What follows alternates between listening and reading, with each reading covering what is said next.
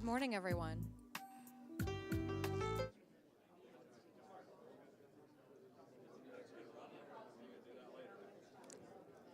Good morning, everyone. Good morning, everyone. I'd like to invite you all to please conclude your conversations. I promise I won't start calling on you by name. Please conclude your conversations and take your seats. Get that last cup of coffee. And we will be starting shortly. Thank you.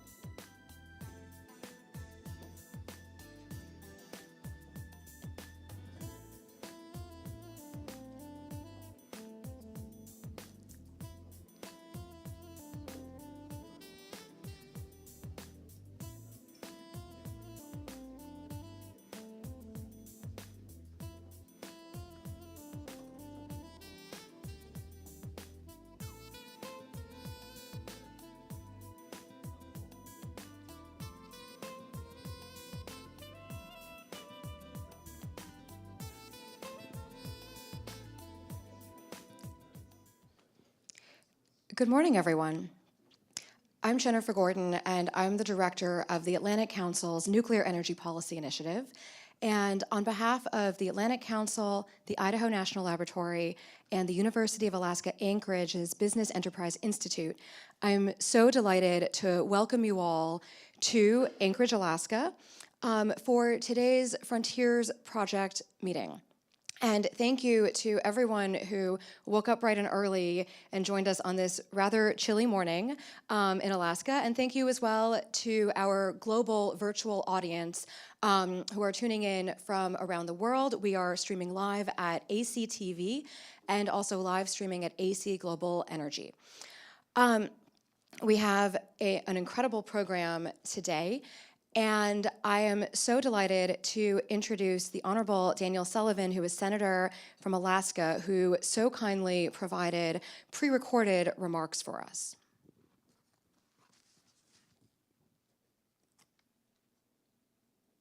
Thanks, everybody, and thanks. And it's an honor to be able to say a few words to this year's Frontiers Project. We're so glad you're hosting it in the great state of Alaska. To all the Atlantic Council members, welcome to our incredible state. We're so important in so many of these areas. We are the home of all of the above energy. You need it, you want it, wind, solar, oil, gas. We got it all. Hydro, highest standards in the world on the environment. If you're doing a project in Alaska, you have the highest standards on the planet Earth, no doubt better than any other place.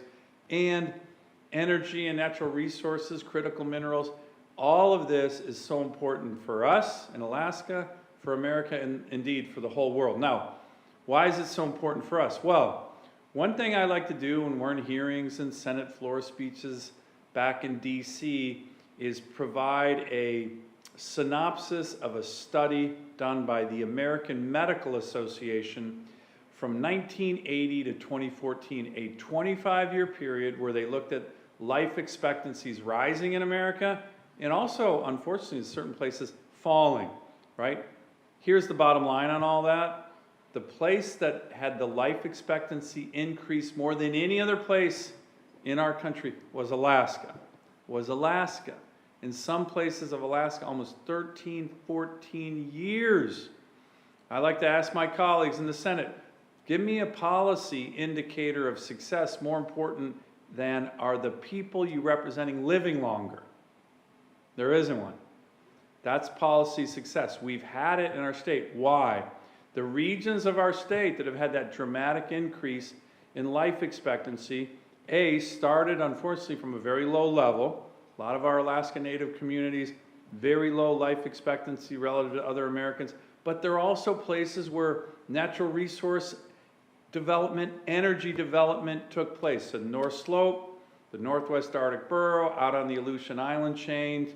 And so for us, energy, all of the above energy, resource development, literally a matter of life and death, and it's helped our communities so much to live longer and have better lives.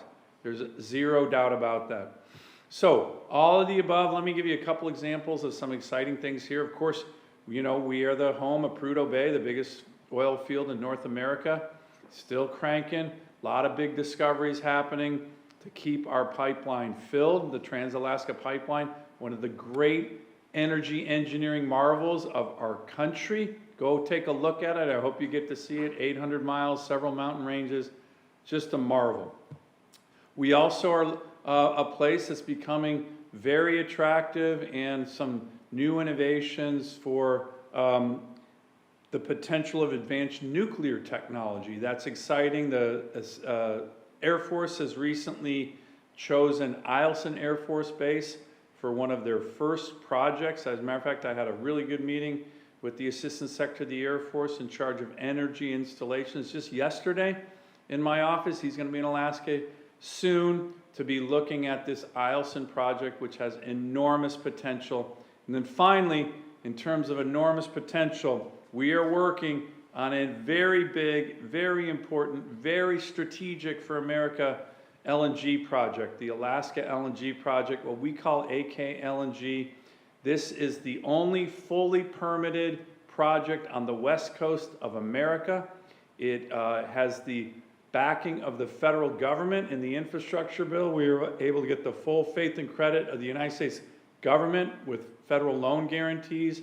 And this is a project that can make sure Alaskans get clean burning natural gas for decades, and importantly, our allies in Japan, in Korea, in Taiwan, other places. We literally have enough natural gas, which we don't even have to frack. We have so much on the North Slope, conventional gas, to supply America, Alaskans, and our Asian allies for 50 to 100 years.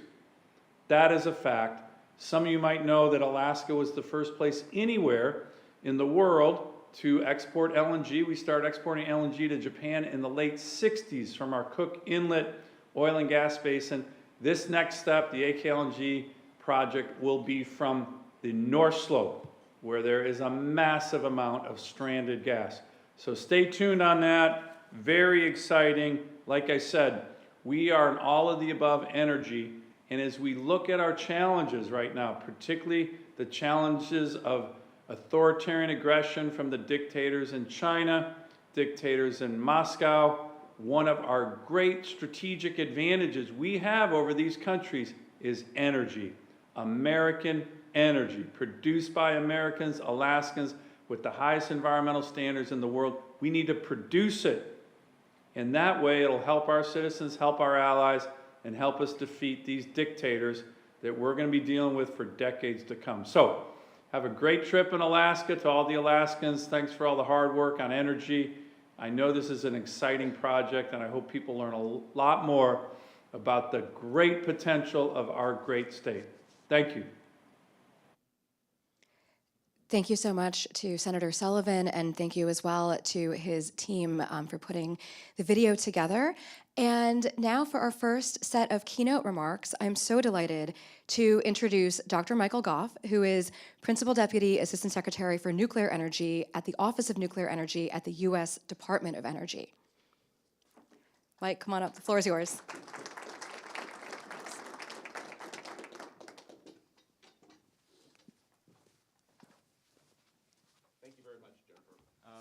First, let me note, I assume this is working okay. Okay.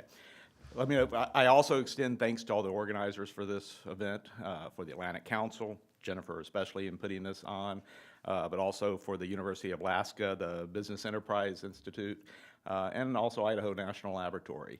And I should not forget all those frontier states, Alaska, of course, what I still consider my home state, Idaho, Wyoming, and Utah, and also appreciate you all coming to participate here.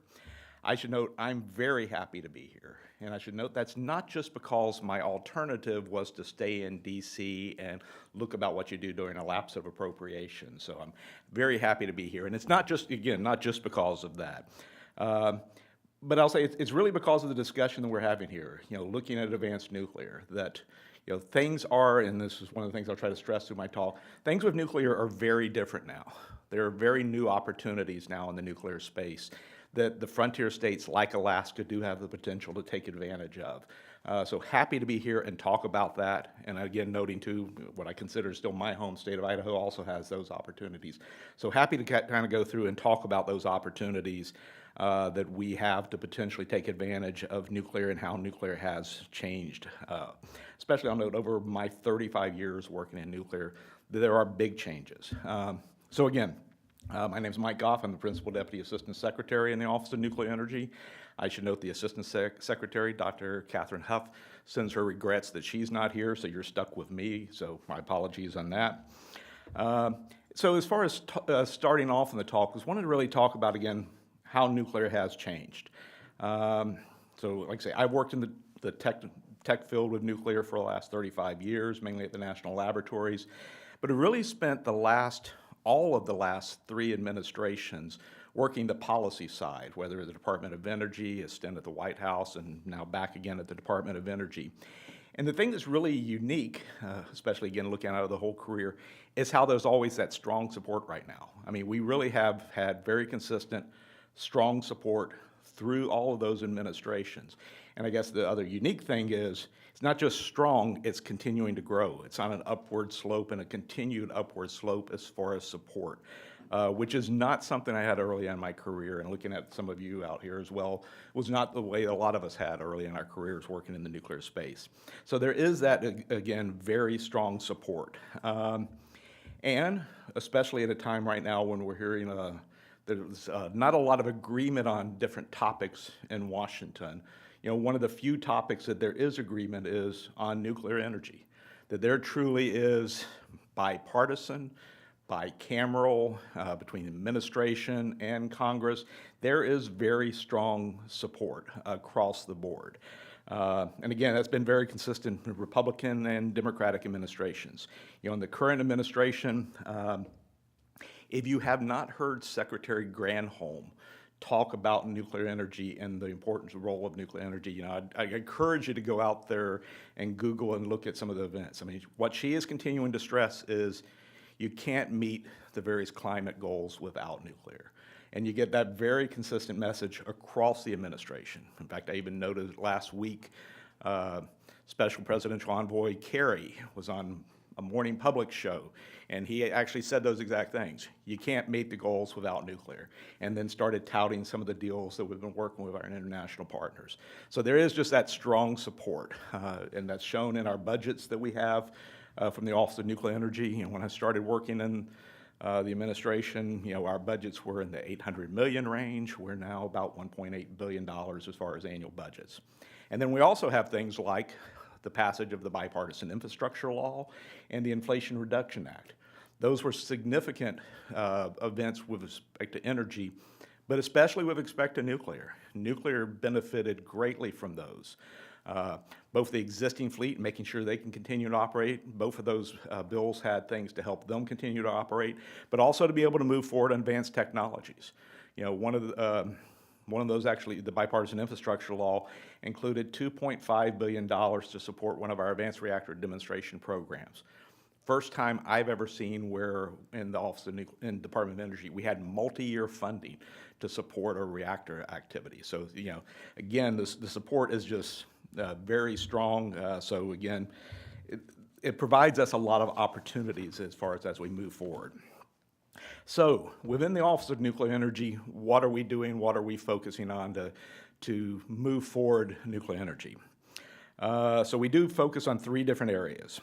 First one is we want to ensure the existing fleet continues to operate.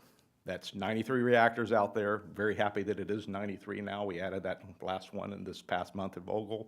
Hopefully we'll have 94 sometime in the next few months as well. But we want to keep them operating because they're providing right now almost 20% of our electricity and about almost half of our clean energy generation.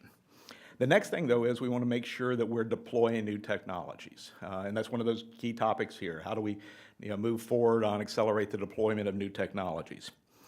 Then we want to make sure that we also can secure our overall fuel cycle. We need a secured, sustainable fuel cycle, including both the fuel and how we're managing the fuel at the end of the process as well. And finally, we want to be able to make sure we have more international cooperation in this area. We're doing this development for us domestically. We want to deploy these technologies, but we want to make sure our allies and partners can benefit from this as well. And so we want to be able to make sure we have more and more international collaborations in this area. So that first priority, the existing fleet, again, that is very important. We're doing very critical work in that area, things that will benefit advanced reactor technologies. We're doing demonstrations right now to demonstrate the existing fleet can produce hydrogen. You know, we have one that's already, one existing power plant that's already producing hydrogen. So we're doing work like that. We're demonstrating that we can extend the life of these plants, to 80 years, possibly even out to 100 years. So these are really long-term assets we're talking about trying to deploy. We're working at bringing down the operating cost, so doing a lot of work in that area. But really today I want to really, for this audience, really talk more about the advanced reactor technologies and deploying that. Because again, that's essential. We need to, for our energy security and to meet our environmental goals, we have to deploy advanced technologies.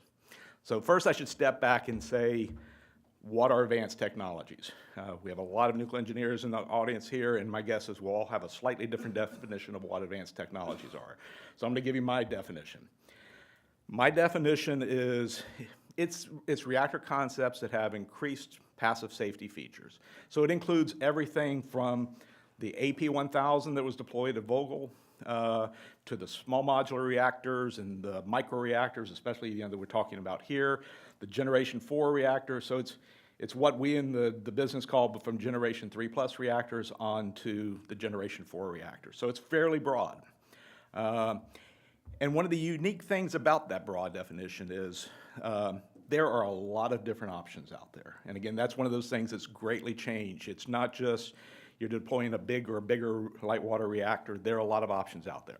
We still have the big reactors that you can deploy that, that meet that definition of advanced reactor technologies like the AP1000. But we also have small modular reactors. So again, going in the definition space, small modular reactors by definition are anything less than 300 megawatts of electricity. So we have those that can deploy, but we have the standard light water reactor, small modular reactors, like the NuScale reactor and the Holtec reactor and the BWRX 300. We have those type concepts, but we also have different coolants. So it's now not just water. We could have these reactors being cooled by sodium or high temperature gas or molten salts. And the applications are going now much beyond just electricity. We can produce electricity. We can also provide process heat and all as well. So the nuclear, it's not your father's old nuclear technology now. There's a lot of different options out there as far as when you're looking at trying to deploy these things. And again, how you deploy them. Again, not just for electricity, but going beyond electricity as well. So with that, that does make, there's a lot of attractive options now for nuclear. You don't need to have large grids necessarily just to deploy. You can have microgrids. You can have remote communities, like especially in the Alaska area. You can have data centers. You can have businesses. You can have military installations all looking at deploying their own type reactors. So again, there's a lot more flexibility right now as far as how you move forward on that. So what are we doing at the Department of Energy in order to accelerate those deployments? We do the traditional research and development to be able to enable these technologies, but we really have moved beyond that to we're really focusing on deployment. In fact, if you again go out and look at Secretary Granholm speak, one thing that she says over and over is our goal is to deploy, deploy, deploy. So we are working now a lot more through public-private partnerships to enable deploy some of those first reactors so they can be de-risked so that you can deploy you can quickly get to the nth-of-a-kind type reactors. So one of the things we're doing, one of our projects in Idaho, we are working with NuScale under the Carbon Free Power Project, where again we have a public-private partnership between NuScale and UAMPS being the utility to deploy one of the NuScale reactors on the site of the Idaho National Laboratory.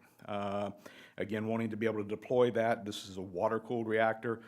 They're looking at trying to deploy 462 megawatts electric by the 2029 timeframe. So we're again trying to do that in public-private partnership to again help start de-risking so not everyone's having to do nth-of-a-kind type cost. Through our Office of Clean Energy Demonstrations, we're also supporting 2 other demonstrations that begin out of the Office of Nuclear Energy.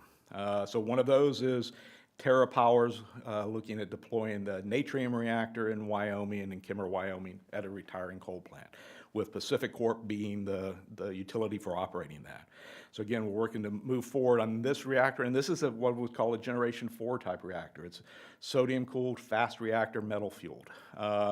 So again, looking at trying to deploy that, and I guess one of the things I also note that's real important with that too is Pacific Corp and all now are looking at, again, how do they continue to deploy out additional reactors and all as well in their region.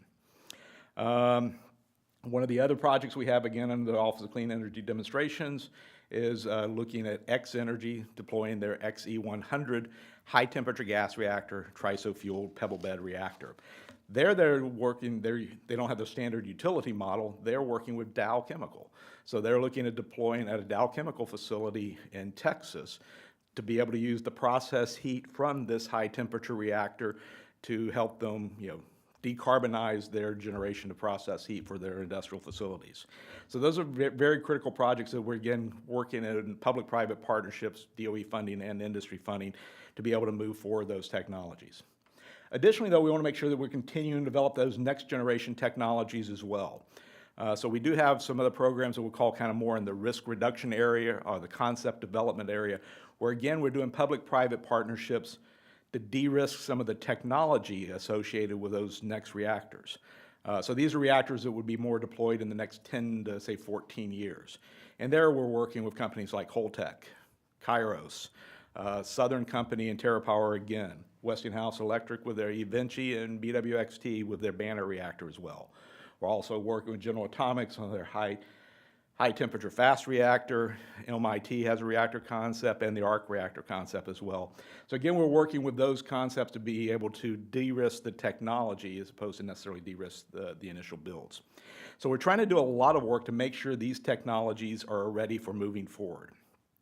One of the things that's especially important for this area, we're trying to do a lot of work also with our other departments within the U.S. government to help move forward those technologies as well, especially on things like microreactors.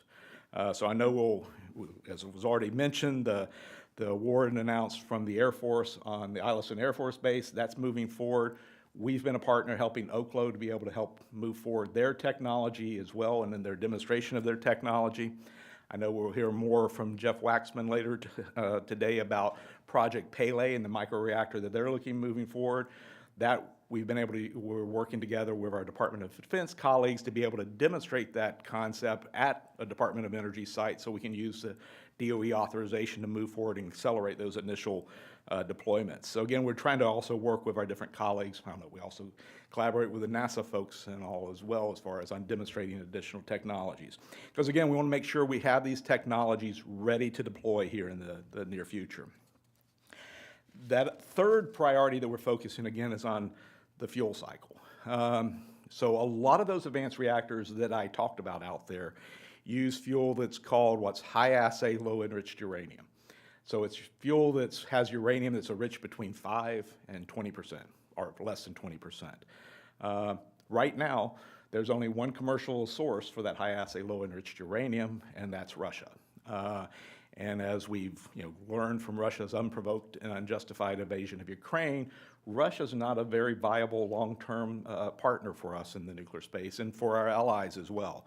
So we are working to move forward to establish capabilities to produce high-assay, low-enriched uranium. Luckily, the Inflation Reduction Act did include funding for us to go forward to work with industry to incentivize industry to deploy that capability, and also hope to be able to move forward also to help us in the standard low-enriched uranium area to get us off of the use of Russian fuel, because our existing fleet right now does rely on roughly 20% of the enriched uranium for the existing fleet comes from Russia as well. We need to make sure that we have U.S. capabilities to replace that, our U.S. and allied capabilities. So that we are doing, we have programs to be able to set up to do that, and we're also working with our allies and partners in that area as well. So as we're looking at moving forward in these technologies, we do recognize there are challenges. There have been cost overruns with nuclear. In case you haven't heard that before, Vogtle did cost a bit more and took a bit longer than they wanted to as far as on deployment. So we are trying to make sure that as we're going forward, we are looking at the lessons learned from that. So the department did, back in March, put out a report on commercial liftoff. They actually put out 3 reports looking at what you have to do to obtain commercial liftoff in some advanced technologies. The 3 they put out were on hydrogen, battery storage, and nuclear. And the nuclear one was real important and started looking at how do what were those lessons learned from Vogtle that we need to as we're moving forward? How do we improve financing and all as well? What are some creative mechanisms for financing models to be able to, like say, share the risk of the nth of a kind across multiple groups? But we're trying to implement those things as well. But I guess one thing I really want to stress from that report was, and again, this is getting toward the importance of nuclear, is that report identified we have to have advanced nuclear. In fact, the projection from that now is we need 200 gigawatts of new nuclear capacity between now and 2050.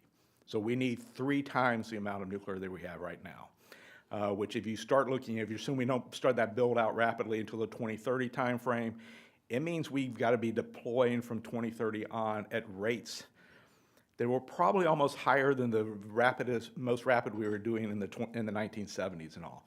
We really need to get this technology ready for deployment. There is, again, very strong opportunities in this for different states to look at what role do they want to play in this, whether it's, again, deploy the technology, but also looking at the supply chain itself as well. There's, again, a lot of opportunities for these new technologies, but also looking at the industry that you can support as well. You can provide power to be able to expand out your industry base as well. So, again, I think there are multiple opportunities that can come from that. I should note, if you're interested in that liftoff report, the website for it is energy.liftoff.gov. I recommend you taking a look at it as well. So again, the key thing to stress here is, again, nuclear is new, and there are extremely good opportunities going forward on this. From the political space, the technology space, we have a lot of opportunities here for moving forward and deploying these advanced technologies. And again, I think Alaska and these frontier states have, again, very strong opportunities to take up leadership roles in this. These are new technologies. Some of the supply chains are going to be reestablished for that. Where those supply chains are going to be established will depend on where technologies are deployed and all as well. And I should stress, this is a huge opportunity not just for us in the United States, for internationally as well. If you look at the projections for nuclear cells over the next decade or so, it's somewhere on the order of a $1.9 trillion business. There are strong opportunities, and our international partners are very much looking for U.S. technology to step in and provide leadership in this. And we've made some very strong headroads in that area as well. I mean, some of the things that, I don't know if you've seen recently, the U.S. government working with our partners in Poland announced that the Poles are going to deploy 3 AP-1000s working with the U.S.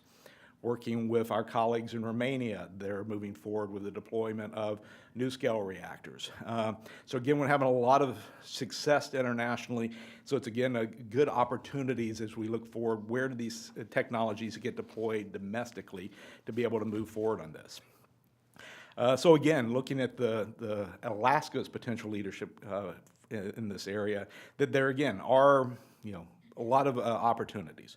The technology fit can be very good, especially the microreactors here, the potential benefits for the communities, the end users, for both industry, the military, state, region, and the nation must be considered. But as people are looking about these technologies, really looking at the views of the communities and stakeholders are critical, that they have to be part of this process, have to understand how things have changed, and have to make sure that you have that strong support. Like I say, congressionally, we've gotten to where, in the government, there is a lot more of that support, but we need it still at the grassroots level. So making sure those engagements occur to make sure that the communities are supportive, I think is very critical as we're looking at assessing how we do move forward these technologies.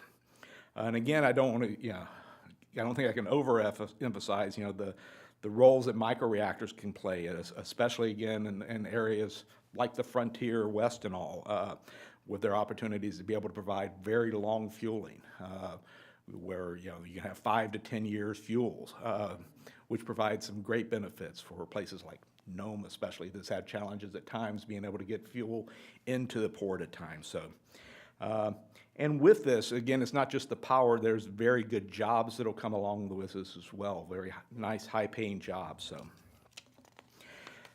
So again, we are trying to focus. How do we move these technologies forward? How do we work with the different states and communities to be able to move forward? You view the Department of Energy as your partner, and as you're looking at trying to make these decisions as moving forward. I do want to take this opportunity to also note, too, that we as well want to partner here with the Office of Arctic Energy.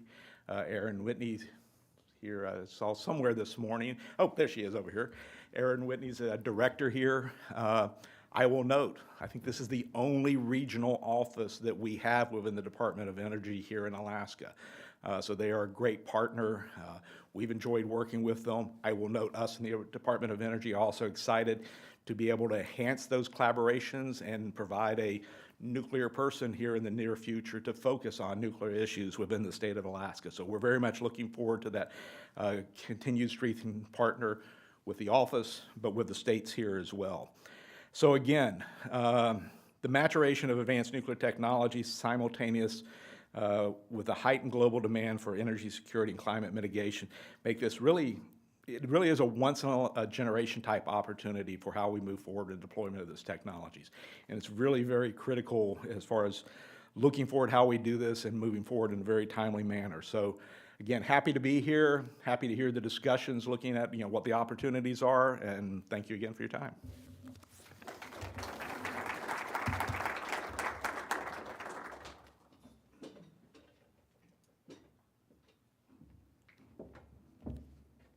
Dr. Goff, thank you so much to you and to the Department of Energy for such an excellent overview. And now I'm delighted to introduce our next keynote speaker, Colonel Daniel Craig, who is Director of Logistics, Engineering, and Health Services at Alaska NORAD Region and Alaskan Command at the Joint Base Elmendorf-Richardson of the United States Air Force.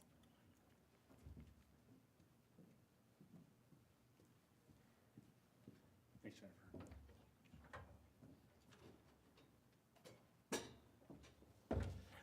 All right, so good morning. A warm thanks to our keynote speaker, Mr. Goff, and virtually Senator Sullivan for their wonderful insights to this cause, and to our gracious hosts for ensuring that we have the airspace for this dialogue. As for me, in this audience full of experts, I'm the guy that's just thrilled that his parachute opened on the first jump.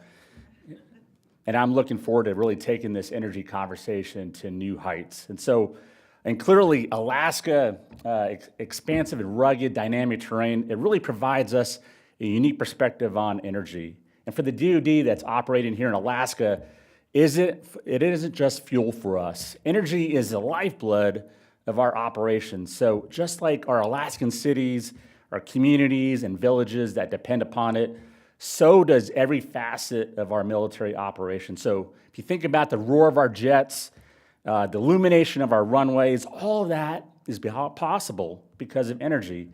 Now, it's not just about the machines. It's also our daily operations, both on the ground and in the air. And they show a broader challenge in unique terrains like the Arctic that present. In my role, I see firsthand the daunting terrains that our personnel navigate and the very extreme and risky conditions in which they operate. And every time, the mission is clear for us, whether it's delivering that vital lifeline fuel or ensuring that our installations and our systems are always powered. But let's take a moment to ponder. Are we keeping pace with the shifting energy dynamic? And then shift our gaze to regions like Alaska and the Arctic. And it's evident to me more and more every day that these areas demand more than just attention. They require a dedicated focus. I mean, the remote, harsh landscape really underscores the extreme logistical hurdles of maintaining a consistent energy supply. And for the local communities, a loss of power isn't just an inconvenience. It can mean life or death in certain situations. And the stakes for the military are similarly very high in this region. One energy lapse, and we risk both our operations and our personnel. So the narrative is clear. Whether it's for civilians or the military, energy is undeniably a lifeline. And this realization underscores the importance of platforms like this one. And here we're graced by a forum of experts from academia, government, industry, and tech. So we have an opportunity to further unlock the potential of emerging energy technologies. And while our discussions might be rooted in today's challenges, our vision should extend beyond the horizon. And undeniably, the military's ability to operate, it hinges on energy. And this becomes all the more evident when we consider the firsthand accounts of those directly in the field. So we have a term in the Air Force called bingo fuel. And this isn't Friday night bingo, right? For any military aviators in the room, this is probably a familiar word for you. So bingo has its roots in World War II. It signals the critical point at which a pilot has just enough fuel to return to base and not a drop more. And when a pilot declares they've hit bingo fuel, the gravity of the situation sets in. They're likely to tap on that gauge. They're going to tighten their harness and offer a silent prayer because they know at that point that every decision they make is a balance between mission success or conserving fuel. And any miscalculation could actually result in mission failure or worse. Likewise, the Army soldier on the front lines might say that they're going black on supplies, whether that's ammo, fuel, or rations. And going black for a unit pushes them into a corner because it says that they're at their operational limit. Both of these terms really underscore the razor-thin margins of our forces and what conditions that they operate and the risks that they face. And yet this energy significance, it extends beyond the confines of a battlefield. So consider this: the stress and the uncertainty that a pilot feels upon hitting bingo fuel isn't so different from the anxiety a city, a community, or a village feels during a major blackout. When communities or military installations lose power, the consequences are immediate, impacting everything from basic comforts to critical infrastructure. And at its heart, the challenge remains the same. Ensuring reliable access to energy has always been and will continue to be an imperative. And the challenges are as dynamic as the Arctic ice sheets. It's ever shifting, ever evolving. And so our responses, therefore, must be both timely and forward-thinking. So for our future military environments, they demand agility with solutions that are both flexible and robust to support a range of uses from remote forward operating sites to more permanent bases. So when considering future technologies, we're drawn to several operational tenets: mobility, deployability, and a streamlined chain from a logistics perspective, simplicity, adaptability, and reliability for our dedicated engineers who operate facilities and systems. And for those that are charting the operational course, mission assurance remains paramount. So to wrap up, and speaking directly to the experts here, your insights are absolutely invaluable. And as we inch closer to a new era in energy, the words of the great physicist Marie Curie resonate. Now is the time to understand more so that we may fear less. So together, let's forge a resilient and sustainable energy future. Thank you.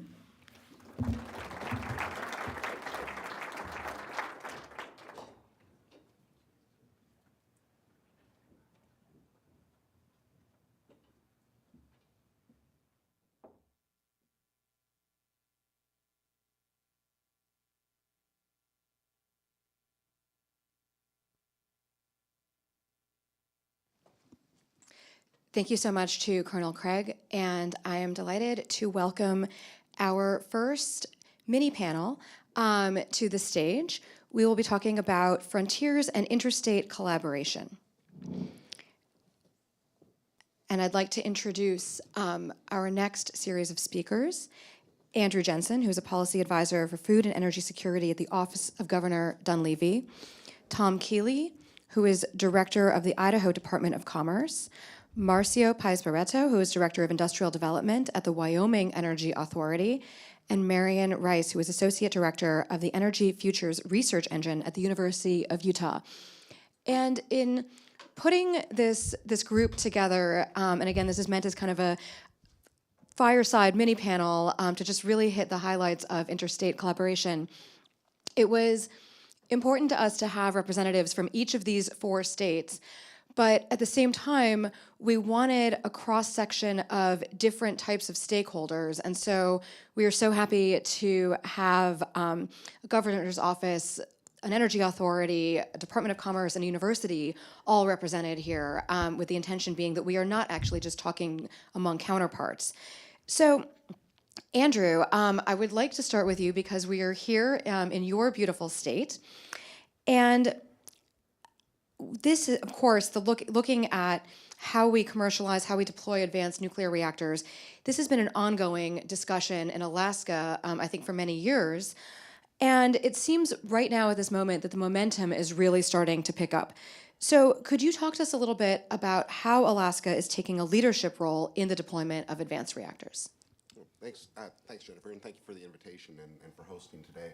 I think leadership, of course, starts at the top, and Governor Mike Dunleavy, he recognizes clearly the potential for this technology to be a real game changer in Alaska, for not just certainly for lowering the cost of energy in our communities, because that's the way he sees to really lift people out of poverty, is by lowering the cost of energy.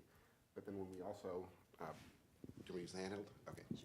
Sure. So not only from the community standpoint, which is the most important to him, is to reduce the cost of energy and help people get out of poverty and have economic opportunity, but most of our rich resource plays are in remote areas where the cost of operating them can be very expensive if you're relying on diesel-fired power. So the governor certainly recognizes that potential for this technology to really be a game changer in Alaska in a number of fashions. And then that leadership then goes, to the legislature as well.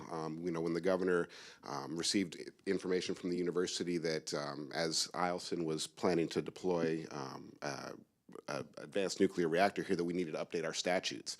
And so he introduced legislation, and then he worked with the legislature, and it passed overwhelmingly, I think 16-2 in the Senate and 29-7 in the House. And so that's a real sign that there was bipartisan, like Dr. Goff mentioned in his remarks, bicameral, bipartisan from executive branch, legislative branch, and then certainly with the university we have, our economic development branch that's leading these efforts. We have our research branch at the University of Alaska Fairbanks leading community outreach efforts. So I think then down to the community level at Fairbanks and Nome and other places where they see the opportunities. So I think when you see that kind of alignment across communities, across stakeholders, across the resource industries, I think that's where you can really create the environment to really move this technology forward, and certainly to send a signal to the industry that Alaska is a prime opportunity to deploy this technology. Andrew, thank you so much. Marcio, I'd like to go to you because we were just recently, only 2 weeks ago, in Wyoming at a Frontiers Project meeting that was really intended as an update on all of the exciting developments that Wyoming has made over the last year. So could you talk to us about some of those steps that Wyoming has taken since our first Frontiers Project meeting there in 2022? Thank you, Jennifer. Can you hear me fine, or should I use the microphone? Well, thank you. First of all, I would like to say thank you to Chrissy Bell. Also, I don't see him. Maybe he ran away. Steve Allmeyer. And of course, Jennifer Gordon, to help to organize those meetings. More or less a year ago, we host a very similar meeting, similar numbers, similar faces, similar stakeholders in Wyoming. And it went very well. And why I think that meeting went very well, because it created, for us, Wyoming Energy Authority, enough authority to act in what needs to be done to advance the deployment and demonstration of advanced nuclear technologies. Also build up a little bit the acceptance that is needed to move in that space, not just authority, but the acceptance from the communities. There were many elected officials that represent their communities in that meeting. And last but not least, increase our ability at the Wyoming Energy Authority to act, because we are not experts in advanced nuclear technologies. We understand oil and gas, coal, a little bit of wind and solar. So just like your senators say all above, we also believe all above. So with those three things in mind, ability, acceptance, and authority, we had a good change space. And what was our change space was the ability to utilize energy matching funds that belong to the people of Wyoming, were appropriated by the legislature and managed by the governor to advance nuclear projects.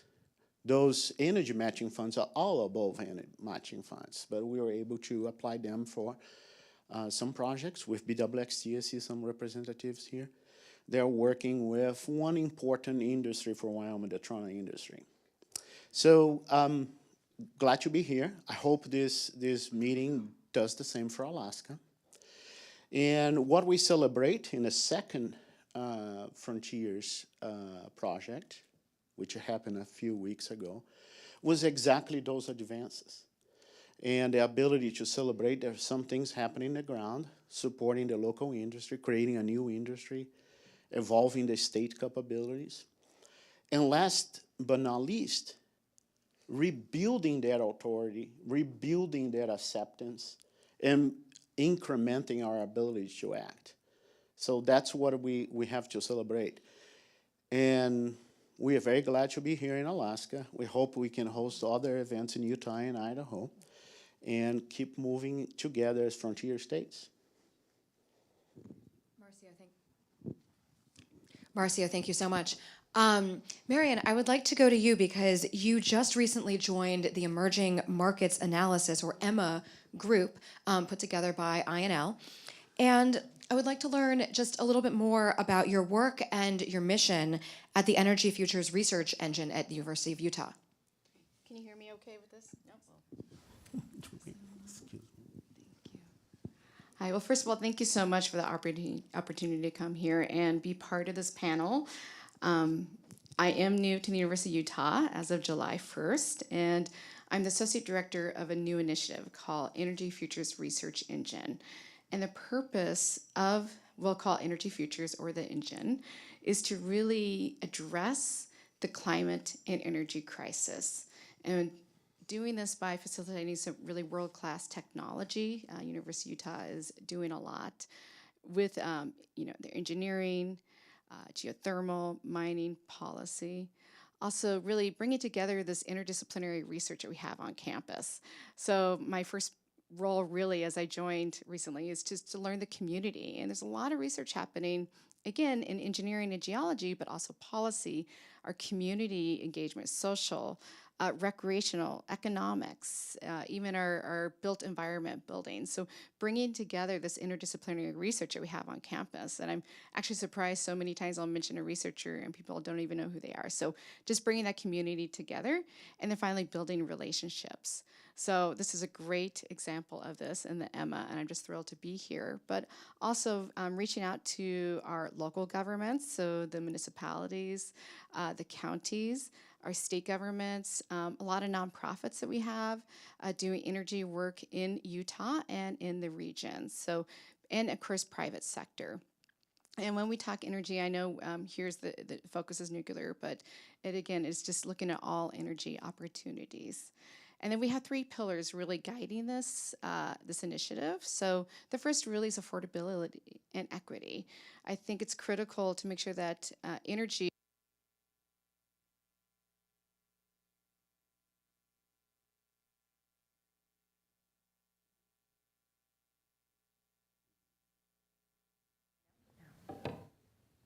No, maybe did not die.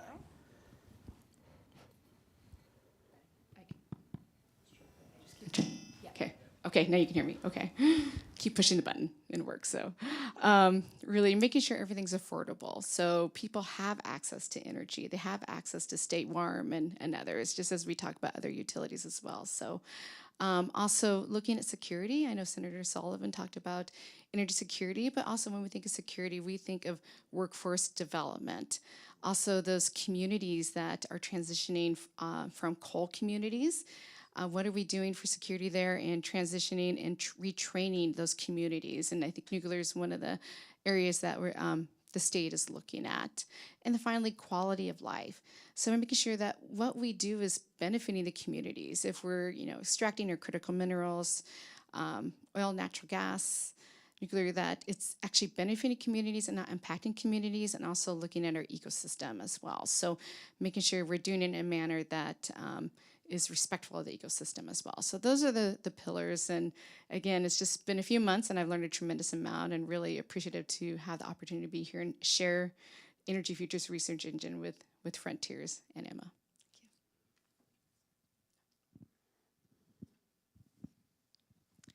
Thank you so much.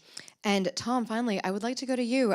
From your perspective as the director of Idaho's Department of Commerce, talk to us a little bit about what advanced reactors mean for economic leadership and economic development.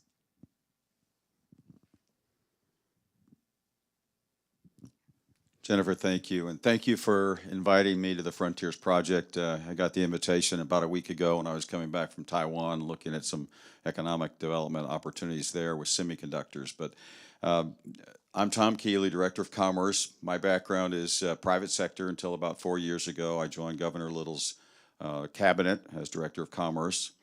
My background is GE, big companies, small companies, business owner, and private equity.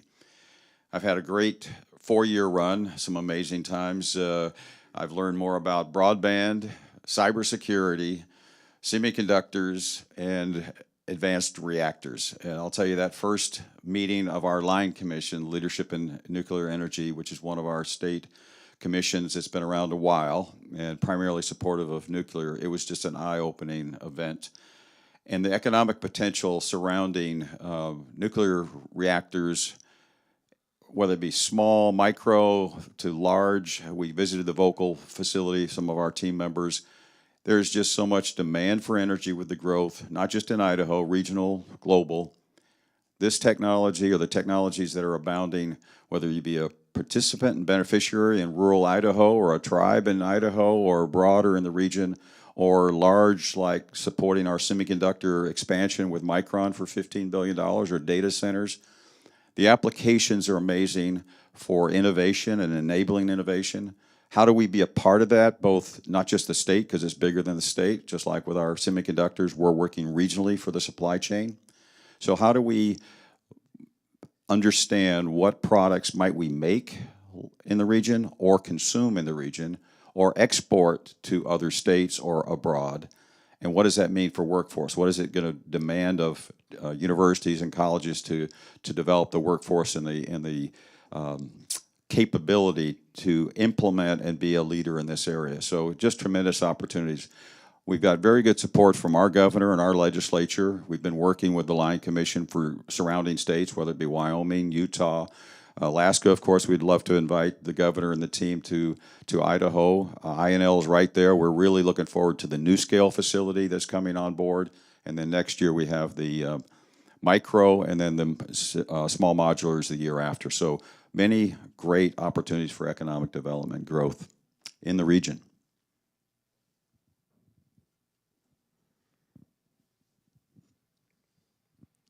Tom, thank you so much. Andrew, I would like to back to you because Alaska is a state with tremendous expertise in energy, tremendous know-how. And my question is, how does the move into advanced nuclear leverage Alaska's existing workforce and knowledge?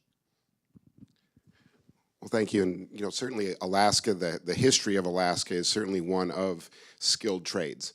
Whether you're looking at the kind of construction projects we have to do here, the pipeline itself, just operating in Alaska requires a very high level of skill. And so there's certainly no question that we can develop additional skills within those type of workers. But as we know, around the country, since the end of the pandemic or the reopening of kind of the economies, that across industries, across whether it's government, private sector, et cetera, finding workers has been the real challenge. Certainly we know how to develop them, we know how to train them, but it's just finding them, recruiting them. And the governor's very clear about this repeatedly, is that Alaska is competing against the world for talent, and so he looks at it not just from an ability to can we put the resources into our vocational training schools, our partnerships with the trade unions, but to have a holistic look at making Alaska more affordable from an energy perspective, more affordable from a housing perspective, more affordable from a child care perspective, because you have to put those pieces in place as well in order to bring in the workers or to keep the Alaskans that are here that have those skills. So I think there's no question that Alaska has the ability to develop this. It's part of our culture. It's part of our history going back for 100 years pre-statehood. But it's just a matter of creating that environment. And I think every state and every industry is facing that challenge to some degree or another in terms of workforce recruitment. So that's the way the governor is looking at it. It's not just putting more money into a VOTEC program, which we have, but creating an environment where it's a good place to raise a family with, certainly with the wage levels that these jobs do pay. Andrew, thank you so much. Marcio, I'd like to go back to you because when the concept of the Frontiers Project was first introduced to me, it was introduced as a collaboration really between Idaho and Wyoming. So my question is, how are you, as the first really of these states, how are you thinking of interstate collaboration with your counterparts in Alaska, in Utah, as we bring more states into this fold? Well, Jennifer, I want to start with a joke. So Steve Allmeyer, that's not there, when he used to come to Wyoming very often to kick off the Frontiers, he used to point to me and say, I work for Marcio.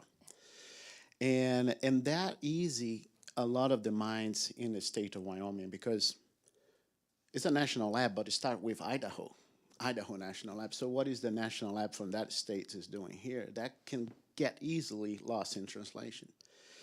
So it's been a magnificent partnership with INL. And I think that's what I invite everyone that wants to join the Frontiers. When we Alaska, we are working for the Alaska interest. I'm working for Christy Bell. When I go to your state, we'll be working for your interests, because that collaboration, I think, is fundamental for us to secure this advanced industry in this country. And to be quite honest, when I went to Canada, and Romina is right there, Canada is the biggest trade partner for Wyoming. So we were trying to understand what the Canadians were doing and how can we help. I think everyone understand that the period of hyper-globalization, it came to an end. We hear a lot about reshoring. There's a new term being thrown out there that's friend-shoring. I would prefer to see the frontier shoring, where we have all these frontier states that have a lot of things in common, a lot of similar challenges to work together to get a lot of the critical supply chain we need, the manufacturing we need, and then the advanced nuclear technology is one of the keys that can unlock that growth in mining, materials, manufacturing, etc. I hope I answered your question. Marcio, I think you answered the question. Thank you. I appreciate it. And I certainly agree that as we go from state to state, we are working towards the interests of each of these states. And to that end, Marion, I want to go to you because I think the universities have really been key to this Frontiers collaboration as well. And of course, our relationship with the University of Wyoming, with the University of Alaska, and now with the University of Utah, I think are really, really crucial. So how do you see the role of universities in the Frontiers project as building ties, sharing expertise with one another, and with state government level stakeholders as well? I think that is a fantastic question. Emma, so again, also just recently joining Emma, and I was thrilled to see, Wyoming, Boise State University as well, which my sister's a professor there, so a little plug for Boise State as well. So Alaska and all these universities, and I've already learned a tremendous amount. So I think there's a lot of opportunities to share expertise. Again, we talk about the engineering and technology, but also I'm going to stress the policy side as well. I think without policy and looking at permitting and water rights and other areas, those could be a linchpin in anything we do. So sharing that information, expertise, I think has been really beneficial. Also the community engagement. I think with universities, they have a great opportunity to, again, engage with the communities because there's also that level of trust from universities. And because of the expertise. So I've learned a lot already from, I think, Wyoming shared some information about community engagement. So really engaging with the communities from the very beginning to, again, have that buy-in and also share their expertise, I think is important. Workforce development, I'm so thrilled you mentioned as well, looking at it comprehensively. So everything we do cannot be siloed. It has to be comprehensive and holistic. And I think the universities has a great opportunities to, again, bring together that interdisciplinary research. Because again, if you don't have the workforce development at both the professional engineering levels, but also I would say the trade and operational levels, I mean, that again, you really need those to move forward. So I think, and again, affordability, policy. So I think the universities have a great opportunity to bring together that interdisciplinary research to have a very holistic overview and approach. Some things I would love to see is really maybe some more symposium, others, but one thing obviously I'm going to advocate for, and I know you brought it up as well, is just having a Frontiers meeting in Utah.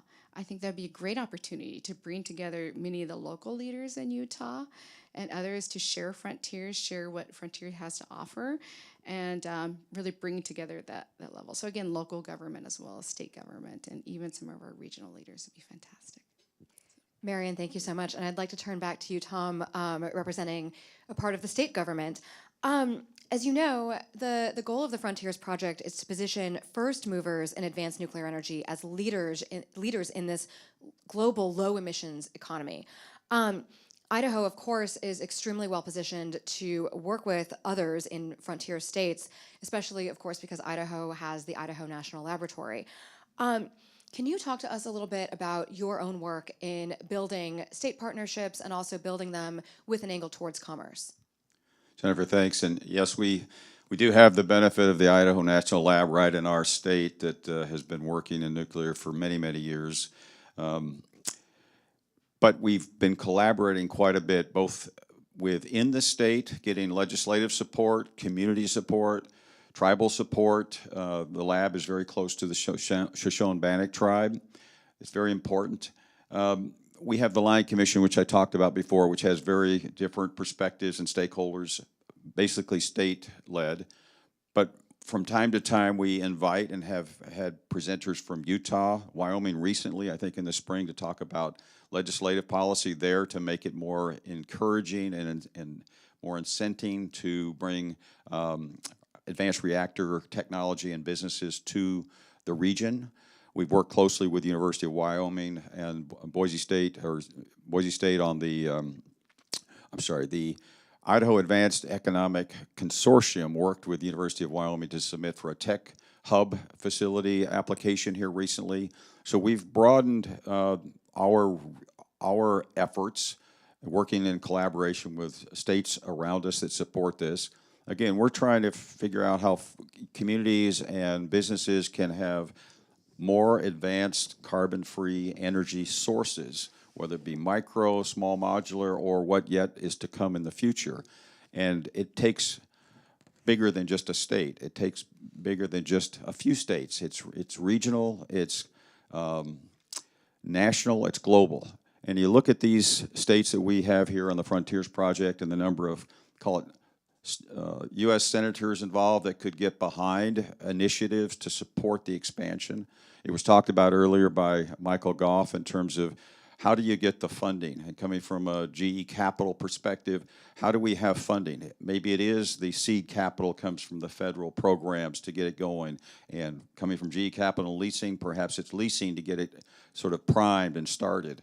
And again, advancing this energy that helps communities get more energy, more sustainable energy, hopefully cheaper energy, and renewable. So lots of economic development, and collaboration is so key here. And we would similarly like to invite folks to, as you move the Frontiers Project broader, come to Idaho, INL, to support that. An analogy I like to use is how we helped to secure, after the CHIPS Act came out, we pivoted to say, how do we bring more semiconductor manufacturing to the states? How do we bring it to Idaho, perhaps, and compete for a location or for investments? It took a lot of working, not within just the supply chain of Idaho, but into the region. How do we bring and make successful semiconductor manufacturing? It's similar to me in terms of where we are with advanced reactors. How do we kickstart, make it happen, and how do we facilitate it? Tom, thank you so much. And I think in the remaining time that we have left, I think I'd like to ask each of you in about 30 seconds to say what success looks like. So when we meet again, I think next year in Utah, what do we hope that we have achieved on advanced nuclear, on low emissions economy and leadership, and in-state collaboration? What does success look like when we're looking, at a long time horizon for real deployment? I think strengthening the relationship among the frontier states is going to be a sign of success. I think looking at where you have real economic opportunities identified with community buy-in, with private industry interests, with whether it's government, whether at a federal or state level, investment in those projects to help move them forward.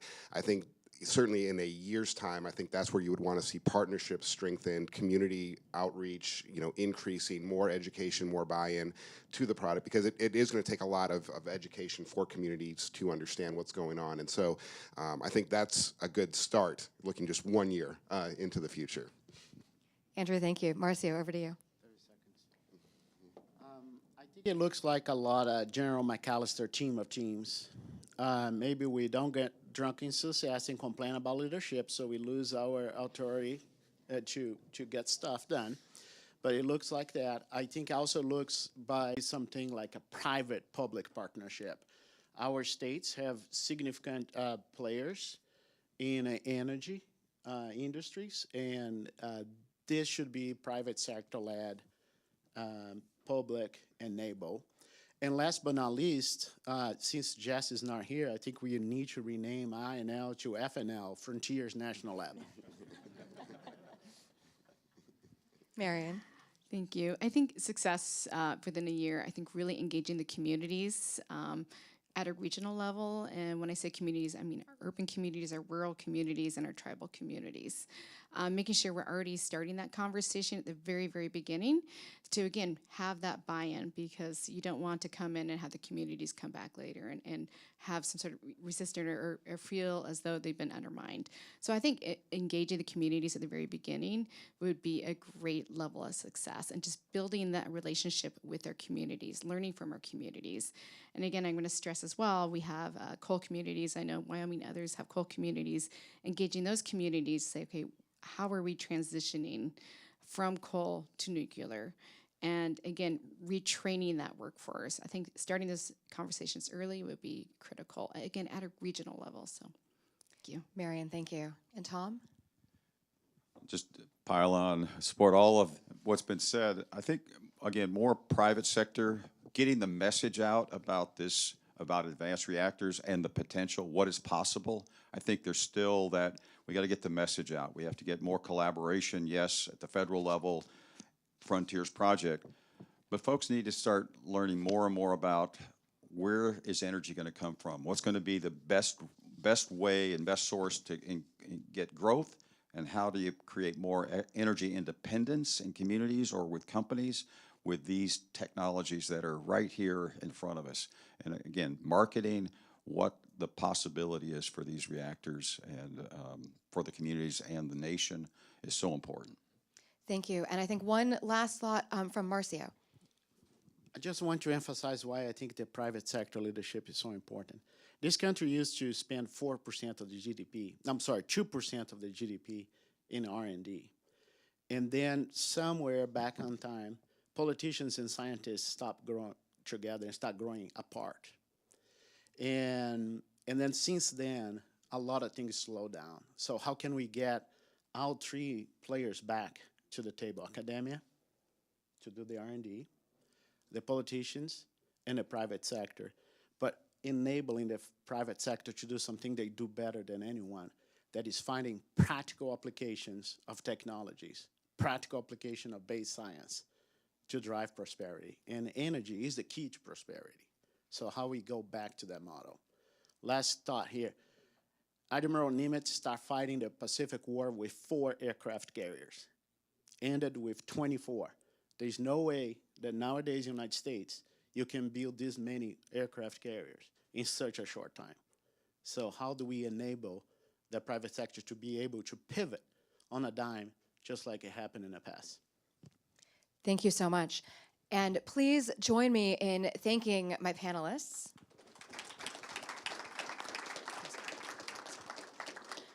And now I'm delighted to introduce for our next panel, which is on the economic and national security imperative of global leadership in low emissions industry, Dr. Julia Nishewat, who is Vice President for Policy and Insights at TC Energy.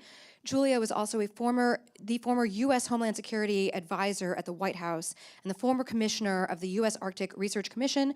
Julia is also a dear friend and a distinguished fellow at the Atlantic Council. So welcome, Julia. The floor is yours to moderate and introduce your panel.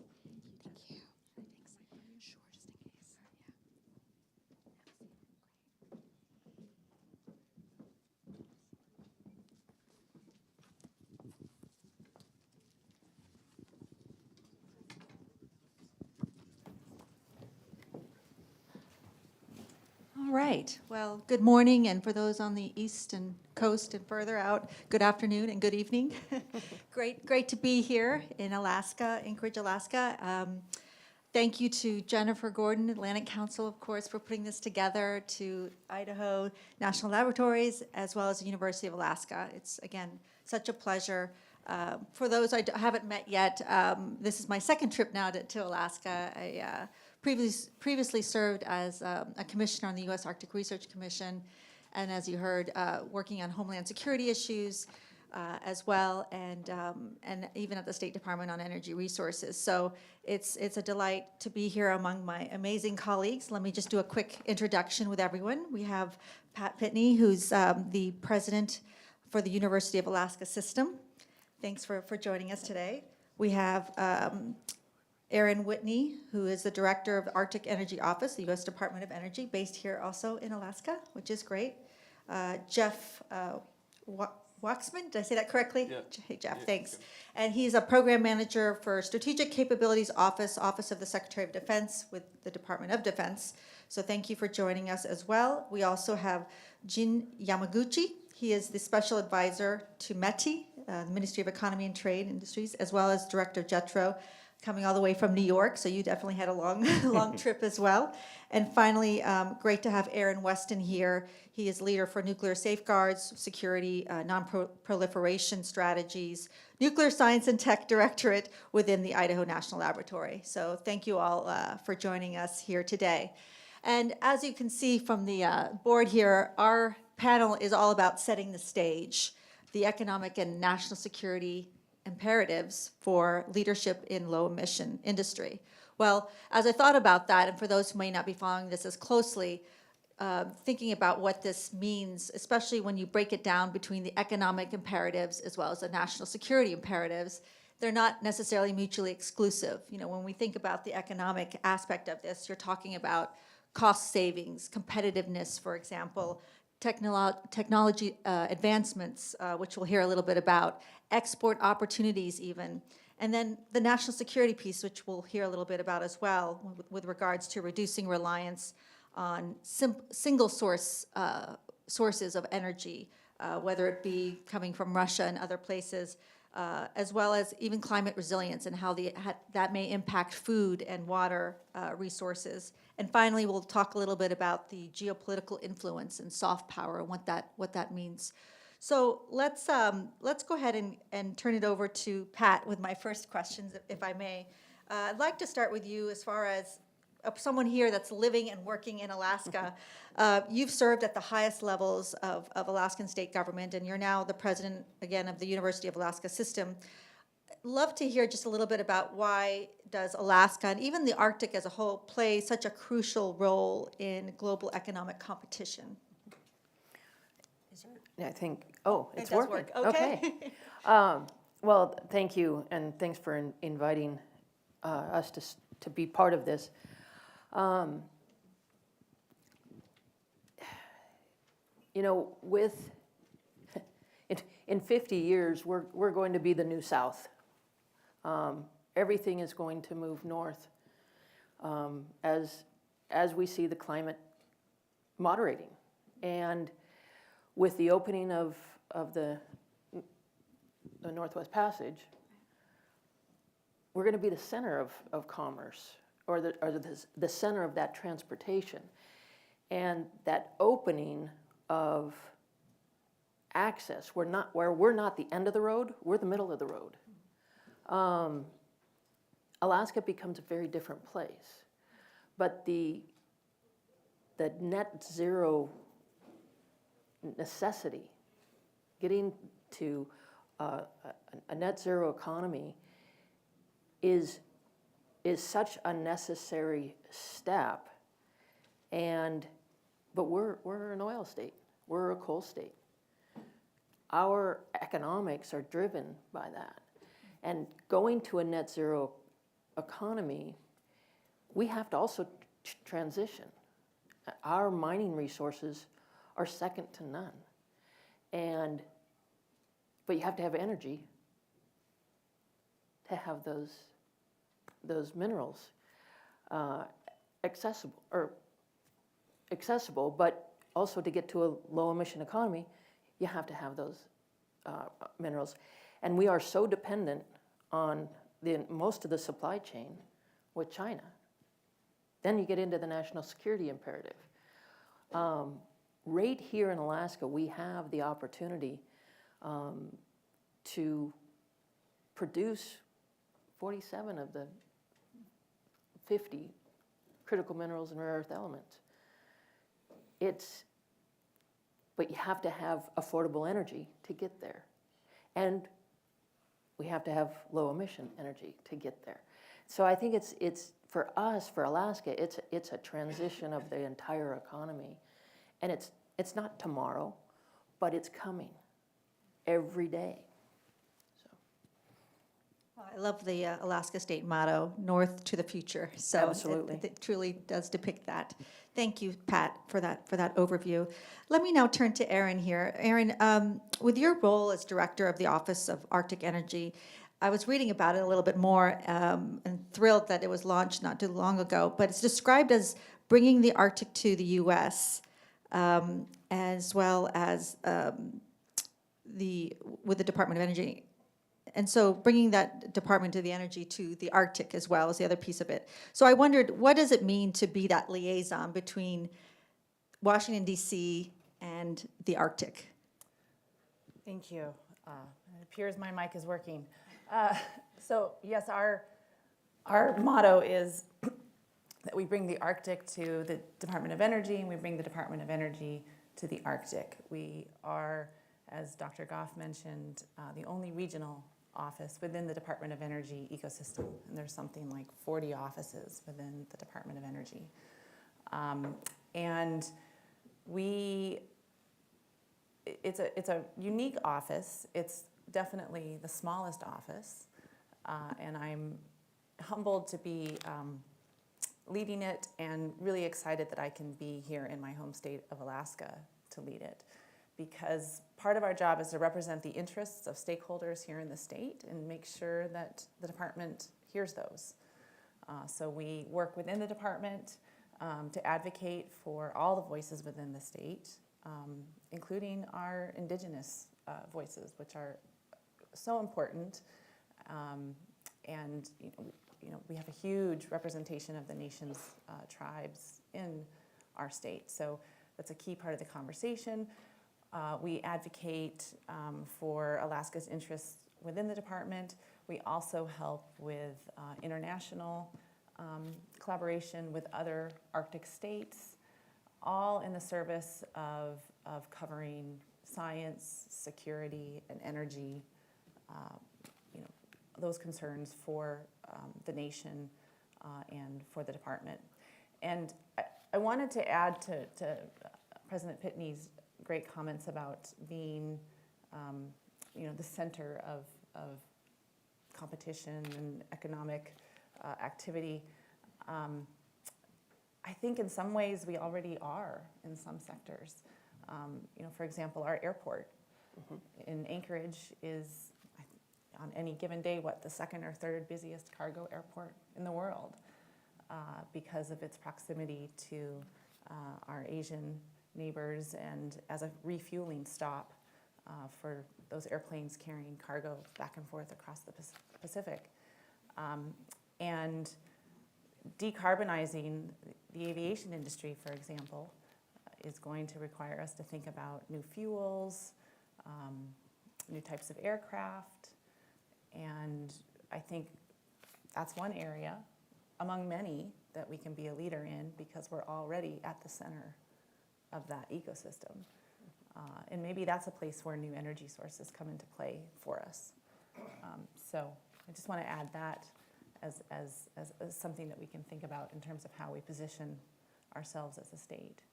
But these are the kinds of issues that I get to think about and that I get to bring before the department. A lot of what I do is build relationships with other offices within the department and make sure that they understand the uniqueness that is Alaska and that we aren't like the rest of the United States.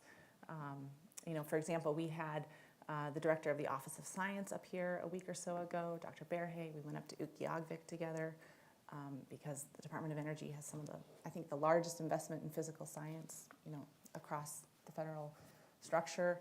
We had the director of the ARPA-E office up here, Evelyn Wang, looking at some of the investments up here. We had the deputy secretary, Dave Turk, up here in the spring, and this interest is increasing. So we help bring those directors and those representatives up so that we can start to have the conversations that matter and start to focus attention, well-deserved attention, on the role and the potential that our state has to continue to be in the middle of it all and to lead from that position.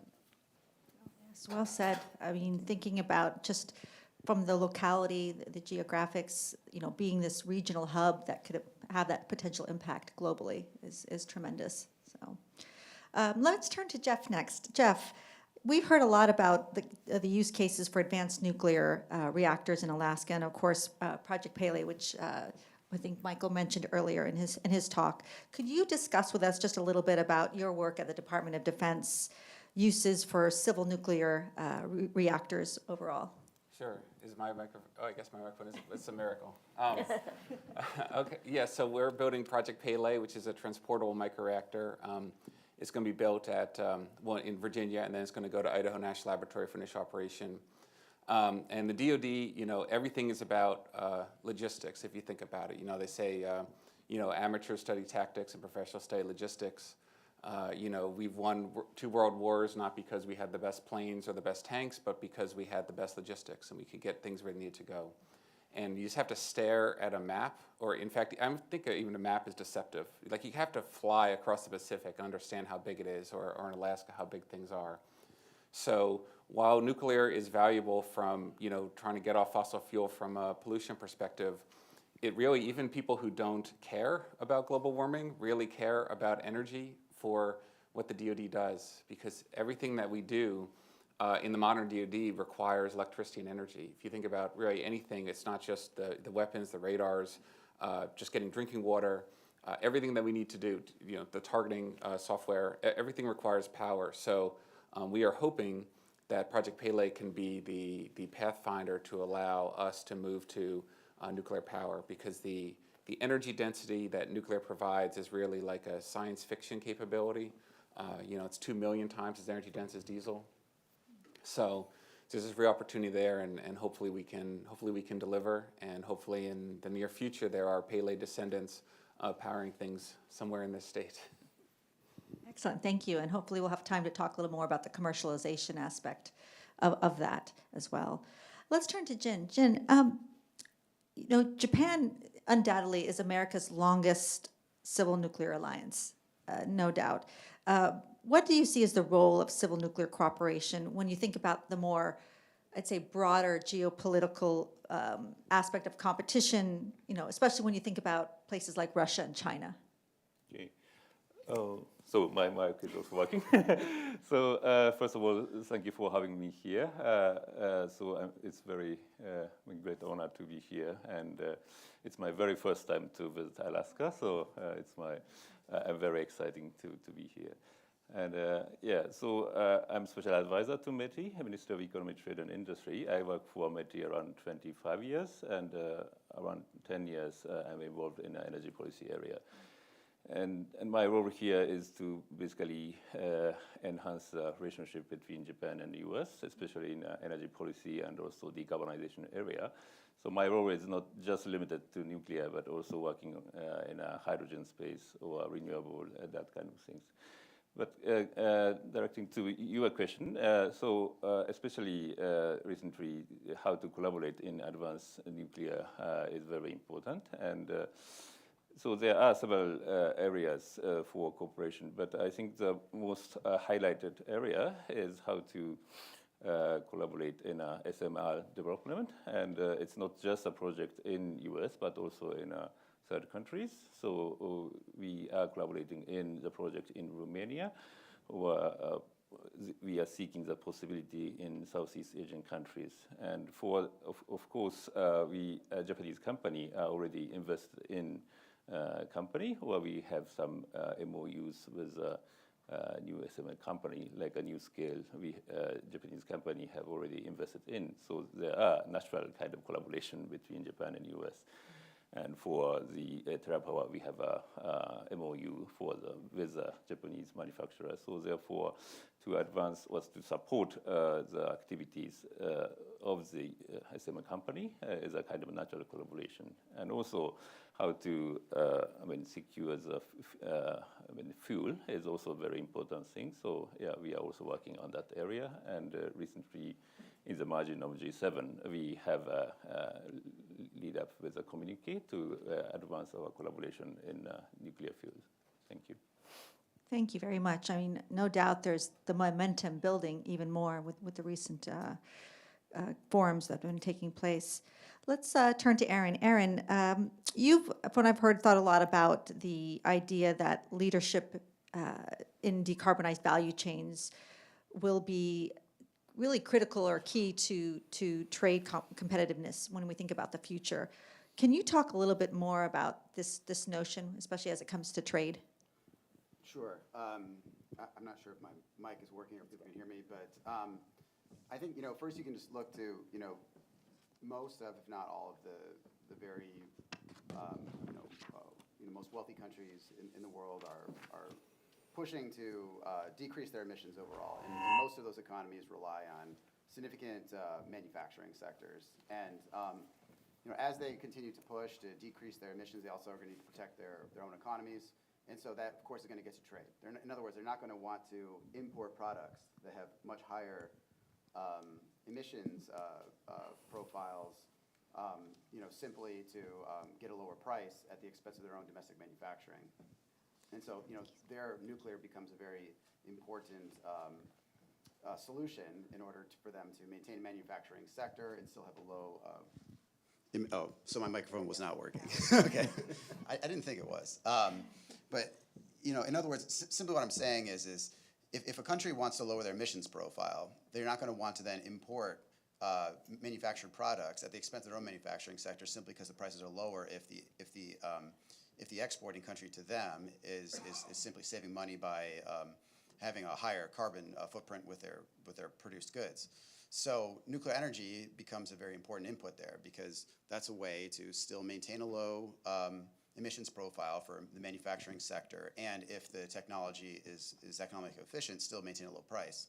And so I think that's really where nuclear becomes important. And then you kind of take the next step and you say, well, those other countries that are going through energy transitions are also going to want nuclear energy. And I think really this is maybe important to think of is that when a nuclear energy provider, when you do an export, you're forming a very long-term relationship with the receiving country. And this is something I think that the U.S. and other like-minded countries, we need to think about, including, of course, our partners in Japan, is how we think about nuclear exports in a strategic way. That's something, as far as the global leadership matter, that I think is very important, and something that really I don't think has happened fast enough. In other words, we haven't wrapped our heads around the idea that nuclear energy exports are far more significant and strategic than they ever have been. And so that's something that I think is going to be critical in this century. Well said. Thank you for that. Now, let's turn to more at the state level here. The Frontiers Project, the collaboration works with first mover states into advanced nuclear technology. So let me turn to Pat again. What are some of the benefits to Alaska on taking this role? Well, first and foremost, we have the highest energy costs. And we are remote. I mean, most of Alaska is in a microgrid. We have one transmission line that runs what we call the rail belt and connects towns from Homer to Fairbanks. And everything else is pretty standalone. And so, Juneau is remote and it has hydro power, but it's just one town. And then there's Ketchikan, it's just one town. So everything in Alaska is on these microgrids. And many are small, so we don't have the infrastructure that makes business as profitable as it can be done somewhere else. And so that need for energy is key for an economic development. But having it scalable and having the ability to access it in remote places is very critical. Like in Fairbanks, which is a pretty decent sized town. We do not have access to gas except for by truck. So they truck gas from down here to Fairbanks. So that is not strong energy infrastructure. And when what we do have is use of diesel primarily and some coal, and that's not net zero.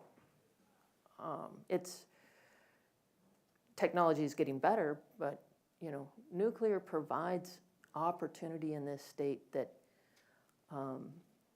could really change how attractive it is to business. But if we are going to have mining operations, that takes a lot of power. You could have that power for the mining operation, then power many communities around it. And with nuclear, it's much cleaner. And the footprint, the carbon footprint is just substantially different and much better for the world. So there's just no end of opportunity in Alaska for reasonable cost energy and clean energy. No, well said. I mean, the benefits are certainly endless in that, and as you said, especially with remote areas where there's a greater need, that would certainly fit the bill from that standpoint.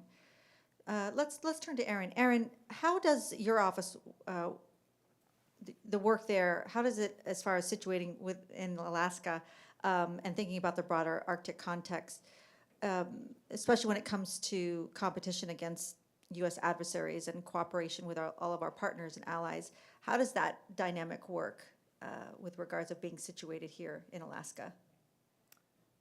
Are you asking how our office? Yes, I'm sorry. That? Yes.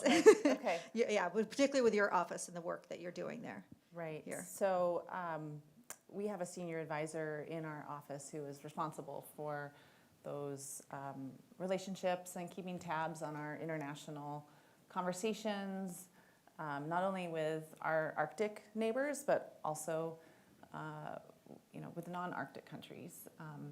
And because the Department of Energy is the keeper of the nation's nuclear arsenal, that it covers those types of concerns. So we've got someone who is tuned into those conversations and those developments, and like I said, the Arctic Energy Office is primarily trying to represent Alaska concerns, and then we pull in expertise from, say, the Office of Nuclear Energy, to make sure that we're leveraging the vast knowledge and that they have, and Nuclear Energy Office has a much bigger budget than we do, and many more resources, but we can be that touch point for Alaska and for stakeholders to understand those interactions, or even to inquire within the department for us to chase something down that might be of interest. We've been enjoying conversations with some of our DoD partners here in the state as well, helping them to start think about, or not to start, but to continue thinking about some of their energy needs, and what role our department might play in partnering with the DoD to help with some of their remote operations, which are very similar to our remote communities. Is that with the Ted Stevens Center and others, or? We are in conversation with the Ted Stevens Center. We're in conversation with folks on the base, with the Alaska Command, and thinking about what it would take to forge those partnerships, what it would take to do to understand those needs, and to move forward together. So. Great, thank you. Well, on that note, turning to Jeff, the U.S. military has historically been a first mover, so to speak, when it comes to new technologies. One example is from the internet to Scotch tape, if you will. But can you talk a little bit about the pathway from military deployment of microreactors to commercialization for civilian use? Yeah, so that's actually the history of nuclear as well. The first commercial nuclear reactor that was ever built in Shippingport, am I echoing? That was built in Shippingport was a U.S. Navy reactor. It was actually a surplus aircraft carrier design, and that became the design that went forward. So to this day, every nuclear reactor in the United States that's commercial is a direct descendant of that naval reactor. In fact, when I took this job and I was trying to understand all the different things that went wrong in nuclear power so we could try to fix some of them, one of actually the arguments for things that might have gone wrong in the United States was actually this overdependence on light water pressurized water reactors, which make a lot of sense for a submarine, but are not necessarily the most efficient from a commercial perspective. So our feeling for Project Pele from the start was that our plan is that these reactors have to have spin-offs in the commercial space. That's the only way that we're making enough of these that the cost can come down. And the fuel that we're using, which is TRISO fuel, was originally developed for the commercial sector. It was designed to be able to make next generation nuclear cheaper. And if you look at what most of the startups and new nuclear companies are using, they're usually using TRISO or something very similar. So there's a real hope that that Pele can help to facilitate commercial nuclear power in the future in the same way that the naval nuclear program did in the past. Great, thank you. Jin, this is certainly a tremendously exciting time for advanced reactor industry overall. Even though the broader nuclear energy industry has had some of its struggles over the last few decades, there are ups and downs. How can the U.S. and Japan work together on nuclear innovation? Okay, yeah, so we can work in many areas, definitely. So first, I'd like to introduce that Japan recently made it very clear to really moving forward our nuclear policy. So under this Kishida administration, earlier this year, we come up with a new policy that includes very clear direction, that includes also the developing the advanced reactor. So now we can collaborate more clearly with the US. And as I mentioned earlier, we have several commercial or demonstration projects in US and also in third country to collaborate. And also we recently announced that we are spending our money for Japan's fast reactor project. And for that, of course, we can collaborate from the viewpoint of the technical information sharing. So that's also very is a possibility for the cooperation.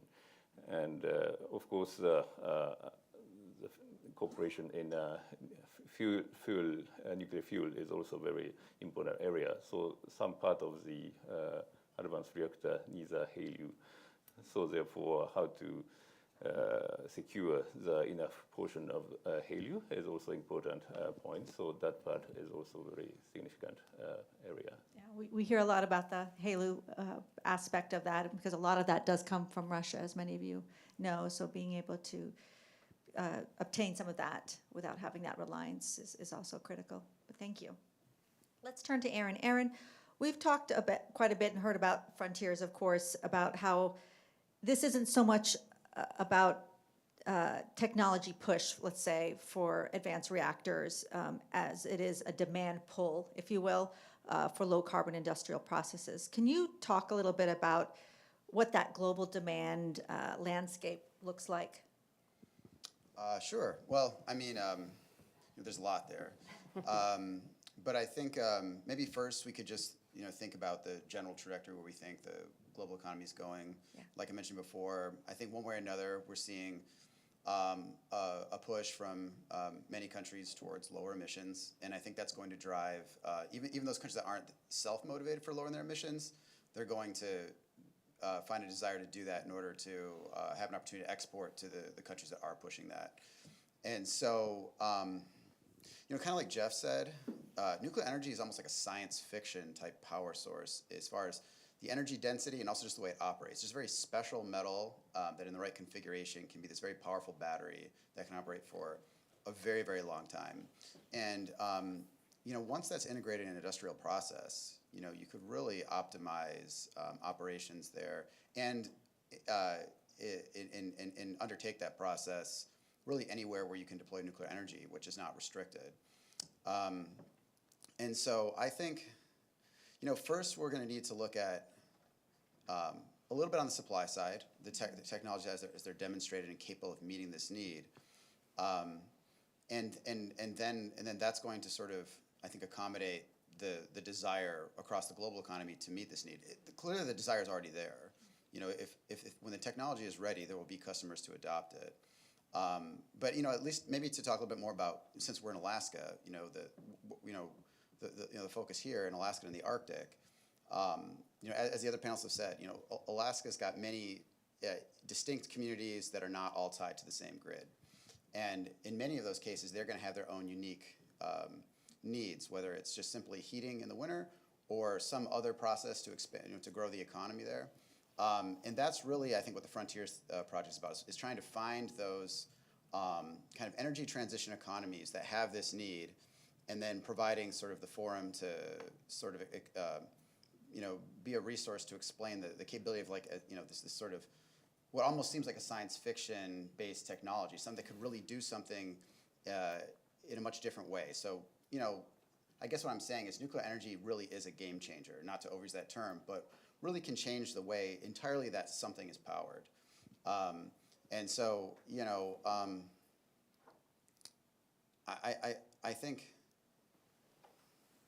looking at remote industrial processes that really drive some of these economies, that's really the first application that I think can be the trendsetter, and then that can be expanded to the global economy. So, some of the communities that were mentioned already in Alaska, those would be perfect examples of looking at where that demand is, seeing if that can be successfully deployed, and then replicating that across the world. No, that's a great point. I mean, the demand is certainly there. And as Pat was saying earlier, with what we have currently, it's not sustainable. It'll be a quick fix, but we have to think big picture. And as Senator Sullivan said earlier about all of the above strategy, I mean, that's a key component of that. So, nuclear fits that bill again, and can certainly be part of that energy mix as we diversify our sources. So, absolutely. Thank you. Pat, let's turn back to you as we go around one more time. I think we're still okay on time here. As we approach this next frontier of nuclear energy innovation and hearing a little bit more about that, what do you see as the next steps to really ensure that these advanced reactors and the possibility of that can be delivered for Alaska? I know we were talking last night at dinner about deployment and what that can mean and how we can implement that. What do you see specifically for Alaska? Socialization, education. People need to, some people are just hard stop on nuclear. It's like not happening. So explaining the alternatives, explaining the net zero economy imperative.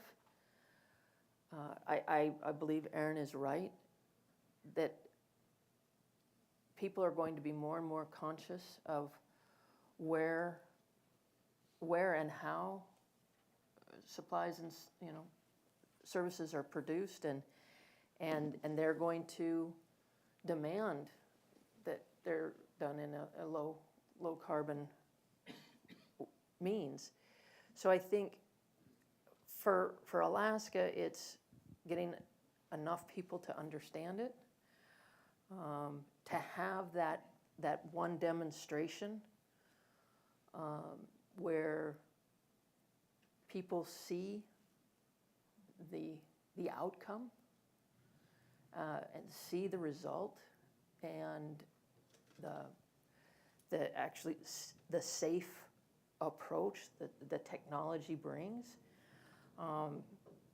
and then I also think it's going to take that support. It is going to be state, federal, industry, and an anchor tenant that's going to be committed to this for a really long time.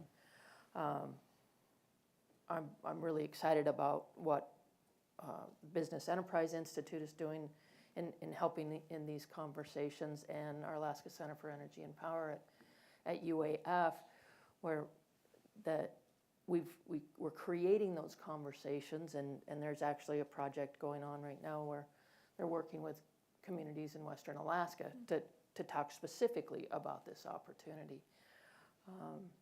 And I think it's just going to take a lot of repetition, and we have to be able to point to some successes.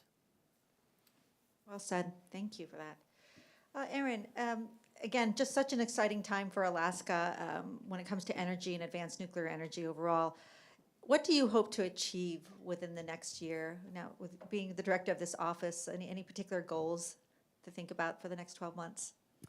Well, Dr. Goff mentioned it, but let me mention it again. One thing that we are very excited about, when I first started in this office and I was thinking about the different technology areas and how they apply in Alaska, and I was thinking about nuclear and trying to think about, what do we need in these different technology areas? And lots of people are interested in nuclear technology in Alaska, but we're all working on that in addition to our 20 other projects.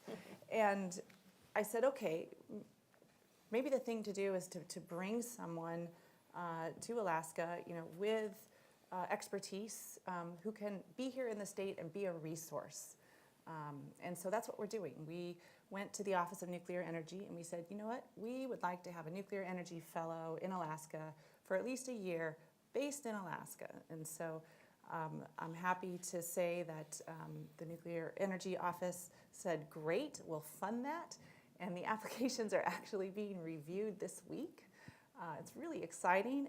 We're going to put this fellow in Fairbanks. The Arctic Energy has office space there on the UAF campus, beautiful office space.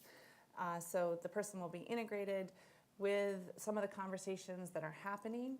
And the whole goal is to have this person be a liaison between Alaska and the department, to be a resource to the conversations that are happening in the state, to perhaps facilitate site characterization studies, to help move the conversations forward in whatever direction they go.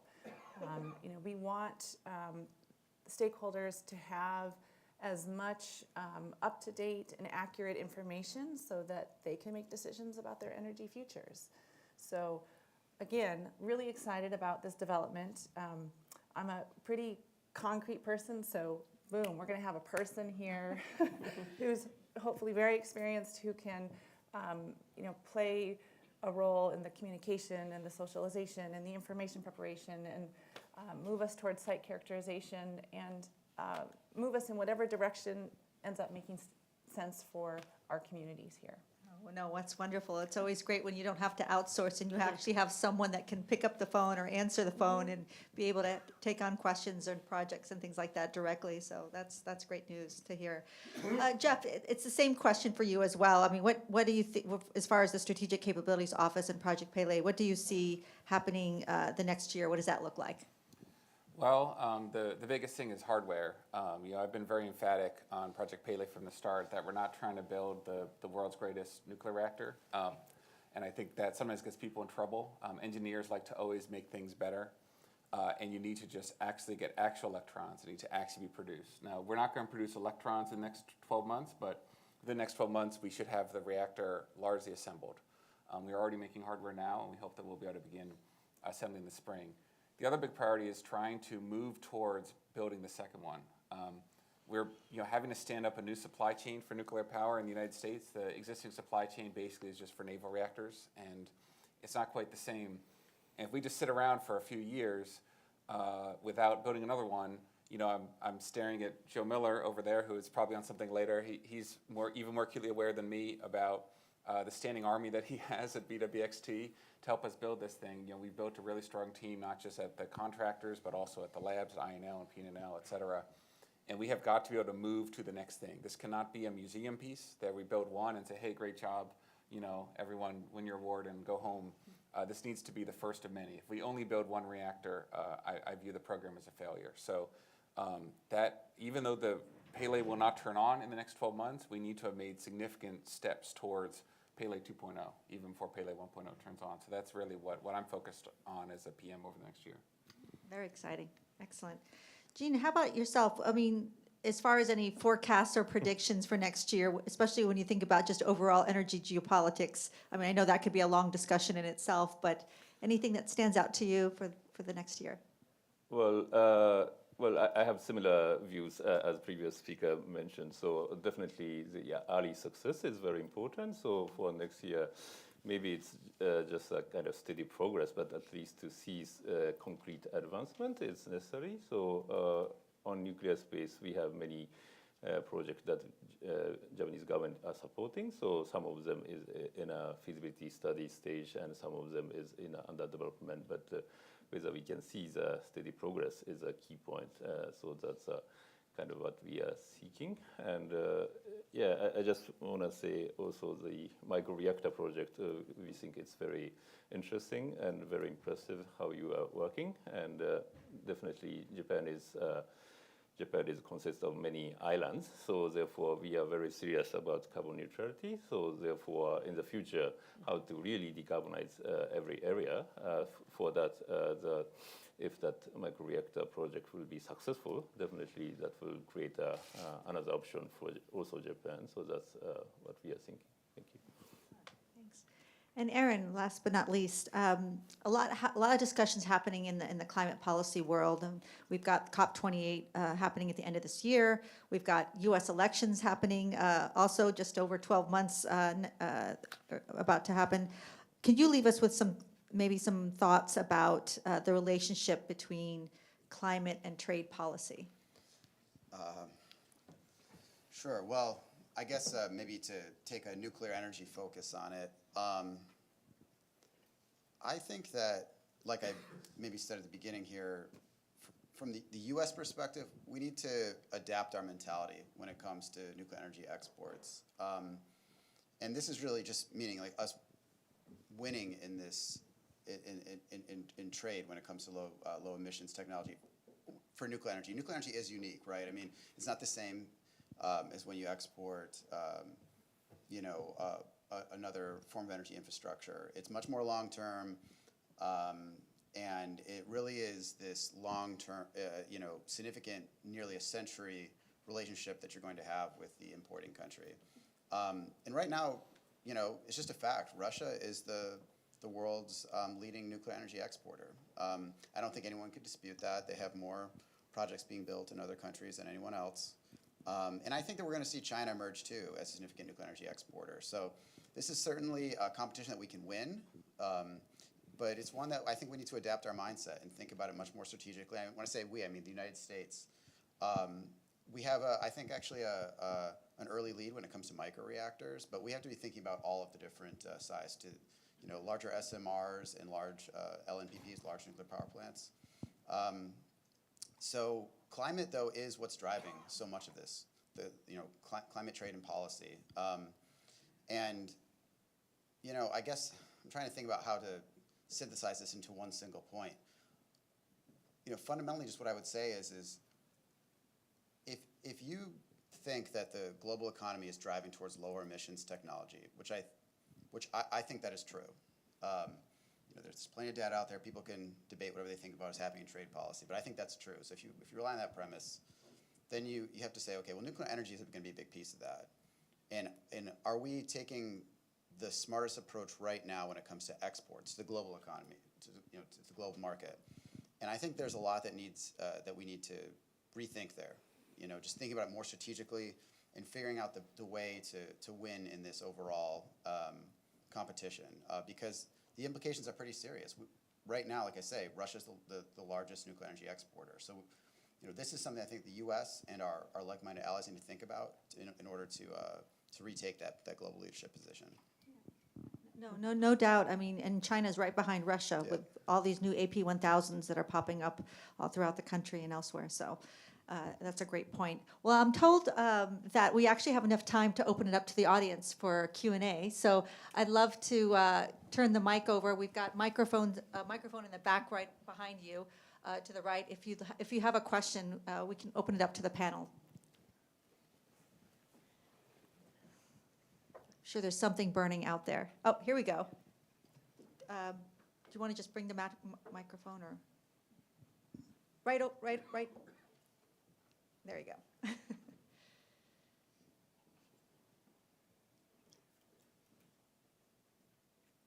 Hello.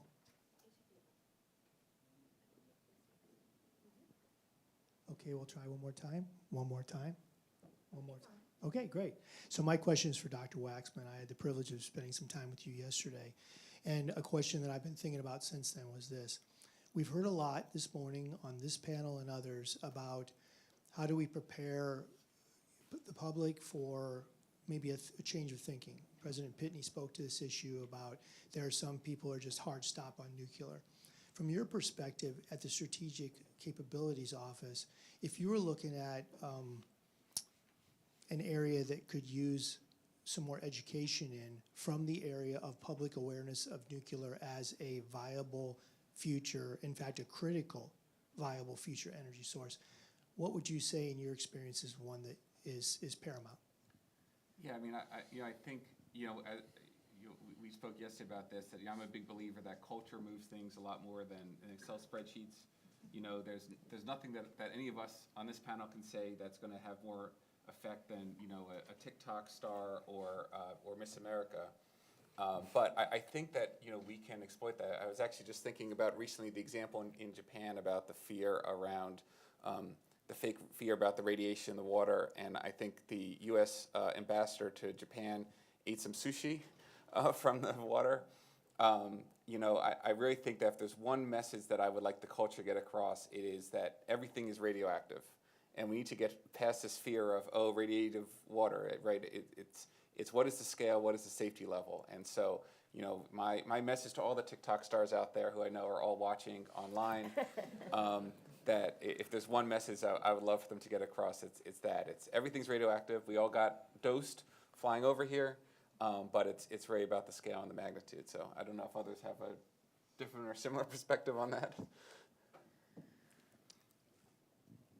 But couldn't agree more. It's the same thing as you were saying, going through the security TSA at the airport, you're getting the exact same exposure. And Japan and the U.S. have been working very closely on the water and the release of it all. So it certainly has been tested, even though it is still an ongoing process. All the way in the back. Clay Copeland, Cordova Electric. Just feedback because we did a really deep customer service dive in Cordova, Alaska, which is on Prince William Sound, where a lot of our fishing fleets donate time to go pick up hundreds of tons of ocean trash. Perception is that there's irradiation from Fukushima. These are some of the perceptual barriers that we have to get over. But I was actually astounded at the highly positive feedback we got, mostly 70, 80 to 100% favorable for nuclear, with that one spike at zero of 10%, not under any circumstances. So I think that's a challenge. But my question is, strategically, Alaska is a developing state, and thinking about an industry, if there's a way that we can look at solving several problems at once. For example, whether it's the Bakken uranium deposits in southeast or Death Valley deposits out in the Seward Peninsula, what would it look like to develop a nuclear power plant to power a processing facility? Alaska suffers from transportation. Nuclear is a highly valuable, very small-sized commodity. Why can't we think about production and use an actual deployment as an energy source to be the catalyst for that? Maybe it's a question about production at the point of need.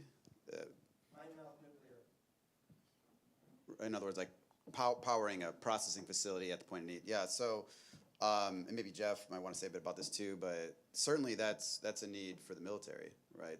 That's a major advantage of the future Pele 2.0 that Jeff was alluding to.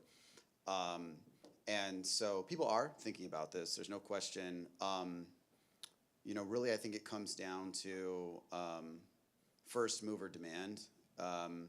But what you've described, I think, is something that we've talked about. And my prediction would be that first we would see a defense application. That it could be as simple as powering a water purification system, or it could be something more sophisticated like, a radar or something like that. But using the small reactors to power energy-intensive equipment in a stranded location to, bolster the operation at the point of need rather than, in other words, just reducing the logistics footprint is that's really the fundamentals of what we're looking at. And then I'm optimistic to say that. Then I think that the private sector will want to replicate that and find a way to do that in an economic way. And that could certainly, from what I understand about economic opportunities in Alaska, be a huge advantage to this state. So, Jeff, anything I missed there?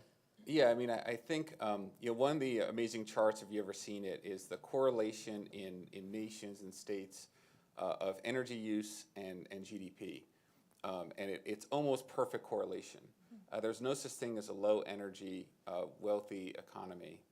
And so nuclear really is unique in, right now we're in a position in remote areas like Alaska or in islands, we're in an energy starvation environment that when the military wants to set up another radar site in the Pacific, the biggest problem is, well, shoot, how are we going to get, we have to have another boat come each week in order, another plane's going to have to show every 2 weeks in order to provide the power for that. And instead, we need to get to a world of energy abundance, which really can only happen with nuclear or some other future technology that hasn't been invented yet, like fusion, where we suddenly have extra energy and we're saying, boy, what can we do with all this extra energy? And how profound that might be for really anywhere. And it makes the tyranny of the logistics, which are one of the things that make the economic growth in Alaska difficult, it maybe makes that less of a factor if you can make more of your energy locally. I'm not sure if that answers your question, sir. Maybe I didn't state it properly. So we have known uranium deposits in southeastern Alaska and Seward Peninsula.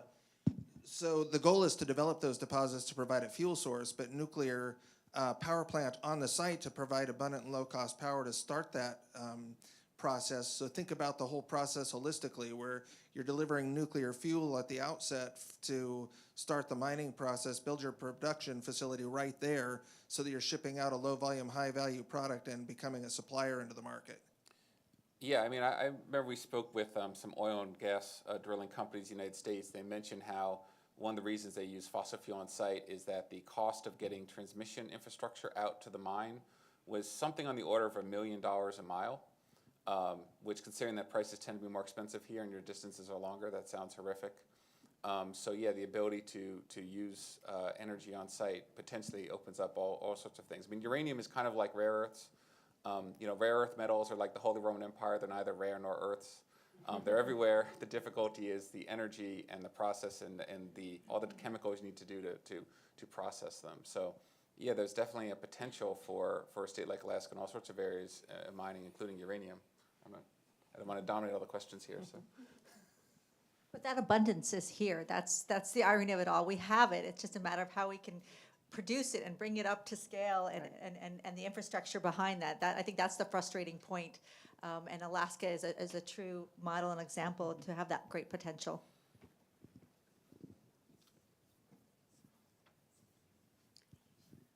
Hi, Diane Hirschberg. I'm with the Institute of Social and Economic Research at UAA.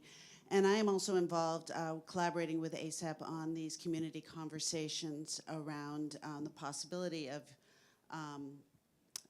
using nuclear energy in rural Alaska. And I think one of the things, following on the last two comments, is it's not just concerns about nuclear energy itself, but it's actually profound distrust of the federal government because of past actions in this state. And so my question is, what are the opportunities for us who are doing this work with local communities to perhaps work with our federal partners to have a very, very frank conversation? There was a response recently and a webinar held in response to some of the feedback we'd shared, and frankly, it was not well done, and in fact, I think it made things worse in some cases in the way that the conversation was handled.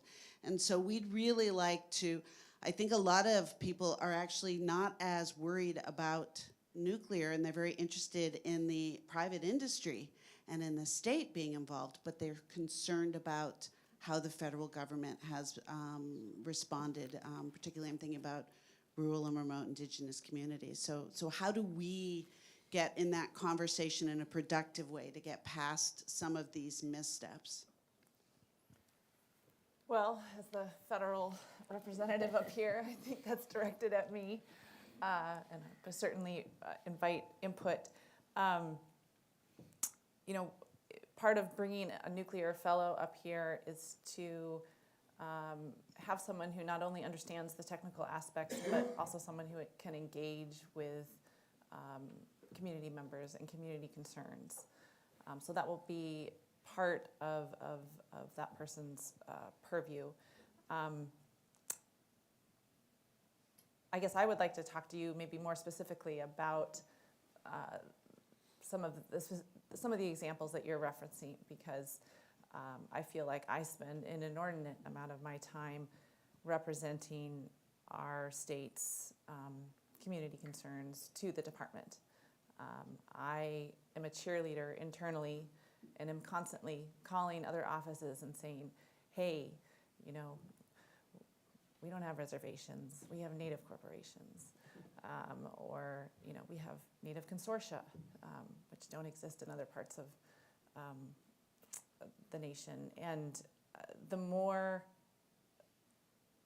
our office and I can learn about these specific concerns, the more that we can make sure that they are voiced and heard, at least within the Department of Energy. So more to come. So I want to give an anecdote about that, which was when I got to the airport here yesterday, day before, whenever I got here, at the rental car counter, in order to get some government discount, I had to put what agency I was with and what the phone number was. Yeah. And I said, I don't know if the Pentagon has a phone number. I Googled Pentagon and came up with a phone number. But that's kind of a joke, it doesn't really matter. But if I'm in some local community in Alaska and I'm not happy with what the DoD is doing, who do I talk to? What is the phone number for the Pentagon? And so what we did on Pele, we're going to be building at Idaho National Laboratory, not building, but operating on historic tribal lands. And so, you know, the Shoshone-Bannock tribes out there, who do they talk to?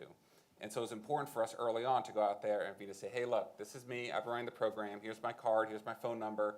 If you have a concern, you reach out to me.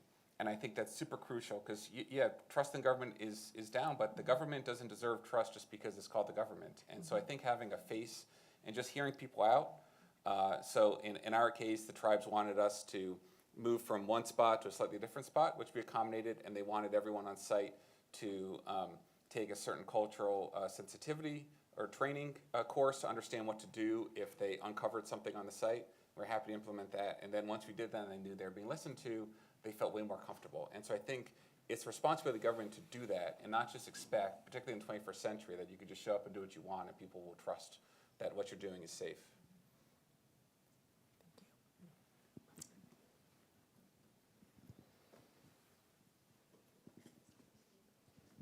Thank you. Hi, my name is Meade Treadwell. I'm a former Lieutenant Governor of Alaska and supporter of all of the above energy in the state and work in natural gas. My first question for the panel is, what's your feeling about economics? Where we have a clearing price, I don't know, Clay, what's the clearing price for power in Cordova? 7.5 cents for hydro. Are we going to be able to beat that? How and whenever? And you know, it's 40 or 60 cents in the bush.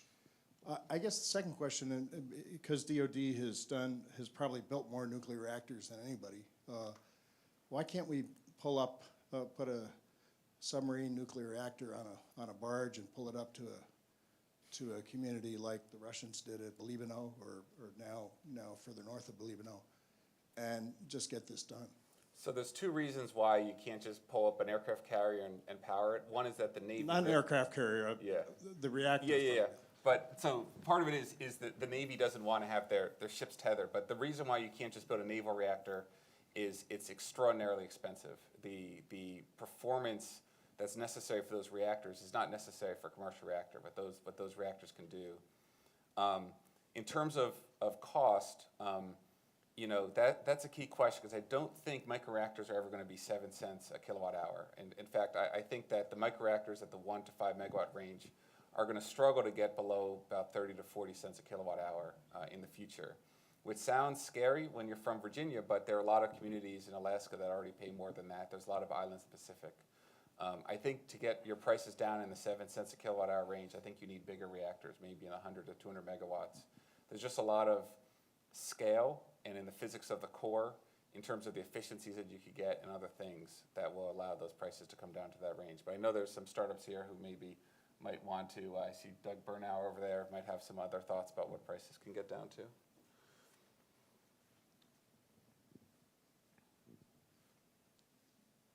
All right. Were you going to, we're about to wrap up. Just a quick disclosure that 7.5 cents is after the debt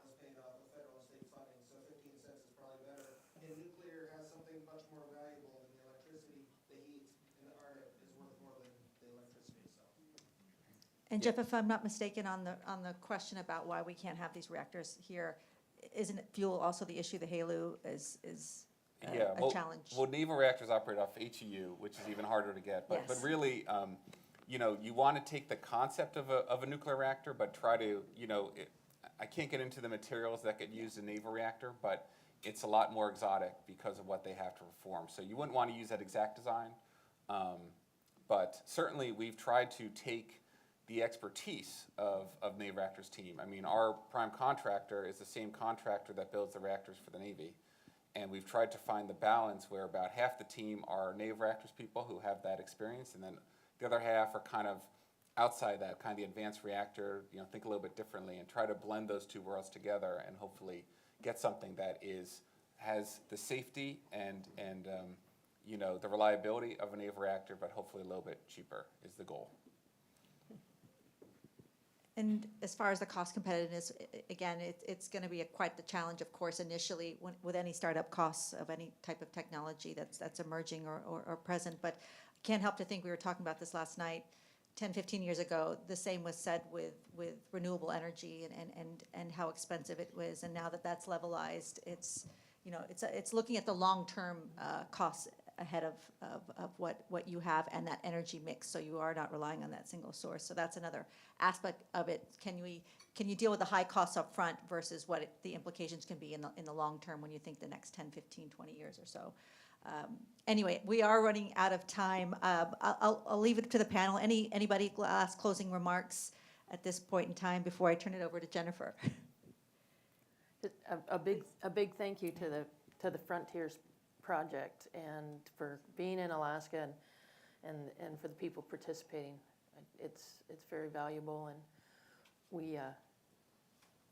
we're hopeful for the next steps.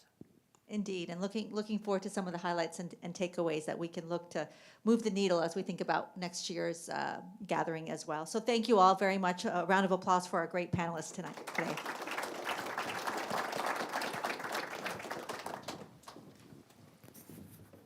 Thank you all, and thank you so much to Julia for moderating such an excellent panel. And I am delighted to invite everyone to take a coffee break. There's coffee at the back of the room. However, please come back by 11:30 because we have a really excellent series of speakers and conversations for the rest of the morning. Thank you.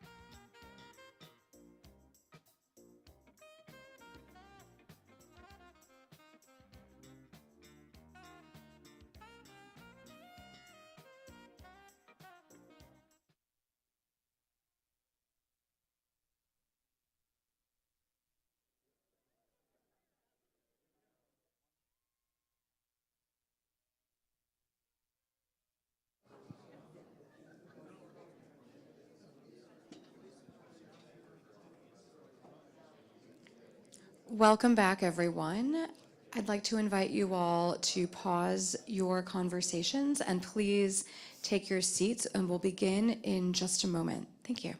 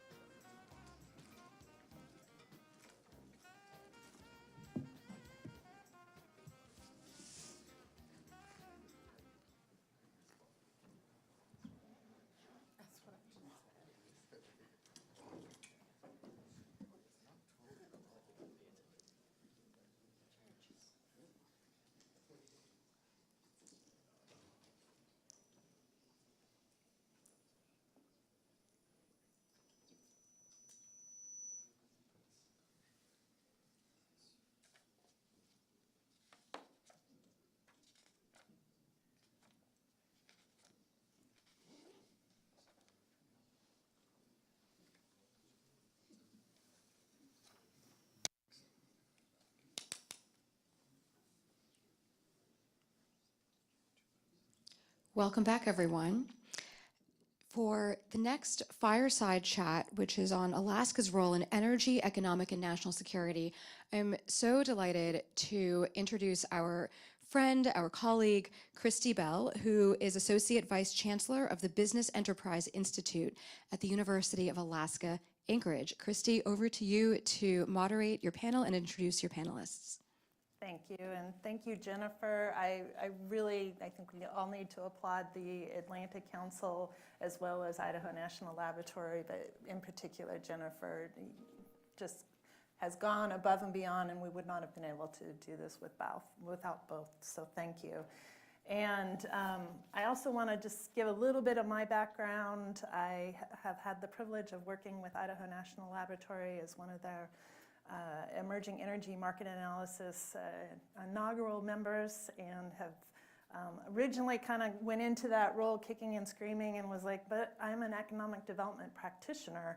What will I bring to the table? And what I've learned through this process over the last few years is, yes, that technology is important, but what we do with that technology, where the opportunities are for us as a state to build a stronger economy, for us as a nation to use, we've heard it throughout the morning, to be able to, build out a new supply chain and to become more resilient as a nation, as states, as Western states. So that's a lot of the conversation we're going to have here this afternoon. And it's my honor to be able to be on the same stage as our Lieutenant Governor, Nancy Dahlstrom, with Mike Sfraga, who's the Chair and Distinguished Fellow of the Wilson Center Polar Institute, and then Jess Jeans, who is the Associate Lab Director for Idaho National Laboratory. And I really am so honored to be able to be up here with each of you. So we are going to jump in, and as I mentioned, it's this whole almost Venn diagram of how the Arctic economic development and this national security element kind of intertwine, and how where we'll be, a year from now. So, Lieutenant Governor Dahlstrom, we've heard a lot this morning about what energy security and economic security mean for Alaska. What makes Alaska unique in thinking through its energy policies? And why has Alaska taken an interest in advanced nuclear? Those are good questions, Christy. I think that Alaska is unique. In fact, I know Alaska is unique in so many ways. We have different cultures. We have lots of different terrain. We have very remote villages where a lot of people live. We have temperatures that are unique to much of the United States. And so we have to, make our business decisions, but we also have to deal with the facts that Mother, Earth has dealt to us. So, these vast remote areas that we have, it can be a little bit different getting a project going in an area that, that doesn't have a big population base around it. But that being said, we still are moving forward. We want to develop, we want to increase the use of all of the energy items that are out there, and I'm going to throw out, renewables, green energy, all of those things, oil and gas, but we do have an opportunity for nuclear, and we do have a big interest in that. One of the things about Alaska that's so unique is some of our villages in different places, it can take a long time to get there. And so maybe if we had a village where you have to fly to a certain place and then you have to take a boat or a barge and then a snow machine to tow your goods in, people, when they leave, they don't just come back that same day. So if we had an opportunity to have, a box type setup of a nuclear system that could be, I'm going to use the word delivered, and I use that lightly because it could have to go on all those modes of transportation and take much longer than just a couple days. But once we got it there and got it up and going, we have a village or even several villages that connect that could have the benefit of having that energy right there. And they don't have to be staffed 24/7 like so many of our other utilities do. You have to, if it's water or sewer, you've got to have somebody there 24/7. And when it doesn't happen, or people don't understand the necessity of it and things freeze up or shut down, it's very, very costly to fix them. But also sometimes it's almost impossible in Alaska because of weather-related situations. And so, that brings us a bunch of other challenges. But I think you will, the more you learn about Alaska, the more you'll find that we are interested in nuclear. In fact, Governor Dunleavy is extremely supportive. In 2022, he introduced legislation that allowed for small nuclear reactors to be in Alaska, and it passed handily. And I know we have Senator Giesel here today. I don't know, do we have any other elected reps from senators? People are just I think they're watching online. They're though. all We watching had quite online. a few. We have a lot of people that are very, very interested, and I love the fact that they want to think outside of the box. What have we been doing? What's worked well? But what haven't we tried? And then why haven't we tried it? And let's unpeel the layers and see what we can do to bring security and energy security to Alaskans. That'll also help industry and other businesses and things to come in. Yep. No, I really, that's, for me, working in economic development, every day, that is just such the link to our resiliency. So, Mike, I'm going to pivot it just a little bit. And you have tremendous experience in the Arctic.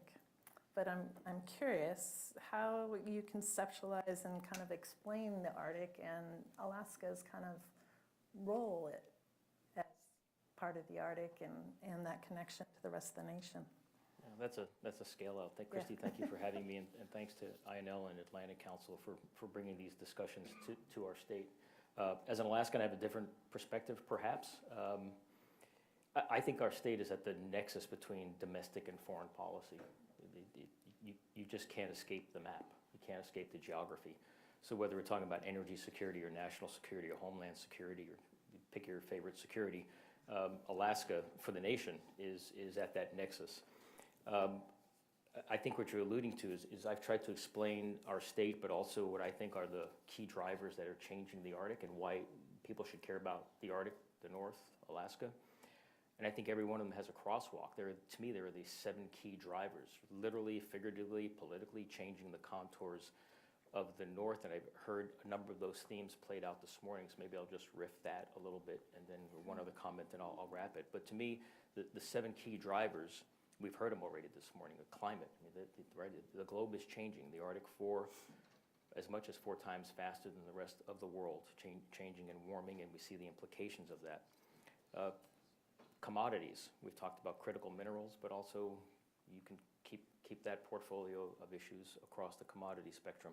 Commerce, we heard about shipping lanes and trade, and we often think of trade north-south sometimes when we're up here in the north, but we should be thinking east-west. We should be thinking Alaska, Canada, Greenland, Iceland, and all of our colleagues along that arc of the Arctic, which is an arc of cooperation in Mike's mind. The connectivity, not just internet, but how are we connected? Roads, ports. And maybe we can revisit the port issue when we're talking about some hard security worlds. But thinking about the connectivity, if you want to have a mine someplace or develop an energy asset, you're going to have to build roads, energy, on and on and on. So interconnectivity is a major issue. Our communities. We've heard there's major challenges in Arctic and especially Alaska communities, right? Just economic development, economic feasibility, economic sustainability, and also a lot of opportunities, lots of opportunities. Another one would be just cooperation in the North. There's a lot of cooperation in the North, even today, among like-minded nations, which has helped us the last 25 years or so and will hopefully help us into the future. And I think the last one is this, the geopolitics, the competition of the North, and we've seen that elevate in the last several years, especially over the last 2.5 years, but that has been brewing for a number of years now. All of that plays into the very issue I think we're talking about, which is energy security and the ripples from all of that, because without energy security, the rest of the securities suffer. My final point would be on that point would be, I don't know how you get to energy security or any of the securities, water, food, community security, without research security, and not IP, not that kind of, but yes, mindful of the IP equation. But unless we're funding research to the degree that it can respond to the needs of our time, to me that's a real security issue. Are we funding the right research in the right places to meet the aspirations and the real needs that we have, not just as an Arctic community, but as a global community and as an Americans? Do we have the right research in place, and is it funded in the way in which we need to fund it? Excellent, and to kind of Can I throw definitely, something in on yes, that? yes. So, you know what, we in Alaska feel so lucky and blessed that Mike is in the position that he's in, because he does know Alaska so well. But we're talking about Arctic. There's only one reason that the United States is an Arctic nation, and that's because of Alaska. Without us, we are not an Arctic nation. And it's extremely important that people recognize that and that they include Alaska in the discussions and debates, as you mentioned, that happen many times. They start in DC and sometimes they end in DC, and then we are given notification of, this is what's happening, or here's your money and now you get to study, ABC. We know what needs to be studied. We know what's changing here. We want to work hand in hand with Washington, D.C. and everyone that's involved in this. But I think it's been easy for some people to forget, or maybe they never even really knew, that without Alaska, we are not an Arctic nation, and we need to be considered. In fact, we're getting a little bit more hard-headed about it, and I, in a meeting, said to the ambassador, I insist that you include us in these things, otherwise things are not going to go smoothly. So I don't usually talk like that to people. Those in this room that know me know that, but we feel very strongly about it. And just to kind of, I'll use the word riff off both of your comments. Our global position so well positions us to not only learn and build the economics here in state, but then commercialize globally. That part gets me giddy. But we wouldn't be here without frontiers. So let me run back to Jess. You've done so much leadership through INL to both help get microreactors to the marketplace and to create this important dialogue, but to also bring important partners together. I think of my partners in Wyoming, Idaho now as close friends, and they're really advancing some of our thinking. So can you share with us a little bit about the work that INL is doing? Sure. And thank you very much for having me. And I didn't pay Mike here to talk about research, really. But, so we are a national, one of the 17. A cup of coffee will do. Okay. Yeah. Okay. So maybe it is something. Yeah. But we are one of 17 national Department of Energy national laboratories. Our laboratory is focused on nuclear energy, which probably isn't surprising to anyone. But that's our main objective. We do research, a lot of research and development. Great sponsorship from the Office of Nuclear Energy. Mike Goff is over there and talked earlier. We have a lot of scientific engineering research capabilities on our site. I call it a large site, except I'm in Alaska, so that maybe doesn't carry the weight it does in most states. But it doesn't. Yeah, but it's still pretty for a national laboratory. It's cutting out.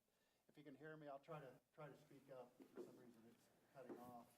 But okay, I think it's back. Okay, we'll have a backup plan. We're engineers here, so we'll have a backup plan. But we have a lot of infrastructure that we use for nuclear energy research, and we've been researching nuclear technologies for now, actually next year, 75 years on our site. We've had 52 reactors, so there's a lot of experience gained. If you look at the current microreactor development, a lot of that technology was developed in the national laboratories, particularly Idaho National Laboratory, the fuels, the materials, modeling, simulation, all those aspects of technology, research and development, early stage research and development, bring it up to a maturity point at which we could work with partners, and there are many of them here on the industry side, to say, okay, that technology can be commercialized and meet some of the needs that we heard from you all. So, one phase is R&D. The next phase is commercialization. Okay, I'll just go with this one. Commercialization, so we're working with many companies. And then, the third area, really when you look at frontiers, we look at INL as while its name has Idaho in it, as a regional resource, including Alaska, though it's a little bit of a hop to get here. There are a lot of commonalities with this region that everybody's talked about. Rural, needs for remote power, I would say state governments that are very open to nuclear energy and what it offers, and then the opportunities, real opportunities in a new energy environment that a clean energy source like nuclear offers. Thanks, Justin. I've learned to think of INL, or Idaho National Laboratory, as Alaska's national laboratory. So I appreciate the way that leadership has really positioned that. So I'm going to come back to you, Lieutenant Governor. Great. Tell us a little bit about the economic security from an Alaska context. We heard a little bit from Mike from kind of a global context, and the role of energy in economic development. Well, you touched a little bit about the importance of economic development, and if you don't have certain things, you just can't function. I mean, if you don't have public safety, if you don't have jobs, if you don't have a certain level of health care, all these basic types of things, people can't function, and then they also can't continue to develop things. So the energy sector is important to us in bringing jobs to Alaska, and we know that there will be many new jobs that come, but also we're working our darndest to do what we can to bring the cost of energy down for Alaskans.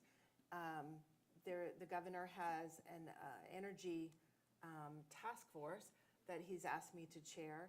In fact, one of our co-chairs is here today. Clay from Cordova is here, and I don't know if you haven't met him. He's a great resource to talk to about Alaska. And we do have a meeting this afternoon, but don't slough from here and go over there.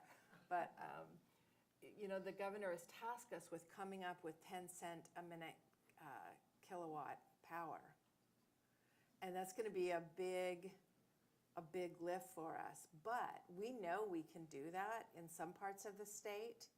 We may not be able to do it in all parts of the state, but that's our goal, and that's what we're working for. We are going to present the governor, when this task force is completed, with a report that has several options for him and ways that statewide we can improve this. And of course, we're going to try to, when the cost of energy is down, people can invest some money in other things. So everything continues to grow. Companies can hire more people. the better the positions, the quality of folks that you get in your communities, then they give back. It's just kind of a cyclical thing, but if you didn't know, we get some really cold weather here, so energy is vital to us surviving too. Yeah, both the heat and the, completely. And thank you for your leadership on that task force. Thank you. I know a report's coming out soon. I believe, Clay, we changed the due date. We got a little extension, and I believe it's November 17th. Well, it was the 17th. We extended it to the 31st. Oh, nice. So open for public comment, I think October 14th, closes 31st of October, and then we'll go into final. Yes. Nice. Well, I look forward to digging into it. And I've heard that there's wonderful recommendations throughout it. There's some really fantastics. The group has 15 members, and then we broke it up into subgroups, and they've been having their meetings, which have all been noticed so people could participate. Of course, we follow all of our legal requirements of noticing things. We're very conscientious about that. But it's been a wonderful opportunity for people statewide to participate. And there's some people that have said this is a challenge you guys are not going to be able to do, and others have said, oh, this is a piece of cake. And I don't think it's either one of those things. It's in the middle, and we will give the governor a report that I believe he'll be pleased with, and that I think the legislature will be pleased with it also. Okay. All right. I'm going to keep us moving only because I'm getting a nod that I've got a lot to get through still. So, Mike, you recently wrote a report called Navigating, not a breakup, but breakup. Security realities of freezing politics and thawing landscapes in the Arctic. What does the changing landscape of the Arctic mean for geopolitical competition? And, where are you thinking that we stand? Yeah. So I wrote that with several colleagues from our Norwegian colleagues. It was a read-in for a meeting we did with the Munich Security Conference, and it's about a year or so old. But the dynamics have only, they've changed, not for the good. The dynamics are far different now. Just a couple of weeks ago, we had a joint Sino-Russian naval armada off the coast of Alaska, which means off the coast of a NATO country. Just think on that for a moment. We see far more Russian build-out of their military. We see China having far more activity, far more interests in the north, and then we see Russia and China together operating in the north. This has changed an equation quite rapidly. So that report, written right after and released right after the reinvasion of Ukraine, elevated the issue, but unfortunately it has been magnified now. If you think about, I hope this is tracking the question, but if you think about the change here, which is why you see far more activity, NATO, our bilateral relationship with Canada, the North American Arctic. I mean, this stretches all the way from Alaska through the North American Arctic, Iceland, Norway, Sweden, Finland, the North Atlantic, the North Pacific. All of these things are tied together, and we're seeing them being tied together, along with this joint effort between Russia and China, not just economic development, buying oil, shipping it down maybe in single hull, all the way to Chinese markets along our Bering Strait, our shared Bering Strait. That should set off alarms, just in the geopolitical realm. But if you think about the key player here is Russia and China in that relationship. Russia holds keys, natural resources development, and of course needs resources. China needs oil, gas, other assets, and they have the cash to build out complexes that the Russians would like to see built out. If you play that, just fast forward, that's what's happening globally. What is of concern is that the fundamental shift here that's happened over time, over the last 4 decades or so. But if you think back to Deng Xiaoping and his sort of dictate on foreign policy, that there were 3 basic themes to that. One was, his China, was never show your strength. Never show your strength, bide your time, and never lead. Those are the 3. Now, that's for external audiences. Fast forward to Xi Jinping's China. That's 180 degrees from what we see today. And don't think it's just happening in Africa. or the Middle East where it is happening or elsewhere. It's happening in our Arctic, right? They are not hiding their strength. They are not biding their time, and they are not leading. So for me, geopolitically, the Arctic now, not just because the sea ice has shrunk and opened up shipping lanes, it's become a space where China would like to have more influence and where Russia is a willing partner in that. That is part of a very new dynamic. Not that it wasn't there before, but now it's a sense of urgency for our nation, for our NATO and ally partners. And I can talk later about sort of, there's different streams of how we might think about the rest of the globe in terms of the big geopolitics. But again, that plays into energy because energy is a key driver of that relationship, along with China's interest in influencing the dialogue around the Arctic. And remember, Arctic states should dominate, should lead, should be the conclusive dictators of what happens in the Arctic. Arctic nations should govern the Arctic. All right, I want to pull the string on that a little bit more, Jess. And we talked about all these opportunities for Alaska, but how will developing microreactors for primary off-grid use enable greater economic security or even national security or address those priorities? Good point. I'll use this. Yeah, you know, the great thing about nuclear is that it, you know, we heard some of the attributes earlier, energy dense. It also can operate for a long time, provide a lot of power for a long time without, you know, constant refueling. And so I like the term deliver. You can deliver these systems to remote locations because they're fairly compact and run them for years without having to refuel. And they, you know, they operate reliably. If you look at our commercial nuclear fleet, above 90% capacity factor, these microreactors I think are being developed to even be more reliable. And so 24/7 reliable power deliverable remotely provides, you know, heat and power. Many applications require both heat and power, particularly in the Arctic. That's also where nuclear energy shines. And then, you know, it's a domestic source of energy. You know, these are being developed by U.S. companies, so we'll be developing a supply chain that you heard about as well. So, you know, homegrown energy sources.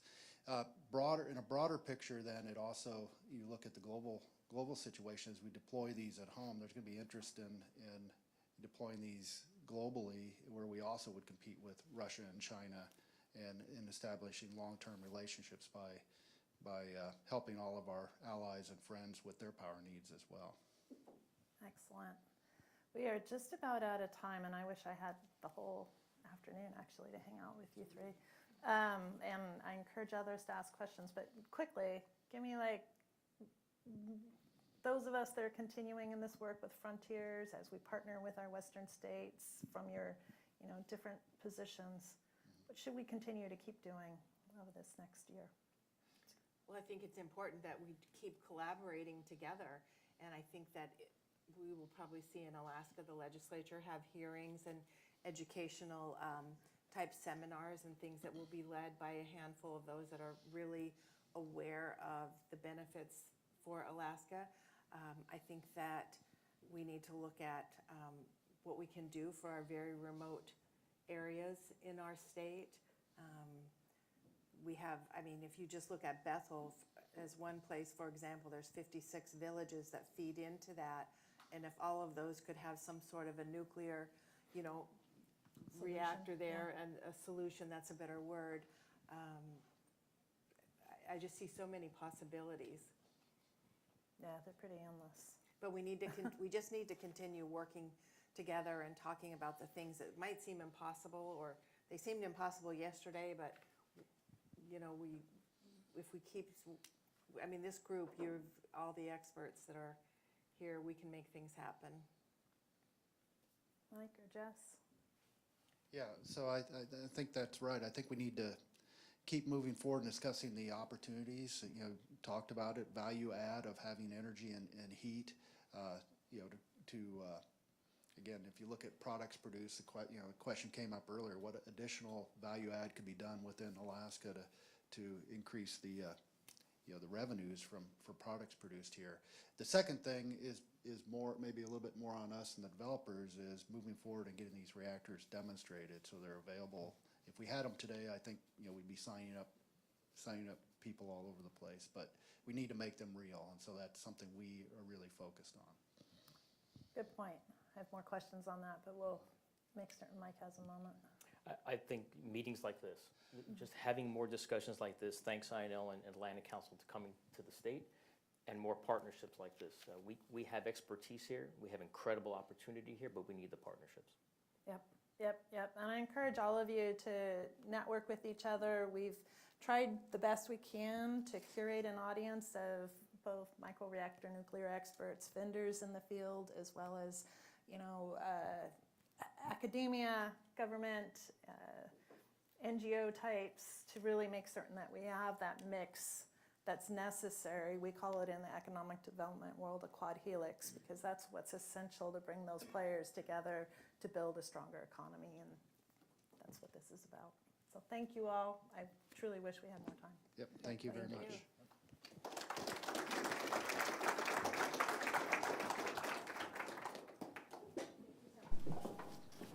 Thank you very much. That was fun. Yeah, good, great. Oh, so did you. Go get them. Thank you so much to Christy for moderating such an excellent fireside chat. And I am now delighted to introduce Susan Bell, who is a senior policy advisor at the University of Alaska, to moderate a fireside chat on industrial demand for low emissions energy. Susan, over to you to moderate and introduce your panelists.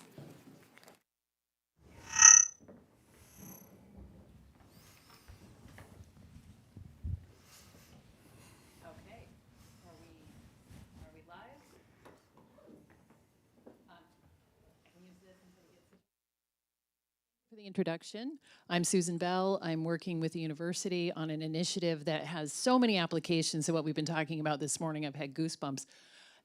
Today, I know we are I'm looking forward to this conversation. We're all very realistic about how quickly 30 minutes will go. So I'm hopeful that what we do is kick off a conversation that as we shift into lunch, the discussions this afternoon, and into the weeks and months beyond, that there'll be an opportunity for you to talk to each of these gentlemen.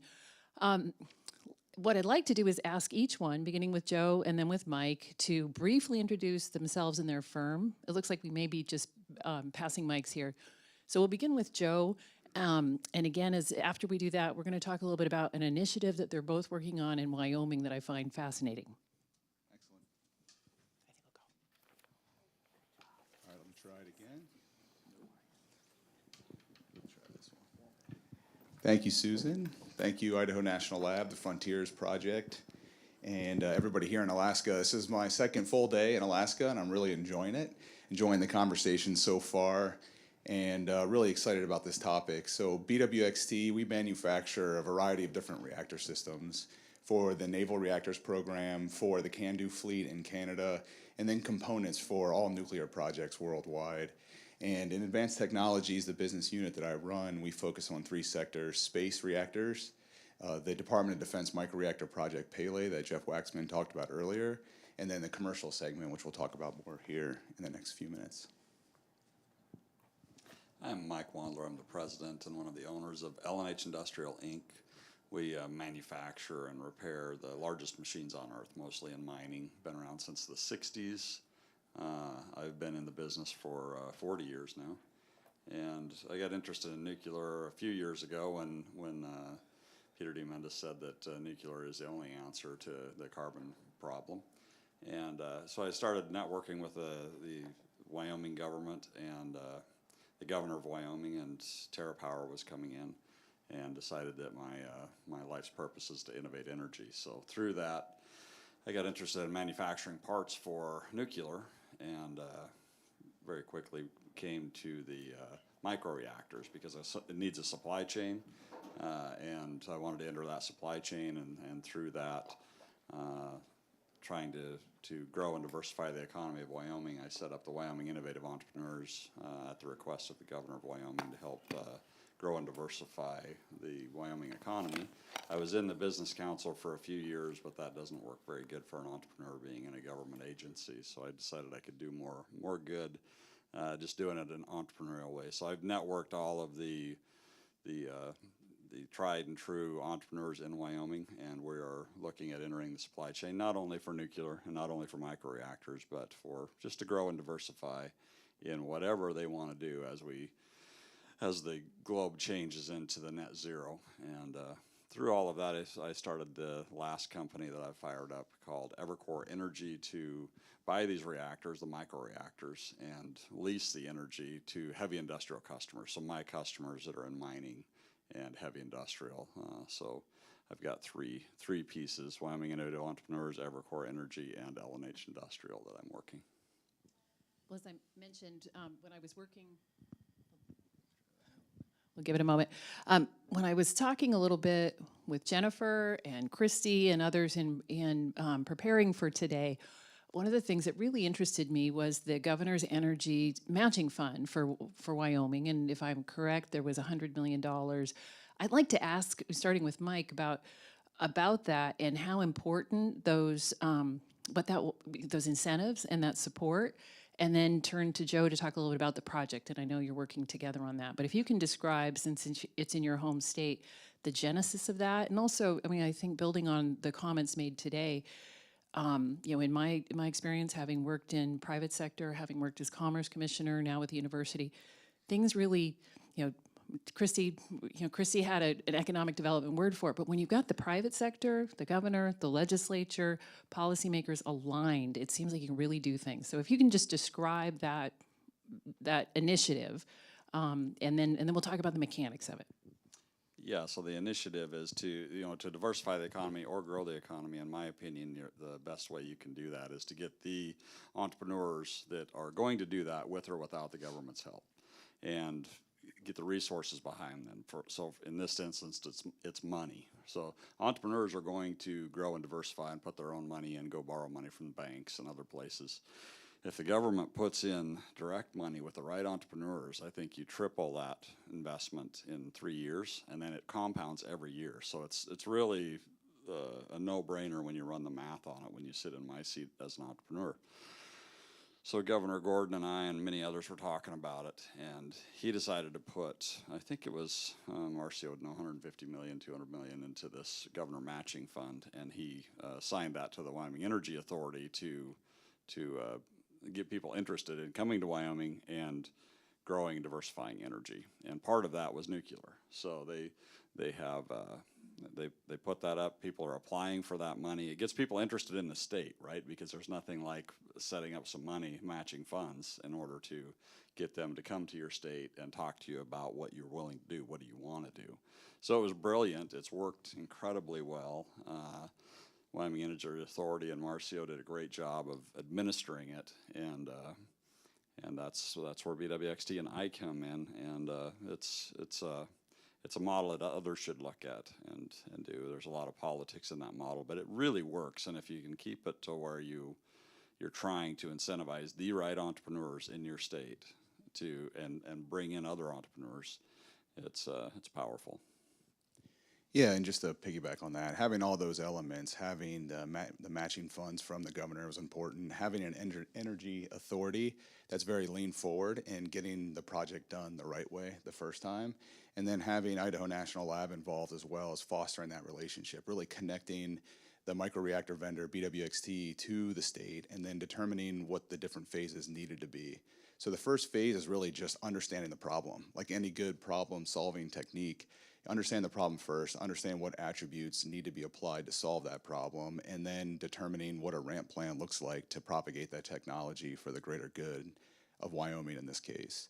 So what we'll be doing in the first phase is using the money that we have, the cost-sharing money that we have in BWXT with the Energy Authority, with L&H and several others, the Trona Patch, and everybody that has a driving need for energy, distributed energy in Wyoming, in determining how our microreactor technology can be assembled, applied to provide that energy from both thermal and electrical cases.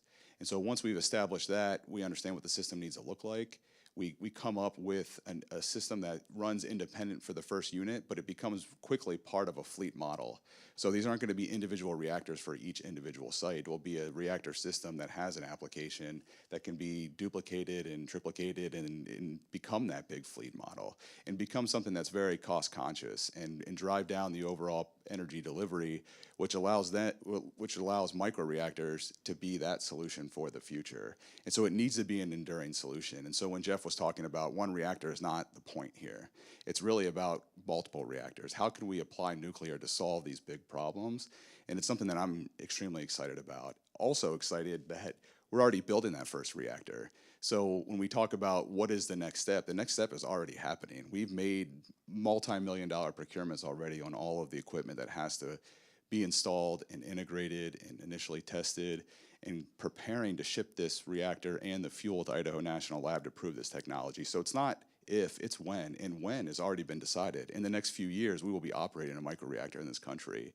So finding the use cases that make the most sense is the way to go about it. And then using that not just from a technology and an industrial case, but also to socialize how this technology can be used and further propagated through the United States and used for diplomatic purposes as well.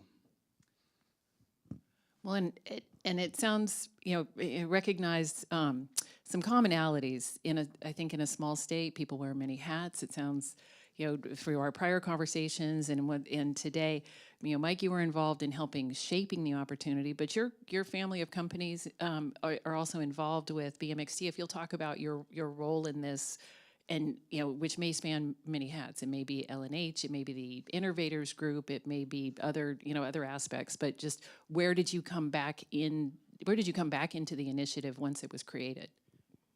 Yeah, so BWXT applied for the matching funds, and they won that. And they're one of their charges in that, one of the things they're going to do is look across Wyoming for customers for the microreactors, and identifying which customers it fits. And then the suppliers, so the vendors. So that's the opportunity for me and the Wyoming Innovative Entrepreneurs to say, well, what do you need? Where are the white spaces, right? So there's some things they do. There's other things that they like to source, and there's other things that are the most exciting, the white spaces that aren't yet taken care of. So working with BWXT to understand the white spaces, and then I'm going to use Wyoming Innovative Entrepreneurs website to expose those to everybody in Wyoming, and anybody in the world can look at that, and then engaging with them to say who wants to do this. So which entrepreneurs, and one of the things the Innovative Entrepreneurs does is it qualifies those vendors. So we know which ones are going to do what needs to be done and going to present well for BWXT. So setting up that supply chain, and that's not only for manufactured parts, machine things like I do, or engineered things. It's also dirt work, right? It's the fences. It's everything that you need to do. And I think getting in early on that with BWXT, which already does this, right? They've built over 400 reactors. It's a real great position that Wyoming has gotten in, and all we're doing is activating the rest of the Wyoming entrepreneurs. For LNH, it's going to be machining, it's going to be manufacturing parts. And then for Evercore, it's going to be the reactor owner and leasing that energy globally or locally and then globally. So that is a really interesting business model. So creating business models as well. Well, in this question, I'll start with Joe, and Mike, you might want to add. Reading a little bit about the application, I know, one, you've mentioned it's phased. Two, there's some things that are specifically tailored to Wyoming and its industry. So recognizing what we're trying to do is have something that can be replicated. Can you talk a little bit about what's specific to Wyoming? And then, because we're in Alaska, what could be instantly applicable or tailored? Just, how does this work? Yeah, and I'll first talk about why it will work, and it's because we're taking that phased approach. And understanding all the input requirements, what we have focused on is the Trona patch first. So the Trona patch is enormous. It has a lot of deep-pocketed investment, and the industrial customers are very interested in the Trona patch removing their carbon footprint. So all of those things with a huge desire that comes from those companies that run the Trona patch, and a state that is deeply interested in decarbonizing and then providing all the resources they need to that Trona patch was really important. So back to your question, understanding what that blueprint will look like is phase one, and that blueprint will be specific to Wyoming's use cases, but what goes into that blueprint can be applied to Alaska, can be applied to Utah, can be applied to Idaho, all the frontiers states. So once we've established that, that's something that we can share. I would imagine Marcio would want to share that with these other states, and it's a way to not just say that we are going to put a microreactor inside of the state of Wyoming. This is exactly how we're going to do that. And these are all the driving requirements to make the decisions that we've made. And the system isn't going to change wildly from one application to another, but there will be some components, site preparation, other things that Mike talked about that will be very unique, especially with the Arctic climate here in Alaska. And so the short answer is the two phases. Phase one is to create a blueprint for Wyoming, but that can be translatable to any other environment. And then phase two is starting this fleet model, starting with that first reactor, and quickly on the heels of that first reactor, developing 5, 10, 15, 20, 50 reactors, so we can continue to keep, you know, all of the work that we put into it, both from the supply chain, the manufacturing, and the operations model, all to work for the greater good. Well, and Mike, if you want to add anything either on like contributing to that tailoring to Wyoming or the applicability in Alaska, recognizing, you know, that as we look around our state, we have, you know, commonalities, mining, oil and gas, we have aerospace, we have, you know, there's a lot of things that your company's involved in. And then I have a follow-up after that for you. Yeah, so there's room for everybody. So anybody that wants to come in and actually wants to get this done, there's room. This is a great opportunity for energy. It's we're not going to be able to handle it all in Wyoming, right? We're going to try to take the pieces off. And I love Wyoming. I was born and raised in Wyoming, and I have a lot of care and nurturing. But I'm a global entrepreneur, so I buy and sell all over the world. And actually, microreactors to me are a much more interesting global play for my customers than they are a United States play. In the United States, we have low-cost, abundant energy. Alaska, not as much, but in the rest of the United States, we're pretty spoiled.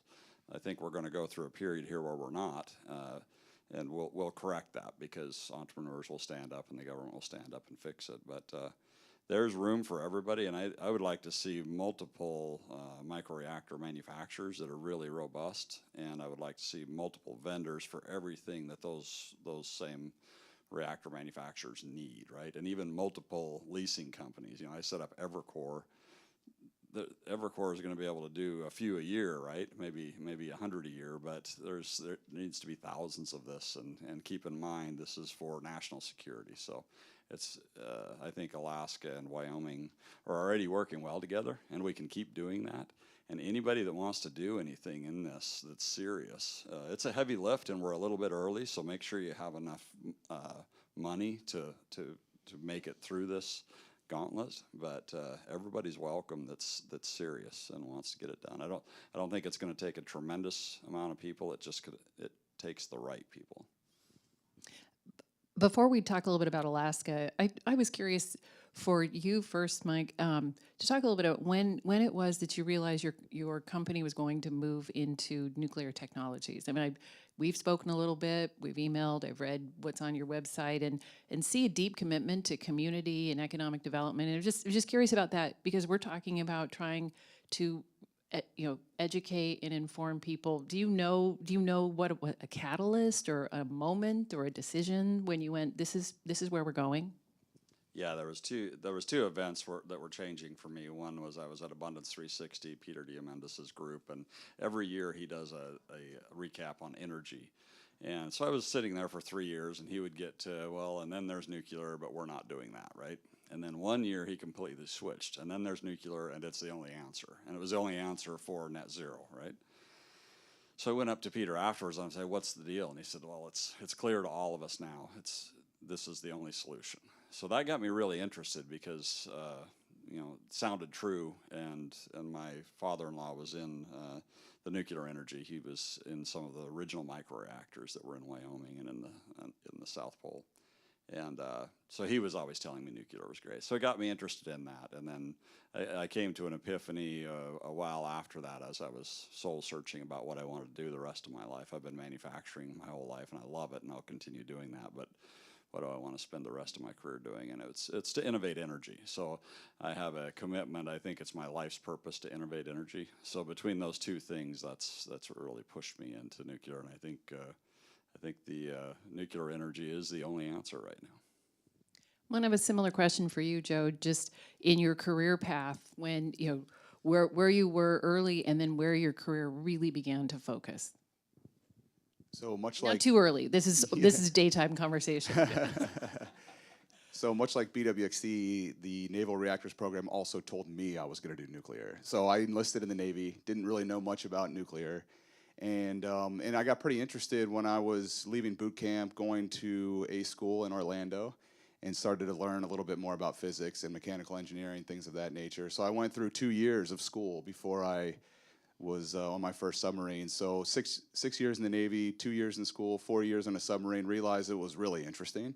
Got to meet a lot of interesting people. Operating a nuclear reactor, especially underwater, is a whole different paradigm from being 19 years old in boot camp. So I learned a lot that way. And then I learned that it was a real success path because of the mission-centric mentality of being on a submarine, which I really loved.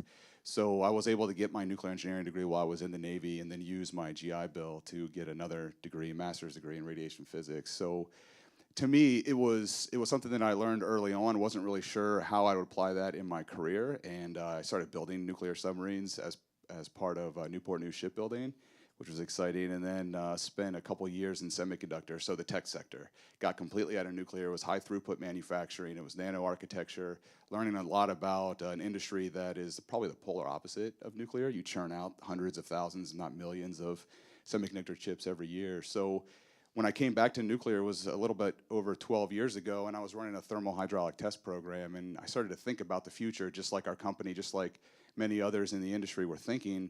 And we had a little bit of a slow start in the early 2010s, but things have reemerged, and they've reemerged because of that mission. So I go back to why mission's so important. We talk about what happens in the U.S. from a Department of Defense standpoint, how that early investment can lead to major investments by the commercial industry. And just like Mike said, his life's work is to innovate nuclear. My life's work now is to deliver nuclear. And so when we combine forces, and we combine forces with Idaho National Lab in the state of Wyoming, things are going to happen, and they're going to happen really, really fast. And so when we talk about this, even when we talked about this 2 weeks ago in New York and Wyoming, things are different now than they were 2 weeks ago. And that's a huge deal to me, because it tells me that we're all applying the resources in the right manner. And then I can expect, just because of the conversations that we've been a part of since we announced the Wyoming initiative, that there is going to be a tremendous amount of investment, because we need more energy in the world. And we don't need more carbon in the world as a context to how much energy we're producing. So those are real world issues that we're going to address, and nuclear is going to have a huge part of that. So as we continue to translate what we're doing in Wyoming, what we're doing on Project Pele into microreactor deployments, I can see this coming together so much faster than I ever expected 2-3 years ago, even 6 months ago. Which is a perfect segue to my next question. And just recognizing that there's people who have been thinking about this and working towards it in Alaska. It's been mentioned several times today. We've got Eielson Air Force Base with deployment of nuclear technology. What should we be thinking is realistic on a time frame? And then just so you can also think, my next question is, what are the top 2 or 3 things that we should be doing, putting first things first? But just start with a time frame based on what you've seen in Wyoming, and we'll start with that. Yeah, so mid-2020s, that first microreactor will be operating. It'll be operating at Idaho National Lab. Within a few years, we will be operating the second microreactor. And then within a few years after that, we'll be operating 10 microreactors. And then it'll continue to scale up from there. So that's what I think as far as time frame goes. And what we should be doing is aggregating the demand. So we have a team of people, Eric and Josh here, that are working on that all day, every day with industrial partners. What is that real demand signal? Because it's no longer if we do nuclear, it's how. And we know when, we talked about that, but how are we going to do nuclear? So defining that and getting it right the first time and not messing it up. Do not mess it up is the most important part of this. So that delivery model is crucial, making sure that we have the input requirements totally understood, and then pull together the resources, people that really want to do this together. And then once we show off what nuclear can do, it'll continue to rise quickly from there. Yeah, so I'll take it from the manufacturing side of it. Figuring out what BWXT needs, right? Where are the white spaces that we want to fill? Finding the people to fill those white spaces, and then find the barriers to entry and help work together to help clear those barriers to entry so that we can move at speed. Because this is really important to the USA, the consumers in the USA, for the price of power. And it's important to the world just to be able to supply the power that's net zero.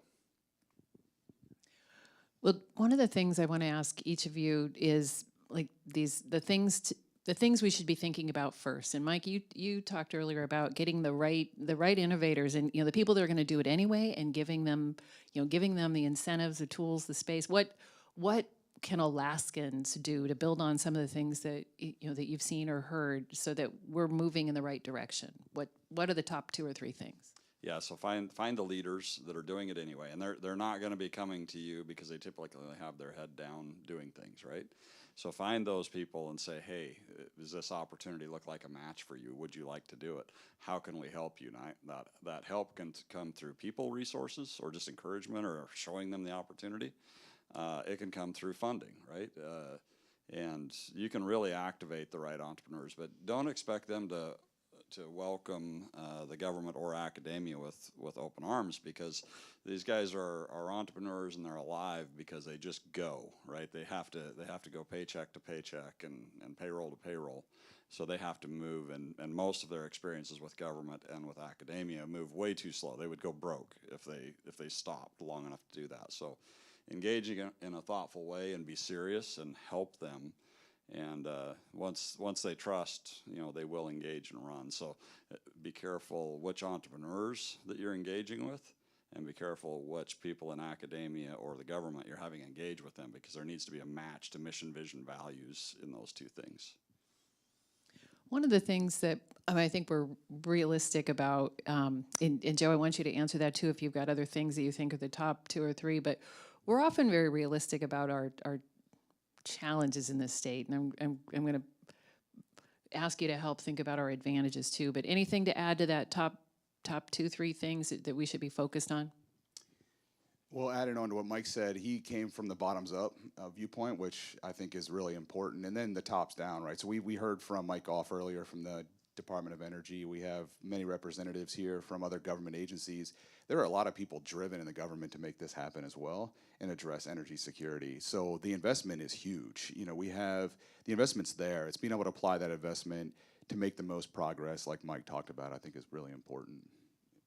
Well, and I mentioned earlier that I'm working with the University of Alaska on an Arctic-related initiative, and there's been so many synergies as through today's conversations and preparing for it. And like I said, we're often thinking from our perspective of we're far away from the market, or it's colder, or it's this or it's that. But when I think about our position in the Arctic, our position in the Pacific, much like President Pitney was saying earlier, I think we are well positioned. From what you've learned about Alaska so far, would you point to advantages that you think we have in this space? Yeah, I think there's a huge advantage. Mostly the distributed energy demand is there, and always looking for solutions seems to be what I've heard from everybody I've talked to from Alaska. It's a solutions-oriented state. And so since there is an energy demand, a distributed energy demand, there are solutions out there, and there's just a general love for the environment in Alaska. And so being able to reduce your carbon footprint and have energy security and participate in something that's really important for humankind, I think all of those things culturally will get there. Now, we're going to have to, as an industry, produce credible results to get there, but I do believe that the state of Alaska is set up perfectly for microreactors, and determining how that deployment case would make the most sense to integrate into the culture, I think is the next step. To Alaska's advantages that you see, anything to add to that? Yeah, the major advantage that you have is you are the customers, right? So you're paying a lot for your energy right now. You have the remote location, so you're the customer, right? If anybody has energy demand and energy problem, or are used to paying too higher prices for energy, that's Alaska. So that's number one. And then being in Wyoming and only having 500,000 people, it actually works out to the advantage. We were talking about leaning forward with the Energy Authority and the governor.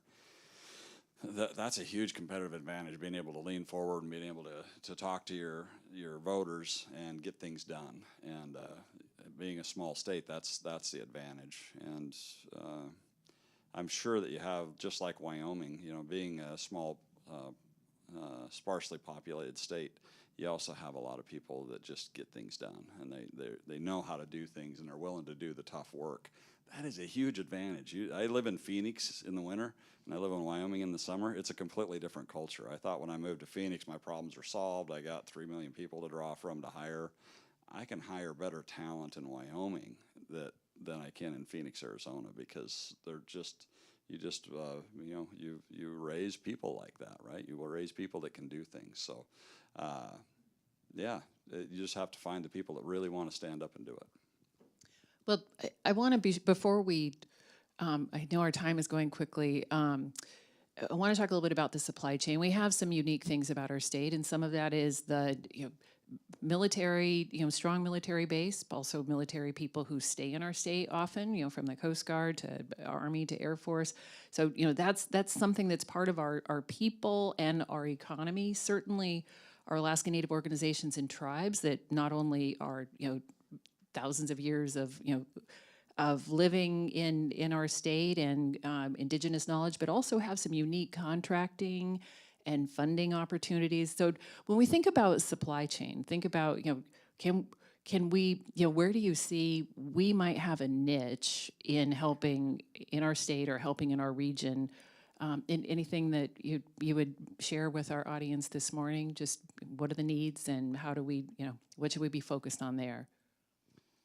Yeah, so I think that having the military here is a huge advantage because the military is already priming the pump with Project Pele. They always prime the pump, right? They're always the first buyers. So have a lot of military here. I think that's an opportunity to enter the supply chain and have the reactors here that are the pumps primed by them, and then you move it to the other mining companies and others that need it. And other than that, it's going back to find the entrepreneurs that want to do this and introduce them to the people. They can watch the Wyoming Innovative Entrepreneurs website and they can see all of the parts and all of the other things that are needed, and that's going to show them the white spaces, and then they have to just choose which ones they want, because it's all a lot of work and it's an investment. So. Well, we just recently recognized the leaders in Alaska business industry, and I think as people become familiar with our state, they are often surprised at the global reach and global partnerships of people with deep roots here. Yeah, I would just add the Alaska industry has figured out how to go through resource extraction in a very, very cold climate. This isn't as hard as that, I don't think, so I think that's good. And just having that initiative, much like in Wyoming, we have large industry in Wyoming that are very focused on energy security. So the same thing will happen and will need to happen here in Alaska. So I see that as an enormous advantage as well. Well, and part of what I think, I expect to happen is from today, we're going to continue expanding the conversation. Is there anything that you've had from your own experience or is seen others in terms of helping diffuse the misperceptions and the myths? Yeah, it's just the obvious, it's communication, right? And talk more about the technology as it currently stands, and then understand this is different than nuclear reactors have been applied in the past on grid nuclear power. And it's really different as any nuclear or any energy product has ever been applied in industry or for household electricity. So think of it that way. Think of it as being different, and then communicate and be transparent on the facts. And people ask good questions when you can communicate those facts. And then there becomes a good dialogue, and from a good dialogue, the opinions become changed and become more favorable for important technology like nuclear. Anything on myths or misperceptions or real hard questions that have to be answered? Yeah, I've taken that on as one of my jobs, is to educate people. So I look for people, especially leaders, that think nuclear is bad, and I welcome the opportunity to have that conversation with them.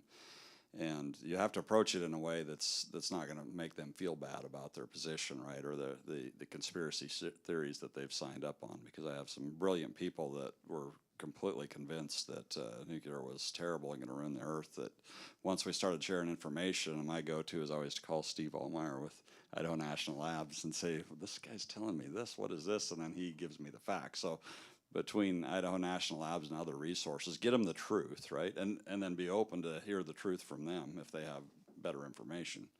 And I've been able to convince half a dozen or a dozen people that were completely convinced it was evil and that I was going to ruin the world and kill people, and completely change that, which is important. So I think you get the leaders that feel that way, and show them the truth, and then they will, they'll pass that information to all the other people, and just let it trickle down to change the collective consciousness of the human race. We need to do that with nuclear, and we need to do that with radiation, because those are the two things that people are afraid of, and just showing them the truth and getting them with great people that can thoughtfully answer their questions and compare facts. It works. Well, gentlemen, our chat time has come to an end. Please help me in thanking them for their experience and what they've shared this morning.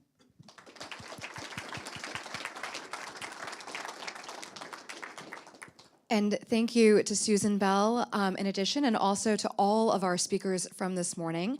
And now I would like to invite everyone to please enjoy lunch just outside of the double doors at the back of this room. Please come back by 1:30. We have another fantastic lineup of speakers throughout the afternoon. So thank you all, and have a nice lunch.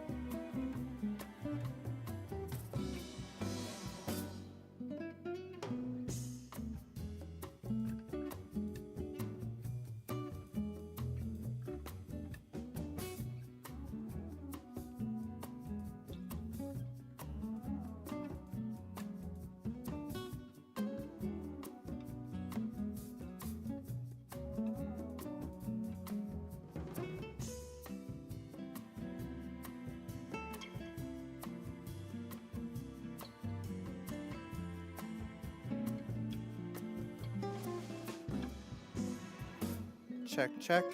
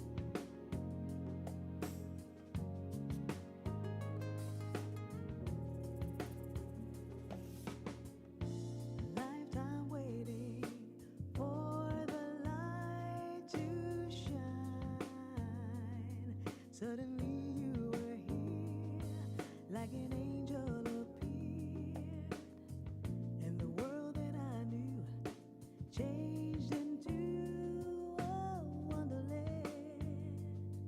Then you called out my name, looked around and I found you were gone, like the rays of the sun. Disappeared into never-ending night, where everything real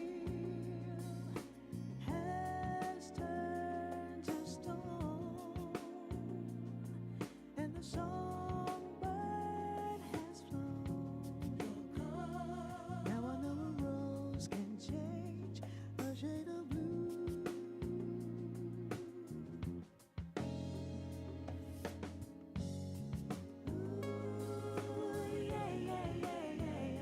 Shade of blue.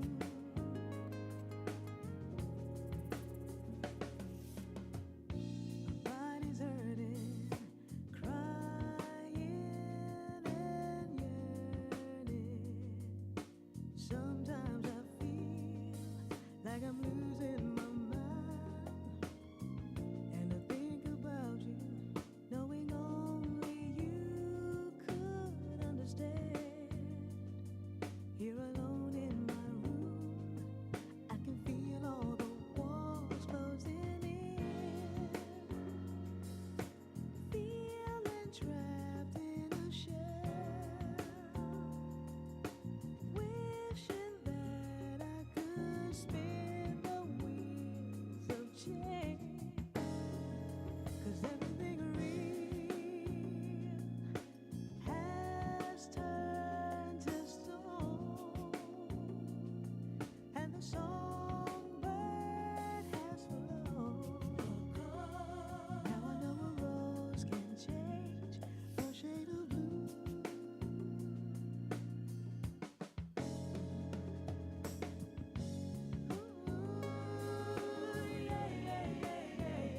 A shade of blue.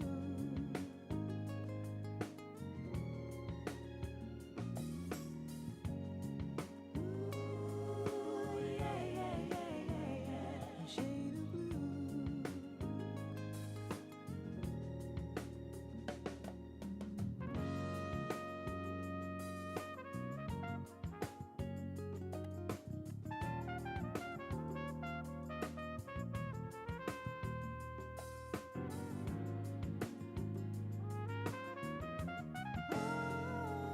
Everything real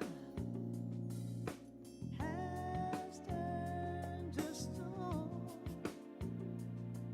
and the songbird has flown. Now I know a rose can change, 'cause everything real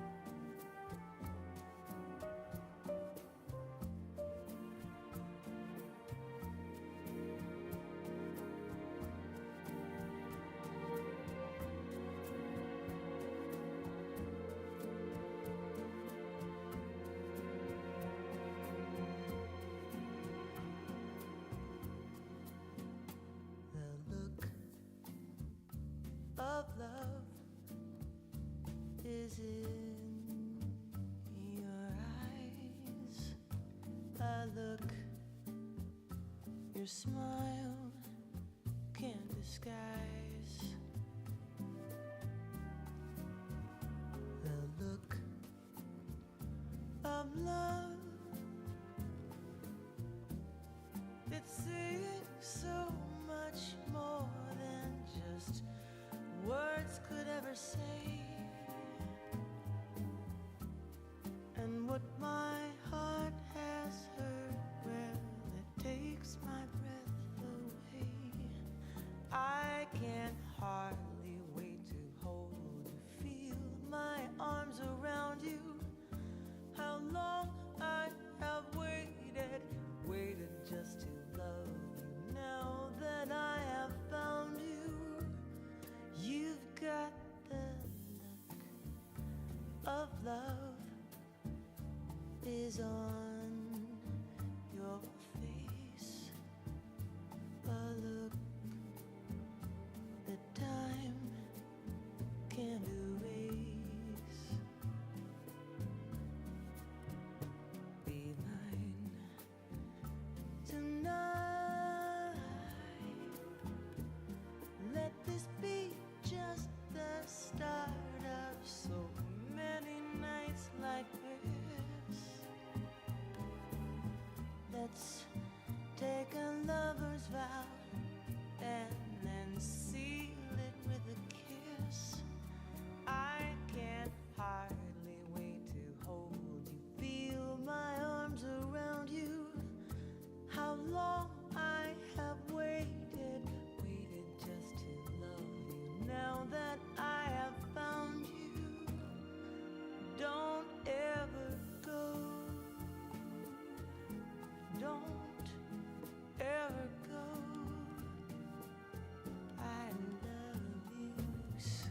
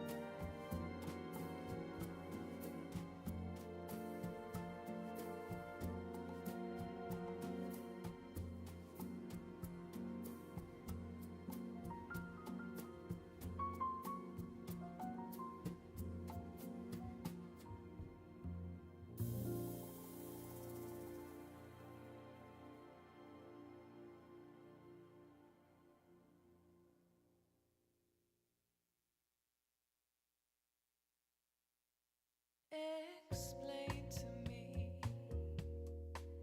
your position, and I'll try to see the light. I've already heard it's a lesson for me to try to learn. But they say fool me once, fool me twice, and there won't be a third time for you to try to break my heart or convince me that I don't know better, and maybe I should try to stop. Explain to me, I will listen, how you think it's fine to lie. Guess you look at it like an omission, and that may work for you, and you might fool me once, fool me twice, and there won't be a third time for you to try to break my heart or convince me that I don't know better, and maybe I should try to stop. So long you convince me that we shouldn't be apart. First time, shame on you. 2 times, shame on me. 3 days I waited, but you don't seem to come around, and there won't be a third time for you to try to break my heart or convince me that I don't know better, and maybe I should try to stop. So long you convince me that we shouldn't be apart. You know better off without you, and there won't be a third time for you to try to break my heart.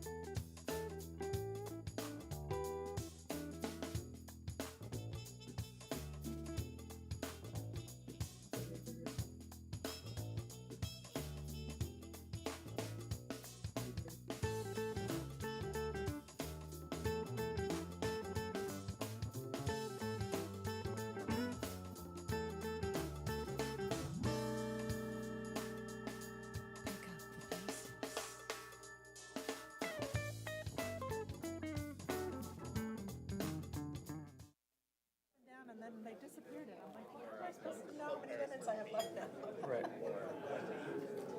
My dad worked in live TV in the early 50s, and they had elaborate systems. Yeah, that's kind of just out of nowhere. You don't want that to happen in live segments too. There have been a couple of famous stories of that. I remember there's one girl specific, I can't think of who it was right now. Live? Not live. Just, you're live. I'm Yeah, live. you're live, evidently. You should quiet the room.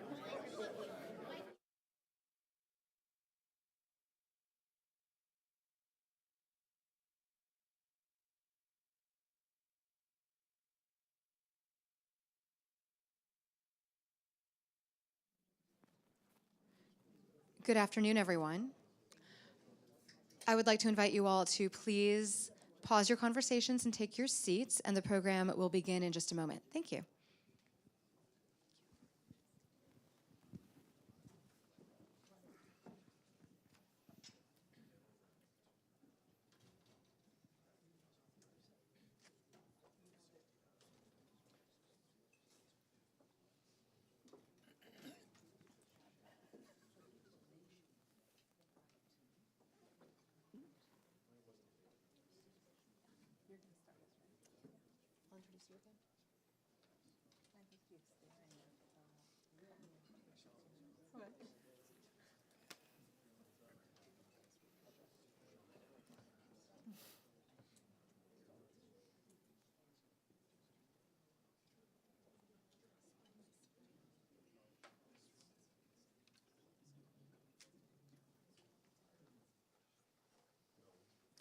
And welcome back to our in-person audience and to our virtual audience joining us online. And for the first segment of this afternoon's programming, I am delighted to introduce Christy Bell, who is Associate Vice Chancellor of the Business Enterprise Institute at the University of Alaska, Anchorage, who will moderate a panel on Arctic energy-enabled economic development. Christy, over to you. Thank you, Jennifer, and thank you again to the Atlantic Council and Idaho National Laboratory for all they've done to bring this event together. So it is my pleasure to introduce what I think is just a rock star panel and really gets to the heart of the matter for me. It's so important that we, as a state in particular, figure out how we link and align our military's needs, our private sector needs, our utility needs, our native corporation needs, and this panel really brings that to the discussion. So I look forward to working with these gentlemen on this panel.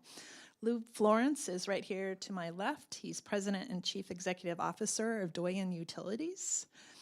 Haven Harris is on the end. He's Vice President for Corporate Development, and he's with Bering Straits Native Corporation. And then Lieutenant General retired Eric Wesley and former Commanding General for the U.S. Army Futures Command is with us. And I'm going to let each of you give a little bit more of an introduction. So, thank you, Christy. Are we on? I think. Okay, so, and I'll be very brief. So I'm pretty new to Alaska. I've only been here for 4 years. Came up to Fairbanks to lead the utility company that Christy mentioned, Doyen Utilities. But I'm a 30-plus year power plant operator, about half nuclear, half fossil. And so I've seen a lot of the various technologies and various iterations, and was delighted when I came up here to Alaska to find that Alaska is a hotbed of micronuclear development, and have tried to lend support and do what I can to help the efforts of this industry. So as a caveat, I'm not a nuclear engineer, and nor am I an economist. Christy found me on the street and asked me if I wasn't busy. I spent 38 years in the Army, and so I'm probably a practitioner of bureaucracy to a degree. More importantly, I was an operator throughout the time I was in the military. The last 5 years I spent developing what we would describe as the future Army. And it became apparent to us that clearly there's a exponential spike in energy demand on the part of soldiers, and you're only going to get a marginal gain in any liquid fuel improvement. The other thing is, and many might not know this, is that the biggest challenge for any theater commander, and it isn't tactics, it's not targeting, it's not operations, really it's moving energy on the battlefield. And that problem and that challenge inspired me and got to meet Dr. Waxman with the Pele program and have been involved in it since, and particularly its requirements and applications. Well, my name's Haven Harris. I'm, as said, Vice President of Corporate Development for the Bering Straits Native Corporation. We're one of the 12 regional corporations here in Alaska founded at the Alaska Native Claims Settlement Act. We represent the people of the Seward Peninsula area. We have about 2.1 million acres. And today we have 8,100 shareholders and about another 17,000 descendants. So we basically represent a membership worldwide of about 25,000 people. I was born and raised in Nome. I lived there until about 15 years ago. So I think I bring a very rural, off-the-road system focus to this discussion that frankly is vitally important for the development of both of our resources and the continuance of our traditional ways of life in Alaska. I really firmly believe that a vital, strong Alaska, rural Alaska, villages, guarantees a strong urban Alaska. I don't believe a strong urban Alaska does anything to guarantee a strong rural Alaska. And I've held that belief since working in the Alaska State Legislature, working for tribal-based organizations, healthcare organizations, and now almost 10 years with my regional corporation. My family is originally from the White Mountain Fish River area, the Upuk family. My Inupiaq name is Anamak, and in addition to being at the Bering Straits Native Corporation, I'm a tribally enrolled member of the Nome Eskimo community and a former board member of the Sitnesok Native Corporation. So I'm hoping to bring kind of that feeling and tone of what it's like living and being an end user of resources, off the road system to this discussion, and also an organization that wants to continue investing in our own region and our people. Thank you very much. And you're also grew up in Nome? Born and raised. Born and raised. Yep. I love that perspective that you're bringing. All right. So as many of you already know, I'm an economic development practitioner. What does that mean? It means that I'm really interested in how we're going to create wealth for our state and how that wealth is going to result in jobs and prosperity and greater resiliency. And so when I'm approaching this, I'm thinking about those types of things. And when I consider the possibility of having a safe, proven, reliable, and hopefully affordable energy source, I just get super excited because I've spent 30 years looking at economic development opportunities across our state. And frankly, energy and workforce tend to be the two obstacles that we routinely hit. So I'm excited about the unique opportunities that this new nuclear offers and what it might bring to Alaska communities and our business communities. And I share your feelings, Haven. I think, we need to have a strong rural, remote Alaska, and that there's a tremendous opportunity with that. So I want to dive into what your vision is. How might we accomplish some of these goals that we've heard about today? So I'm going to start it off with you first, Lou.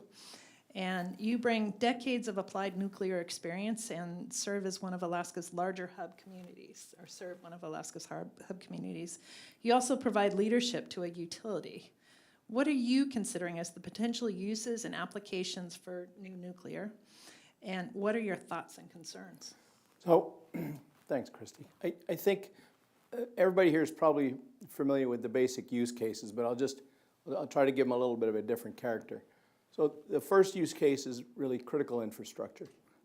And that starts, I think, the most obvious instance is the military installations.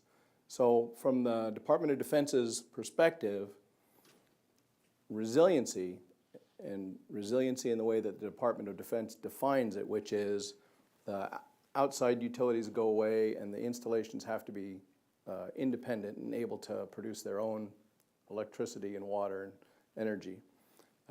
So resiliency and security, you have to be able to actually protect the asset, are paramount. And so from a resiliency and a security perspective, nuclear provides a tremendous option. If you go around many installations that the military has throughout the United States, you'll find that resiliency is often provided in the form of fossil fuels, oil tanks, 10 days, 14 days. With a nuclear option, there's super resiliency, if you will. But this this capability for critical infrastructure goes beyond just the military applications, of which there are many in Alaska.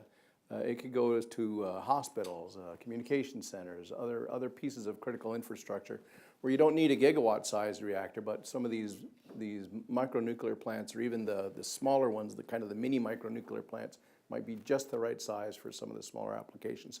So that seems like the first and most obvious use case. The second one has also been discussed here, and that's out in the off the connected grid locations. So President Pitney was up here before, and she mentioned that basically the only electrical grid in Alaska of any size, and it's not very big, to be honest, is the rail belt connected grid going from Homer up to Fairbanks. Everywhere else is essentially off the grid, and each of those is a potential use case for micronuclear because of resiliency and also because of cost. So the costs to generate and maintain generating equipment in rural Alaska and even in some of the bigger cities throughout Alaska can become very high. Where people in the lower 48 might be used to spending 15 cents a kilowatt hour, Fairbanks, Anchorage were close to 20, 25 cents.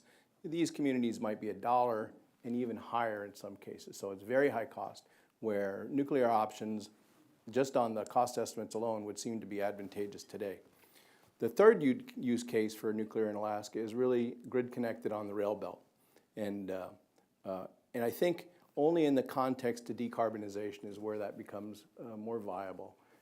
Right now, each of the rail belt utilities within Alaska is organized as a cooperative, and those co-op boards look very hard at costs. And right now, micronuclear does not, or even small modular nuclear, does not pencil out for them. And so we don't see nuclear projects on the board. So there are two clear use cases that should work today, and that is critical infrastructure on the military installations and in remote locations. And really the the concern, to answer the second part of your question, Christy, is, well, you know, why haven't we filled the reactor vendors' order books, right? Why isn't there a backlog? Why isn't this stuff ordered and being produced? And when I think about that, and again, I've only had a few years exposure to this, but there's an awful lot of discussion going on. I've assembled a certain kind of overall picture. I think there are three things that really are the barriers to deployment in micronuclear in Alaska. And the first is the technology. They're just not built yet. But honestly, I'm not too concerned about that, because the technology is moving along. There are a lot of challenges. There are supply chain challenges. We've heard pretty good discussion of that today.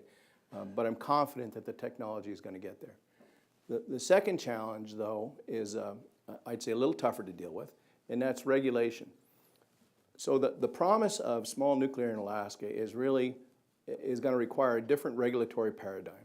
You know, if you want to put a plant out on a village by the river, you know, it has to be no emergency planning zone. It has to have really no seismic siting criteria. You don't have to go through the elaborate licensing process. Well, the licensing process has to take place for the plant itself, but not for when you deploy it. They've got to be able to be remotely monitored and remotely operated. It's going to be tough for the regulators to wrap their head around that kind of licensing environment. So I think regulation is the second big hurdle. But I think the third hurdle is really the toughest one, and that is getting support from the people who live in the places that these plants are going to be deployed. So to get the support and the buy-in of stakeholders is critical. To be completely frank, I think that's where the biggest gap is today. We see a lot of people come and talk about micronuclear deployment and the opportunities for it.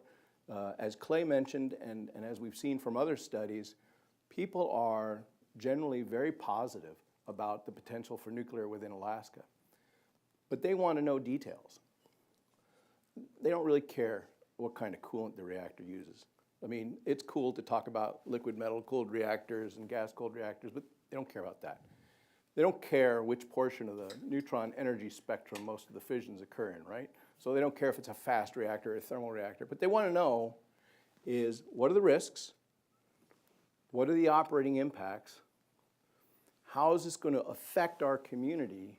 What are you going to do with this thing when it's done? Right? Those questions come up over and over again. And I think that there has to be honest and ongoing engagement, as one of the other speakers mentioned, in order to get that acceptance from stakeholders and almost what I would call a social license to operate. And I think that's actually, assuming that the technological stuff gets fixed, assuming that we can get through the regulatory hurdles, I think that that's actually the most critical barrier and the one that deserves the most focus for deployment of micronuclear. And I'm sorry I went on way too long. No, you're fine. Thanks, Lou. So I'm going to kick it over to Eric next. And we started our day today talking about the importance of the military, and probably even flipping it back, the importance of energy to the military. And it just seems to me that that might be a starting point for us. But I'm also curious whether there's relationships that can be between private sector and the military. How might we get going from that perspective? Well, I would like to pull the thread later on the regulatory piece, and so if we get to that in some questions. But to your question, I think, well, I'll give you a little story.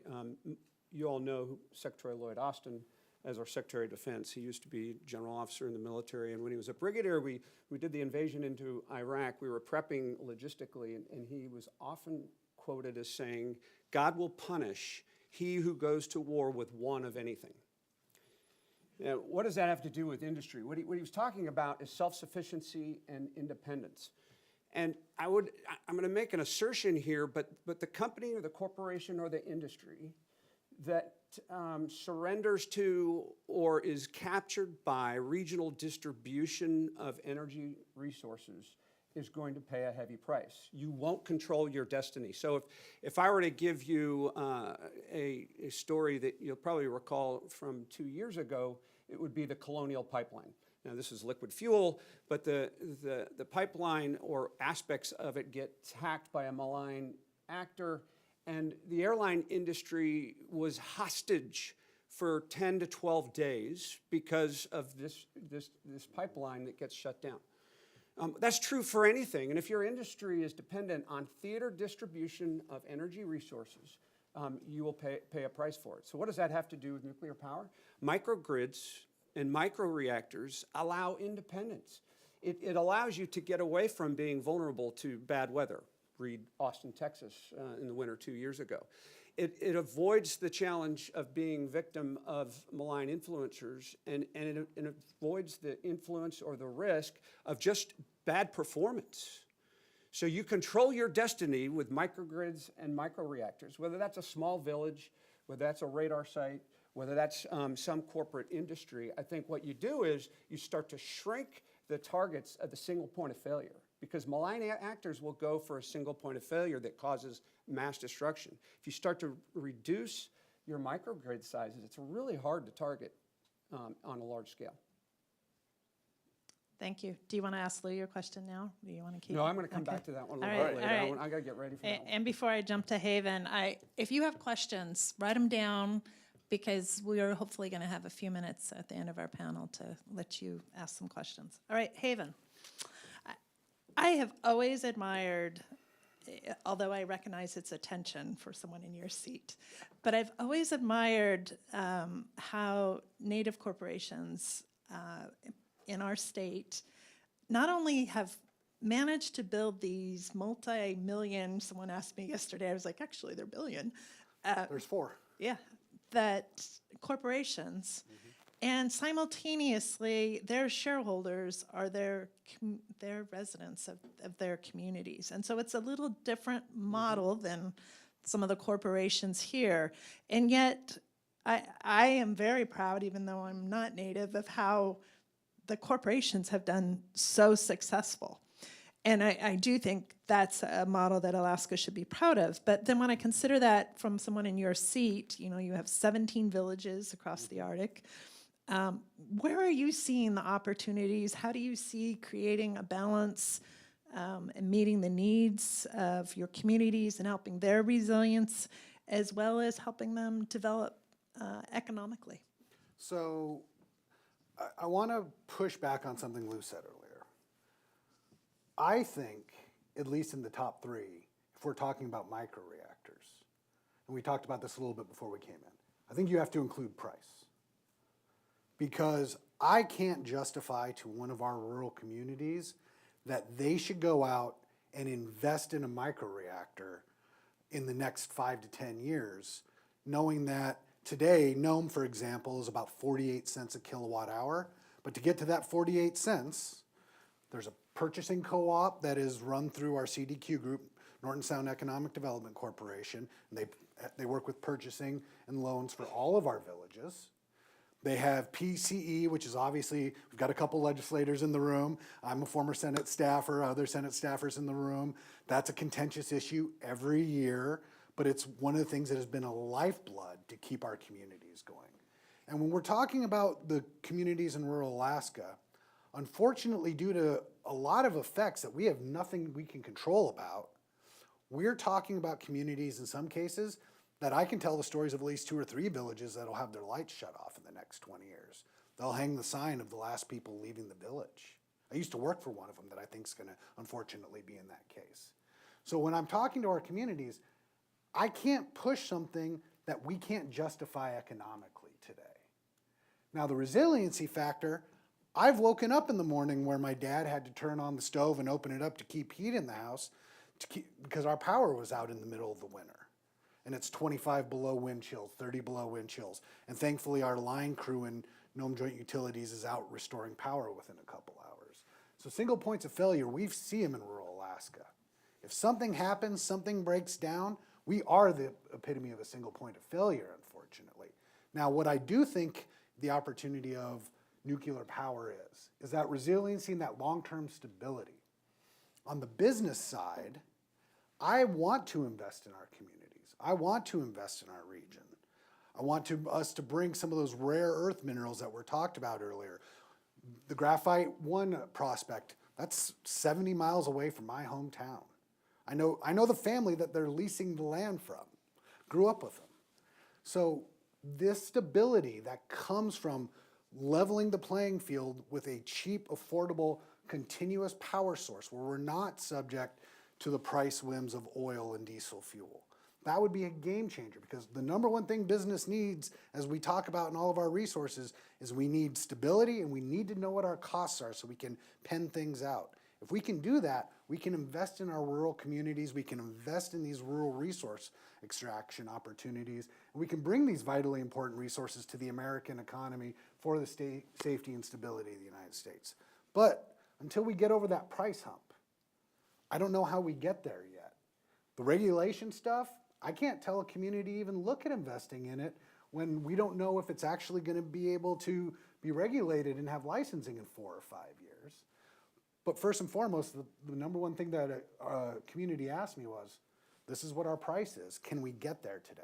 And just as an anecdote and a story like we were talking about earlier, Bering Straits Native Corporation, in cooperation with one of the companies doing a lot of microreactor work, we applied for a grant through the Department of Energy. We were denied.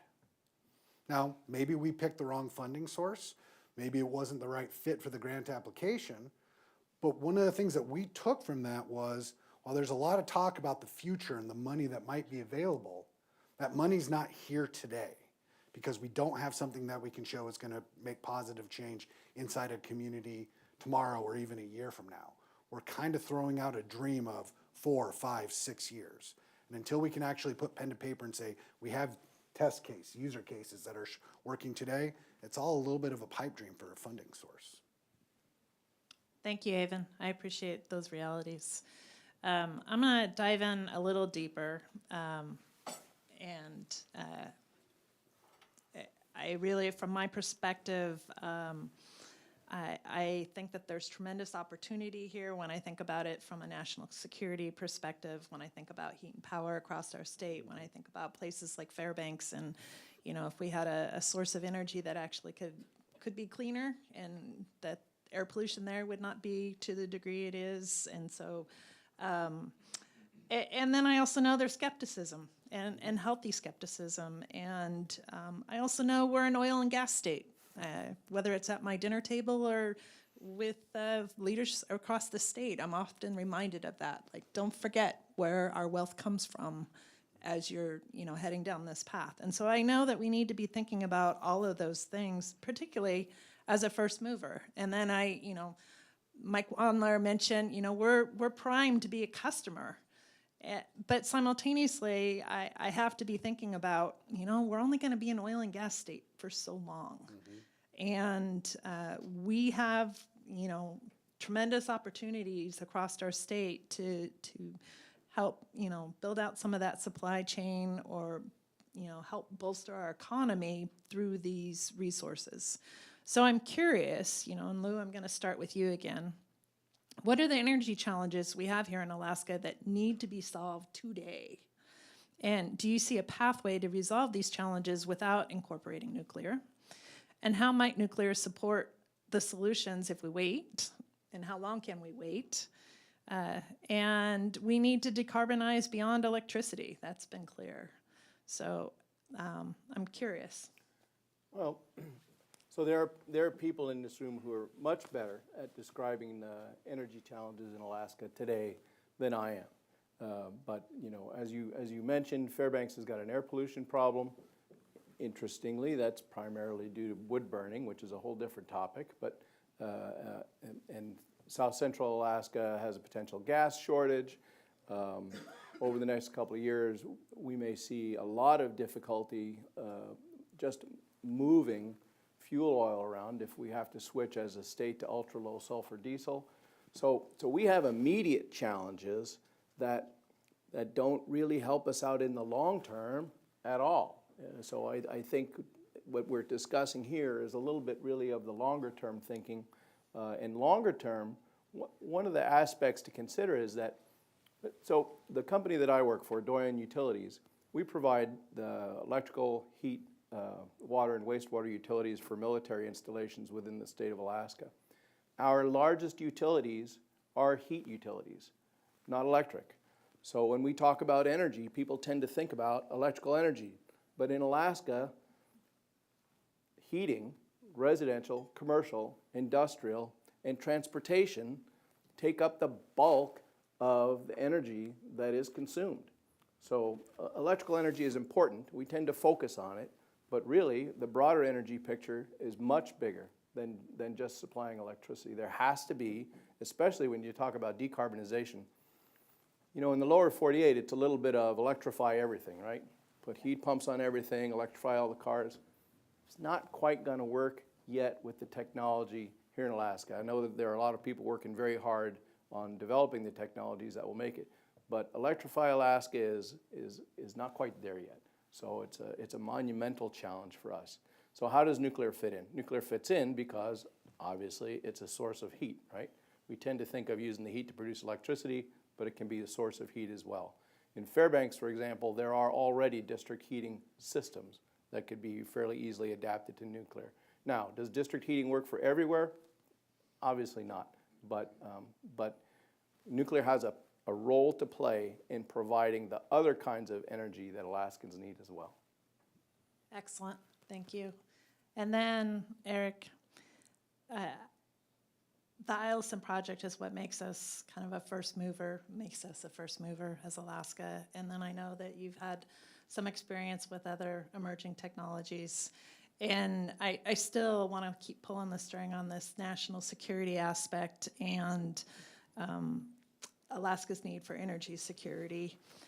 Where is the opportunity for us to maybe to partner with the military or benefit from some of those early investments with the military?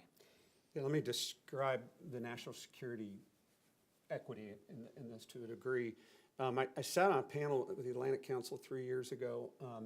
In order to disrupt thinking and wake people up a little bit, I made the statement that I'm mildly interested in the environment as it relates to nuclear power and electrification.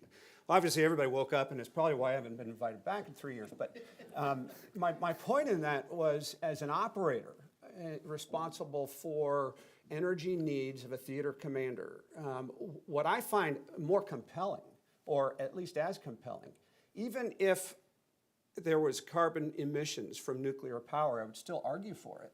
Why? Because of the energy density that Dr. Waxman mentioned earlier. Orders of magnitude more. And you've got this exponential increase in demand for the military in terms of energy. So you got to get it from somewhere. You're not going to get it from liquid fuel. So that's sort of a background context. But it's important to know, why is this important from a national security perspective? And I think there's probably four things. The first is we are an expeditionary force that goes globally.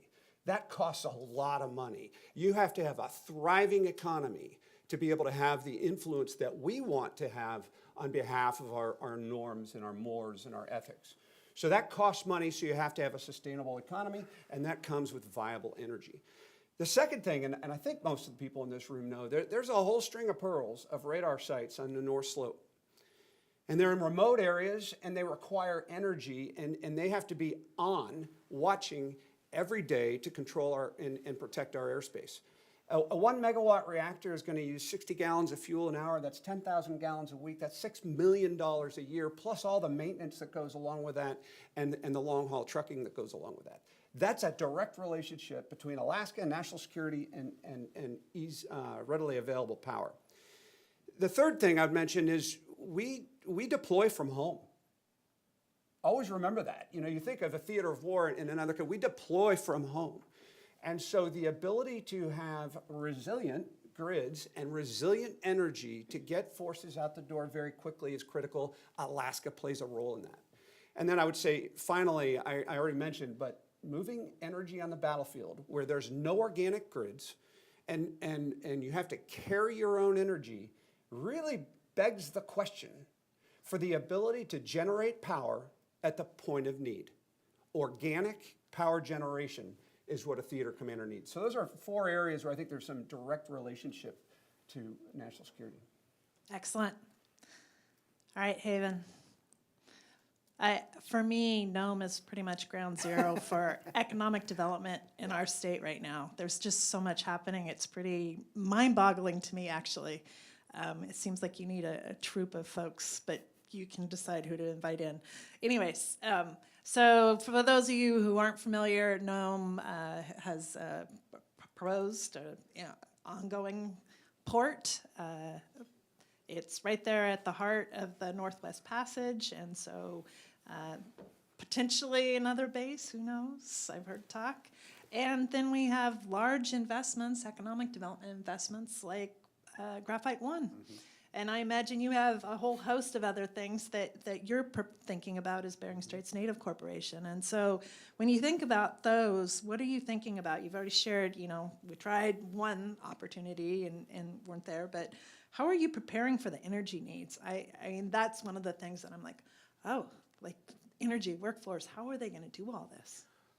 Well, that's the $5 million question, or $500 million question, I should say. So if anyone has a great answer, I'll be over here in the corner when the meeting's done. No, in reality, you're right.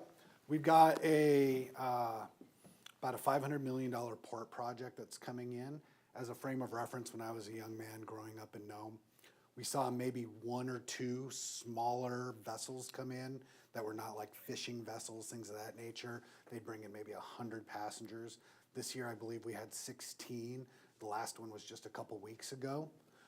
There are projections that we could go up into the 30s or 40s. And we are one of the main points for the scientific worldwide voyages when they go over the Northwest Passage. They come and stop in Nome.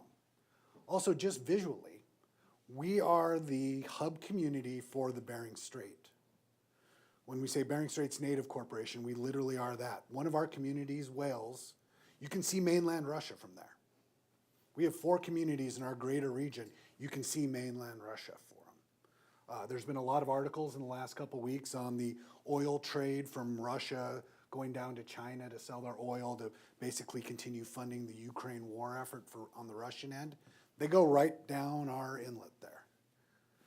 We have people who see them, who observe them when they're out hunting and fishing all the time. So for us, on a national security front, that's where our apprehension comes in, obviously. But with all these risks, we're putting in a $500 million port. That's the opportunity to galvanize, re-energize a community or region of 10,000 people that need that economic development. That hopefully we're going to lessen prices. We're going to be able to bring in new people for tourism and economic diversity. The energy costs. Of course, we're looking at that in conjunction with the national security aspect and the increasingly verbalized possibility of a growing military presence. Whether it's 5 people or 100 people, we have to find housing, and we have to have the ability within the existing infrastructure to keep their lights on, to keep their house warm. I was really intrigued, Lou, you brought up heating earlier. When in speaking with the city of Nome about the opportunity for a nuclear plant, the thing that they grasped on most strongly was not just the power generation. They were most excited about the heating opportunities. How would we be able to get that out to either our largest base users, the hospital, we have the regional jail in Nome, the school, other large facilities, but they're also excited, can we push that into some of our new home developments? Because that is what's going to drive the cost down for the consumer.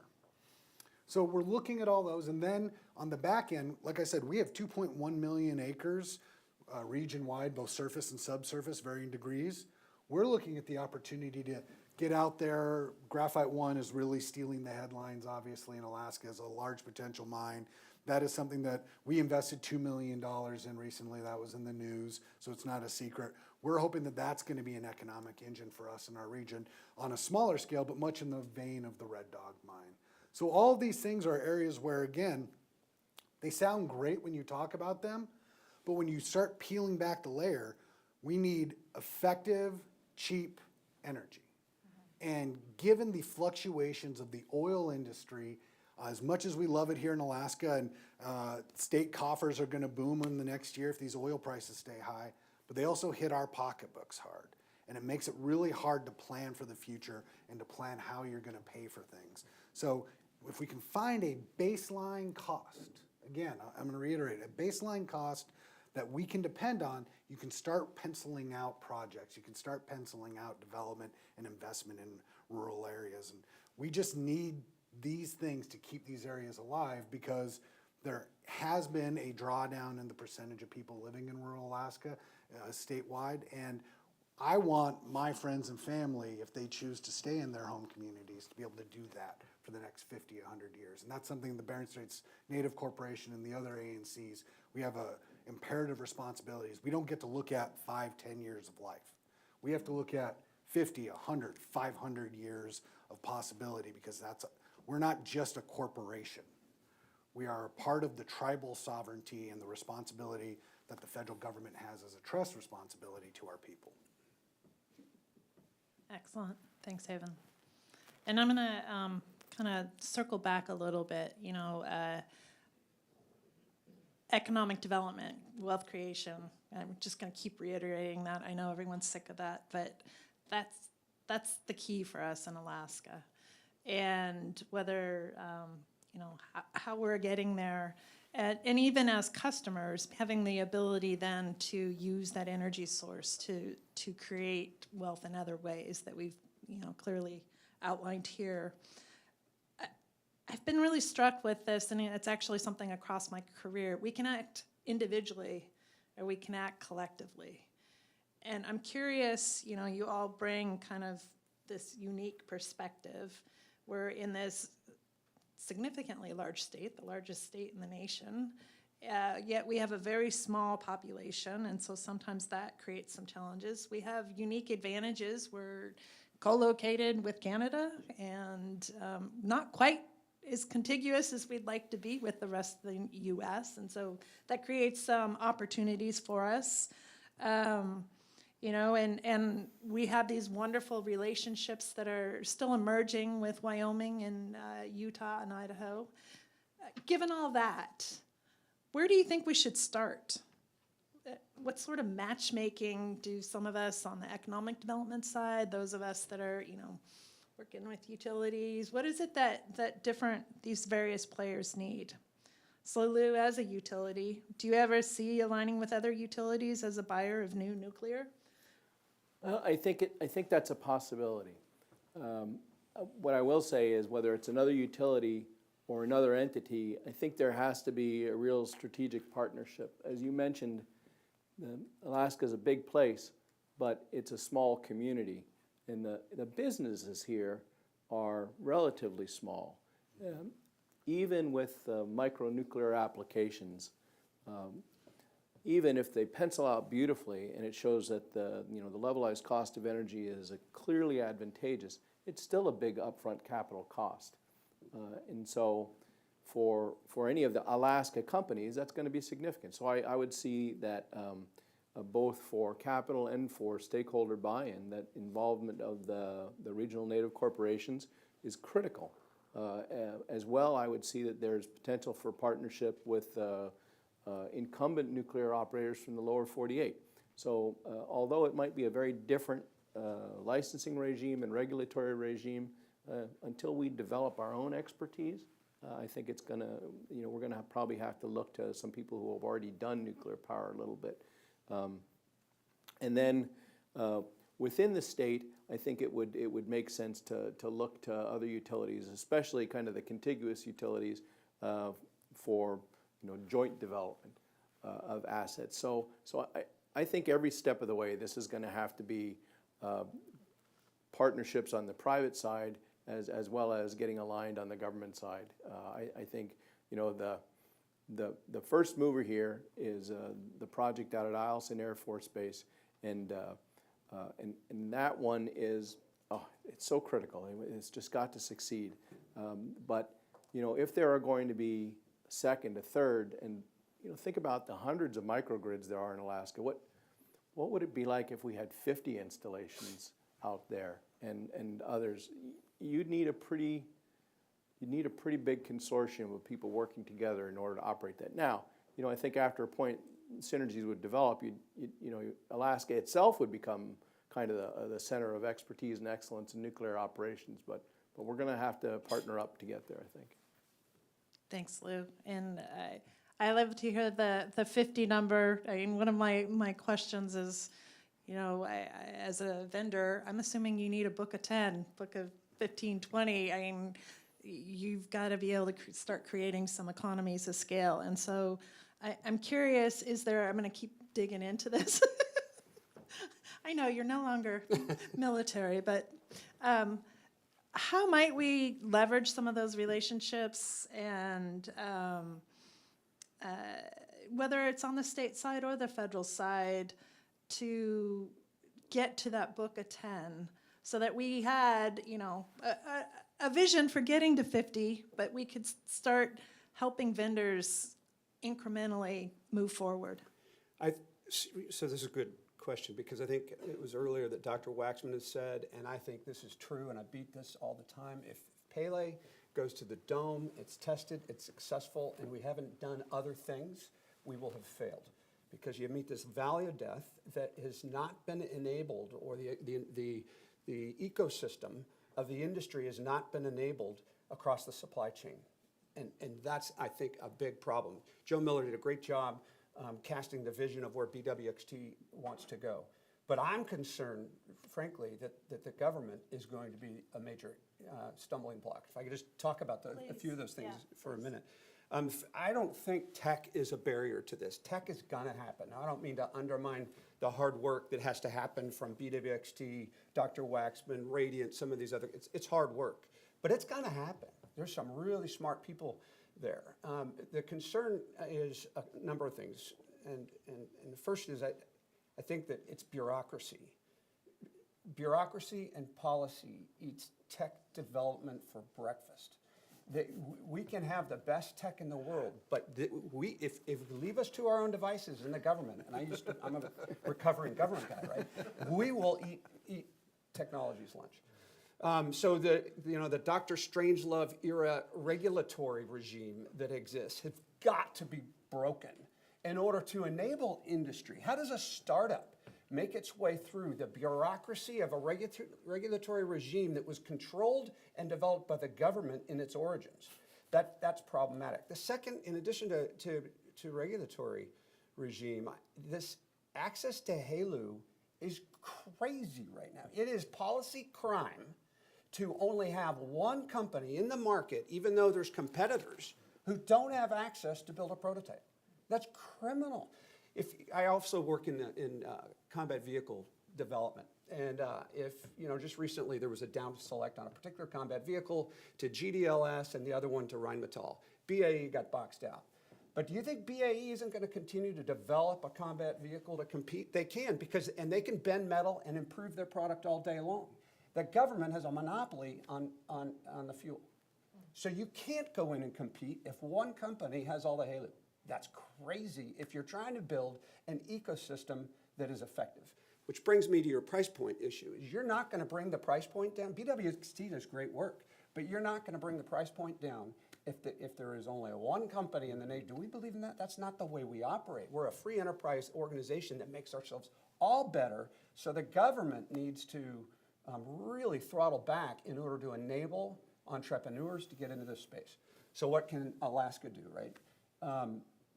I would argue, Dr. Goff is going to hate me after this question's answered, but we should gang tackle Dr. Goff and say, okay, how do we solve this problem?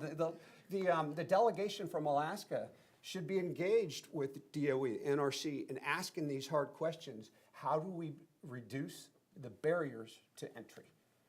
I'll come over next to you, Dr. Goff, after this. I'll take care of you. Wow. I didn't mean to hit a nerve, but thank you. Yeah, no, that's very insightful information. And I'm probably going to hit a nerve with you now, even. So I'm sorry. So I've long thought if the Native corporations joined forces, like, you all would be unstoppable. How might you join forces to advance nuclear in our state? Are you all talking about that at all? I would say there's no coordinated effort that I'm aware of. If there is one, they haven't let me in the door yet. I guess I don't have the secret handshake for that meeting. That concept has been discussed on a lot of big projects. I know that as far back as 20 years ago, there was discussions, could the Native Corps, along with the tribal entities, help push forward gas line potentially? And there's been all those discussions. And in general, the Alaska Native corporations are pretty resource favorable, but we want to do it responsibly and safely. I think, you can see the pushback on the Pebble Mine as a great example, where pretty much consensus-wide, the Alaska Native corporations, now there were some village corps, I want to put that disclaimer out there, that we're working pretty collaboratively with Pebble, but for the most part, the Alaska Native corporations and tribal entities said, no, Pebble makes us too afraid. The flip side is you have the Red Dog Mine, the world's largest zinc mine, and that has been wholly embraced. And so I think when you're looking at nuclear, as an example, kind of following along these trains, one, there's still like discussed earlier, there's still so many questions on a community level. And each community is going to have a very different visceral reaction. My home region, we don't have big rivers. We have the Unacleet River, we've got the Nome River. I'm trying to think of other large rivers in our region. I see a gentleman from Chilista in the back. He's got the Yukon River. He's got the Kuskokwim River. Those are rivers that go hundreds and thousands of miles. And if you have an issue with a nuclear plant there, or even the fear of an issue with a nuclear plant there, they're going to squash any opportunity immediately. And they have to, because so much of their livelihood is based on those rivers.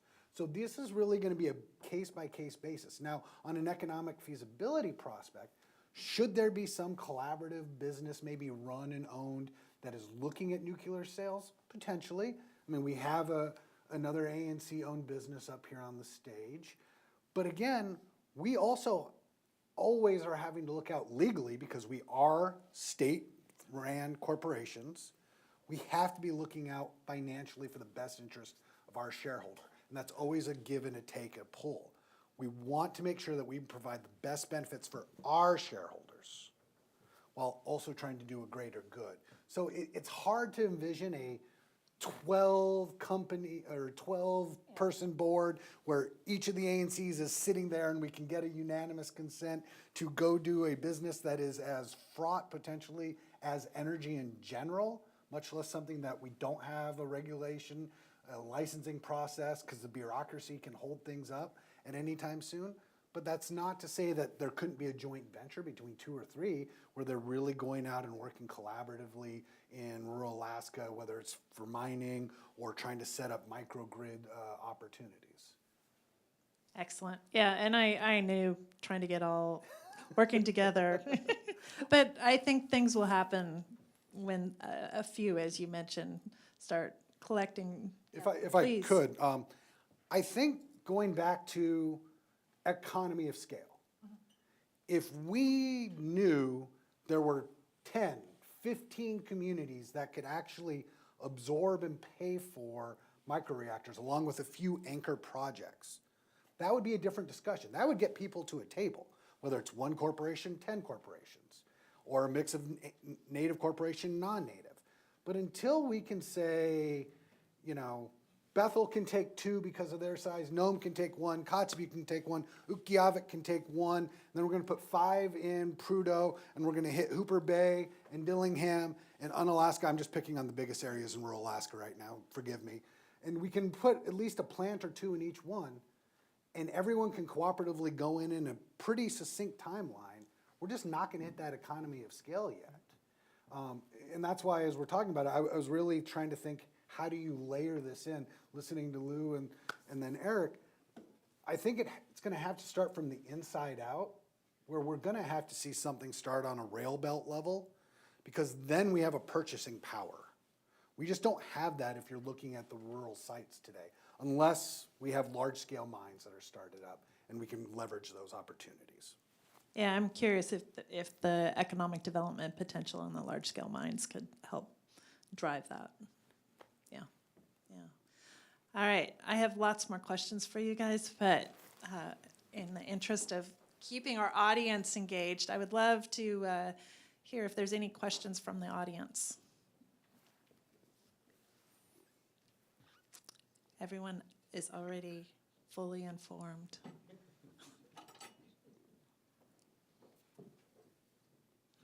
Not a one? I'm shocked. What is the first panel after lunch? Yeah.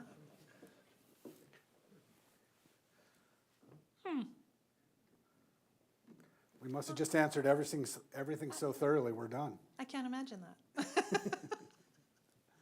All right. Yeah, thank you, Jess. Yeah, Jess Jean, Idaho National Lab. I'm kind of curious, and Haven, your comment on these small communities being able to pay for reactors. There are other business models, like power purchase agreements where somebody else capitalizes this, sees an opportunity for a long-term power purchase agreement. Do you see that as a viable model or a more likely model than what you propose, which say the grid? We had discussion earlier on grid and microreactors that the economics may not initially work there, so that might be a challenge. I think that my concern for small communities, and you got to remember, when you're looking at rural Alaska in particular, I would say Bethel's the largest community in rural Alaska today. Because when I look at rural Alaska, I look off the road system. And I exclude the southeast, so I shouldn't exclude Ketchikan and other communities. But I think of Western Alaska predominantly. Bethel's the largest community, and it's roughly 8,000 people. It's got a regional mass of about 26,000 people split across 53 villages. And the size of that area it's multiple states big. So it's just trying to envision tying everything together so that you can make even a 7-10 year depreciation schedule, amortization schedule work. It's just really hard to see. And that's where I keep coming back to, Christy was calling it the book of 10. If you can get 10 microreactors in, maybe you can distribute through power purchase agreements with one entity that cost. But until we find that, I just have a hard time seeing it because someone's going to have to pay for the cost eventually. And I don't know what corporation right now is going to put $100 million up to do a 50-year amortization on that book of business without a guaranteed backlog, knowing that in 7 to 12 years, you're probably going to have to refresh the system anyways. So it just becomes really difficult to see where Bering Straits, even as a decent-sized company in Alaska, is going to be able to put that money up front. Now, we can work collaboratively with our communities, but every house, every business that comes online helps spread that cost out. And until we have that base, I just don't know how we're going to pay for it. Now, having said that, there are grants. I know there are grants, there are loan programs, and maybe we've got a couple of legislators in the building and they would like to set up funds someday to help pay for these things. But until we have that, I think we're still struggling, and we're putting a lot of emphasis on either very small communities with with low tax bases, or we're hoping to find anchor projects like Graphite One, Donlin Creek, etc. Excellent points. Any other questions from the audience? Thank you for that one, Jess.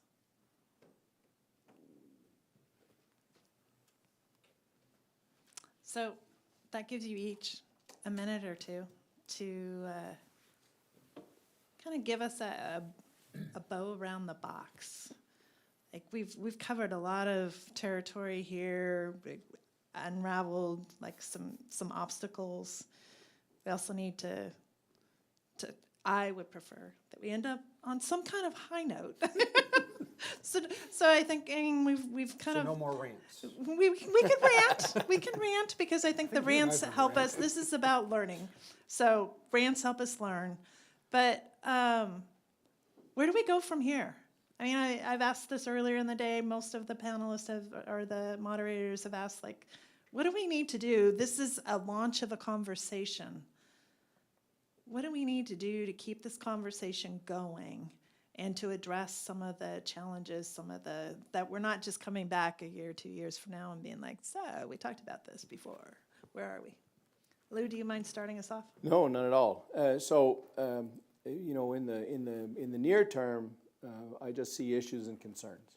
But I have to say, long term, I'm very optimistic because there is, I think, a tremendous groundswell of work being done and recognition that the current solutions to energy problems that have worked up here as well as other places over many decades simply are not going to be viable into the future, and that it's going to come around, right? So to some extent, I'm kind of a believer in the inevitability of the technology. And so I'm an unreasonable optimist in that regard. I just say, when you come around to it, it's the best solution. Now, if somebody says, here, we've invented really cheap carbon sequestration, we're going to do that, I'm like, well, that's great. But for feasible technologies, I just see this as almost inevitable. I don't see everybody who lives in Alaska pulling up stakes and moving away. Long term, this is an incredibly rich resource for the United States, as well as a tremendously important place for everybody who's lived here and people who have lived here for thousands of years. And so I just think that it's struggle, but at the end of the day, we get to where nuclear becomes almost foundational to the way of life in Alaska. I think that's a realizable vision. Thanks. So I think, listen, Joe was just brilliant earlier when he talked about the future of nuclear power. It's inevitable, and it's got to come one way or the other. I think what I would wrap up with, there are barriers, but you know, there are three entities that will solve the problem. The utility companies, the native corporations, and the government, right? And those three come together in the most special and intimate way across the nation here in Alaska. And with Alaska's role in our national security and the fact that that relationship is most intimate here in this state, I think there's a leadership obligation on the part of those three entities to come together to craft that strategy forward. I love that vision. So I've been a naysayer up here for the last 35, 40 minutes. Funny enough, as an 18-year-old at Nome Belts High School, I wrote a paper in my physics class on fission versus fusion in the future. Turned it into the University of Michigan to get it was part of my application process, and ultimately got a political science degree, which is weird when you think I submitted a physics paper to get into college. I'm a firm believer that nuclear is a part of the story. I think it has to happen. I think for rural Alaska, for large projects, we do need that baseline energy production that can survive a lot of the fluctuations of the future. I'm hopeful that we're all correct and the technology does happen, and that is the least of our concerns. My vision is that in 2 years we would be having similar discussions because we don't have the regulatory aspect yet. But I think what we need to continue is the education of the general population of Alaska to understand where and why the people that are in this room predominantly probably feel nuclear is a part of our greater aspect. We're still going to need to extract our resources. That takes a tremendous amount of power. We want to continue advocating for clean oil and gas production where we do it better than anywhere else in the world. But in our own house, we still need to best predict and best build out our infrastructure to survive for 50 to 100 years, 1,000 years, so that people can stay in Alaska while we're taking advantage of our extraction state status. And so I have a firm vision that, yeah, in 5 to 10 years, we probably are beginning to see plants come online. I just think we have to be realistic in that we're going to need to overcome a lot of financial hurdles because we have so many small patches of population in the state. So I don't want to end on being the naysayer that says, no, I don't think it's going to happen, because that's the exact opposite of how I feel. But I also think if we don't openly address the limitations of some of our population base and the difficulty that that presents, we're really selling ourselves short and not showing the full picture. Love it. So I just feel so privileged to have been able to spend some time with each of you and to learn from each of you. And I really appreciate the vision that you just shared. And join me in thanking them.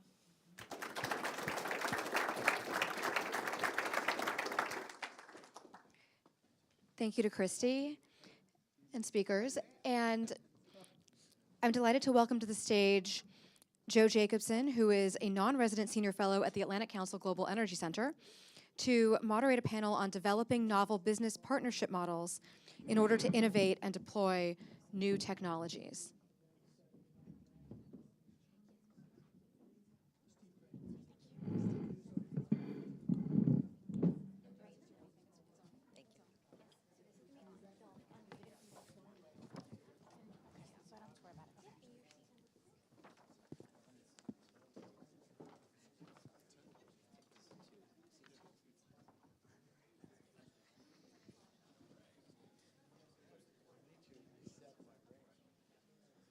All right, thank you everybody. Thank you, Jennifer. And again, like everyone's echoed here, thanks so much to the Atlantic Council for hosting this and putting this on. Thanks a tremendous amount to Christy Bell and the University of Alaska. Christy invited me into this group after I was starting to dabble in nuclear a few years ago, and it's been tremendous. And INL, I mean, I think one of the things that maybe hasn't been said here is obviously they played a huge role in this, but the amount of time they've devoted to hosting Alaskans in Idaho and coming up here for educational things is going to be instrumental in deploying nuclear here.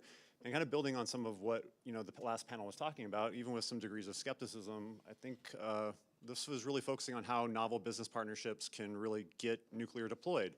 And as Haven was talking about, that we may have 5 or 6 years before something's really going to be deployed, but I think that's probably the reality that we're dealing with anyways, even if we start today. So I think that acknowledging that there's a long pathway and there's certain gaps in what's currently available, it's not a off-the-shelf service that we can just go buy and plug in right now. But what are the things that are going to allow us to be prepared to be early movers and early adopters of this in this? So, this panel is great in that we have both, we have Doug Bernauer, who's founder and CEO of Radiant Nuclear, which is a small reactor, Gen 4 reactor developer. Scott Nolan, who's a partner with Founders Fund, top-tier VC. Christy Ressler, who's president and CEO of ASRC Energy Services, which is a subsidiary of Arctic Slope Regional Corporation, Alaska's largest native corporation, and Ali Siddiqui, who's the head of director for the advanced nuclear part of Canadian Nuclear Laboratories. So I'm going to start with Christy. And part of this, I think, is maybe to play a little bit on native corporations. But, I was watching some of the panels related to Climate Week. It wasn't an Atlantic Council event, but it was a prominent VC was talking about the Eielson opportunity, but also mentioning how we're still delivering diesel to our communities via dog sled. and it's kind of like a caricature of Alaska and of the economic opportunities here. And Lou and Haven did a great job of kind of introducing a little bit of the opportunities that Alaska Native entities, represent and some of the opportunities there.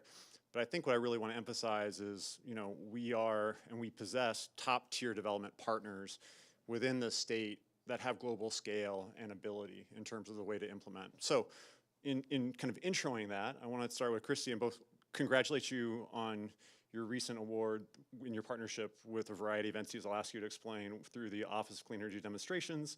But maybe before you get in the award, could you just maybe give some background around AES, ASRC, and just kind of some of the scale so people can actually picture this? Alaskans will know this well, but maybe for the people who aren't Alaskan or who are watching online to kind of get a better sense of that.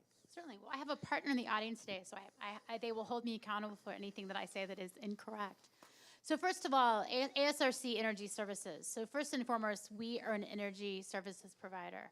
We spend a lot of time working on the North Slope of Alaska, supporting our clients up there. And we also have been doing a lot of diversification, which I can speak about. So when I think about how we partner, what we might do is going to be different than, say, what ASRC might do at the corporate level. So we're not going to talk about sort of funding a big utility today, because that's not what we do. We provide services.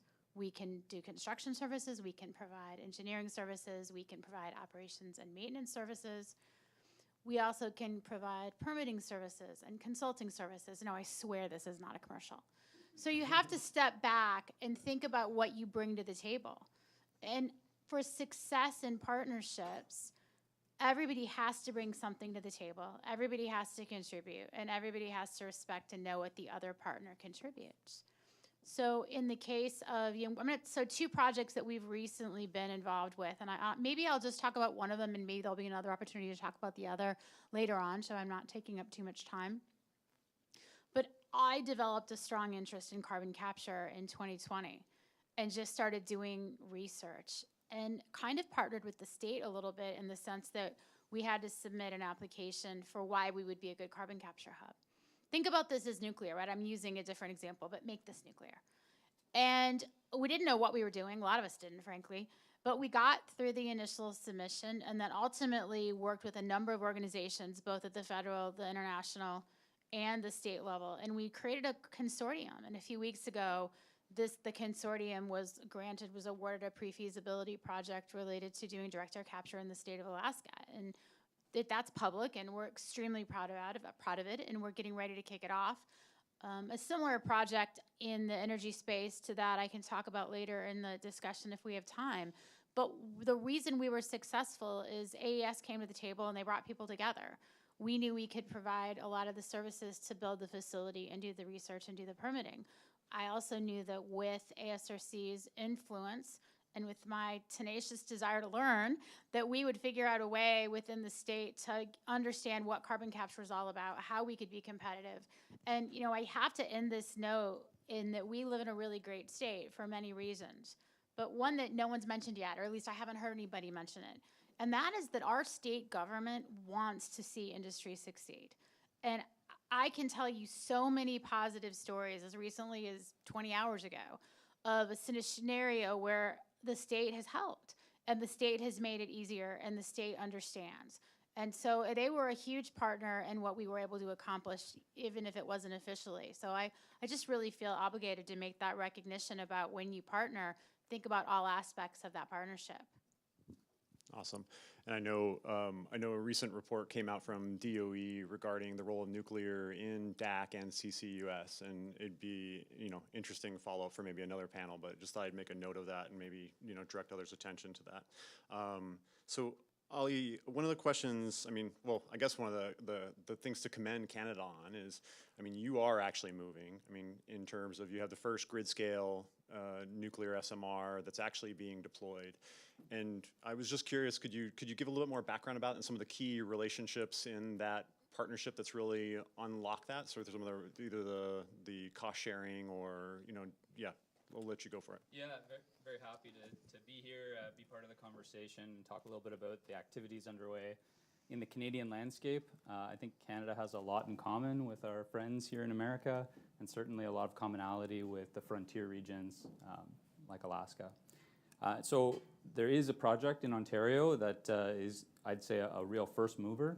This is the Ontario Power Generation BWRX 300 build. It was announced a couple of years ago. They'd be building one unit at the Darlington site. That's about 30 to 40 miles east of Toronto. They just followed up that announcement this past summer saying it's actually going to be 4 units. And you know, that project is going ahead. There's some innovative aspects to that. They're following a integrated project delivery model, which I think is becoming more and more common nowadays. They're also looking more broadly than just the activities underway at the actual utility. They're partnering with other institutions and other utilities around the world. So there's a well-publicized linkage with Tennessee Valley Authority, who's also tracking that project closely and have some plans to follow up building the same reactors in their jurisdiction. And there's other provinces in Canada. So Saskatchewan Power, which is a new to nuclear utility, is also really working closely with OPG, looking to deploy the same technology out into the 2030s. So a lot of collaboration, a lot of sharing of information, and taking that broader kind of global perspective on how to develop these technologies. I'd say, it's really key to find that kind of partnership too, because any one utility trying to roll out a single unit is going to run into a lot of risk, a lot of challenges. If you can spread that out over multiple projects, many units over time, you can really get some economies of scale there. Yeah, even in listening to some of Haven's comments or others from the prior panel, I mean, it really was for the integration of one, government funding from a long-term, low-interest rate loan to the tune of about $1 billion. I mean, and then multiple partners across the entire value chain, where you have the customer, you have the engineering firms, and really, I mean, AECON, who's active in Alaska, is part of that agreement already. So, I mean, some of this experience will trickle down into other states and for those places where they already have a relationship. So, just it's an exciting example, and kind of just shows you really just need one major customer to kind of lead, and then pulling in the right partners to find people across the entire value chain to get involved and be successful. Doug, obviously you're working on something that's quite a different scale than the BWRX 300, and are a relative newcomer to nuclear, all things considered. I was just curious if you could provide more background on Radiant, your experiences at SpaceX, and how you've taken your approach to Radiant, and then some of the partnerships that you've been involved in so far that have really helped move the needle, and if there are any upcoming ones that you'd care to talk about. Yeah, that's a whole lot to unpack. But yeah, I'm Doug Brennauer. I was at SpaceX for 12 years, working on some very cool projects for Elon, including like the first rocket with legs. But I left all that because I started to look at nuclear power, and I saw there was a huge opportunity for what it enables in space technology. But then I founded a company when I realized that it's really critical to deal with energy and climate challenges on Earth today. And so what Radiant is now, 3 years ago we raised our first funds, and every year since then we've tripled our funding and we've doubled our staffing. So we now have raised $60 million in total venture capital. We've won several federal awards, so we have a total of about $8 million through all those federal awards. And there's 42 of us full-time in Los Angeles. A lot of former aerospace company folks who now feel that deep tech, climate tech is really something that needs to be focused on, that needs more talent. And so we're a hub for that. And we're a company with a vision of a factory constructible portable microreactor, which is this much smaller unit that some people have referred to as like a mini microsystem, or something very small, about 1 megawatt electric. And if you build 100 reactors a year in a factory and deploy that to customers, these units can function for about 5 years. And the size we've targeted is 1 megawatt, because you can buy a diesel generator that's 1 megawatt. And if you operate in a small community and you'll have only need for a diesel generator, well, those are very polluting, right? They not only emit carbon, but they emit carcinogenic fumes that the people in that community are going to breathe. And there's a known cancer risk increase immediately and on day one. And every year you buy that, I think Eric said $6 million worth of fuel a year. And so while it's a lower cost, it's maybe easier to fund and finance, it's really not financing the future, right? The future health of people in these communities, and it also provides an improvement in resilience. So So we're a startup. We have a singular focus. We want to demonstrate a criticality test in 2026 and be able to deliver 1 unit in 2028, and then scaling up eventually to this 100 units per year number. In order to do it, it's going to take a huge number of partnerships, because it's a really different product if you've got a factory where these reactors are going to be shut down and then returned to someday for refueling. And so it means moving spent fuel across multiple states. And our system is so small it can fly by aircraft. So that's by air, by barge, or by truck. And that's maybe between Alaska through Canada and into states, Wyoming, Idaho, or Utah, where we may want to locate our factory facility. So it's going to take a huge number of partnerships. We need a state-to-site factory. We need states that want to be customers. We need everybody else involved and in the way to believe in the vision of the future that this product can bring, so that they will spend their time and their effort to try to unblock some of these challenges in transportation, in regulation. And there's also even a big challenge for government support to come in the right way and fund these programs, including, I wanted to mention just that Haven mentioned the PCE program, right, which subsidizes the high electricity costs in all these remote regions.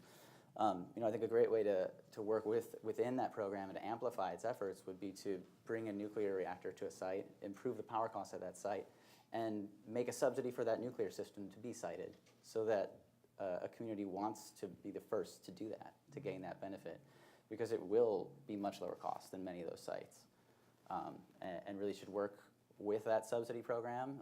And there are people who are in charge of that. And I think the really interesting thing is that I think everybody in this room is excited about nuclear. That's why we're all here. And I think there's in human nature, generally we'll wait and see. A lot of people, if a company asks a potential customer, or you want to, be one of the first to have a reactor, they'll maybe go, all right, let's ask the NRC, are they licensed yet? And they'll go, no, it's a new technology. We don't know how that's going to work yet.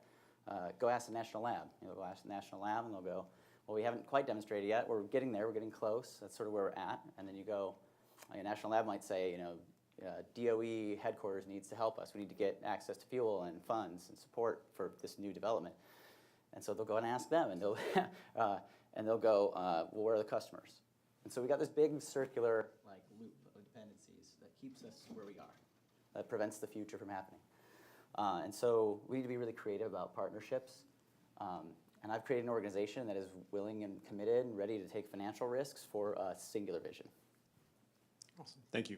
And just as something to acknowledge too is Rob Gillum of McKinley Capital, and McKinley is an investor in Radiant, and by de facto Alaskans are an investor in Radiant. So there's some shared interests there, just as an aside.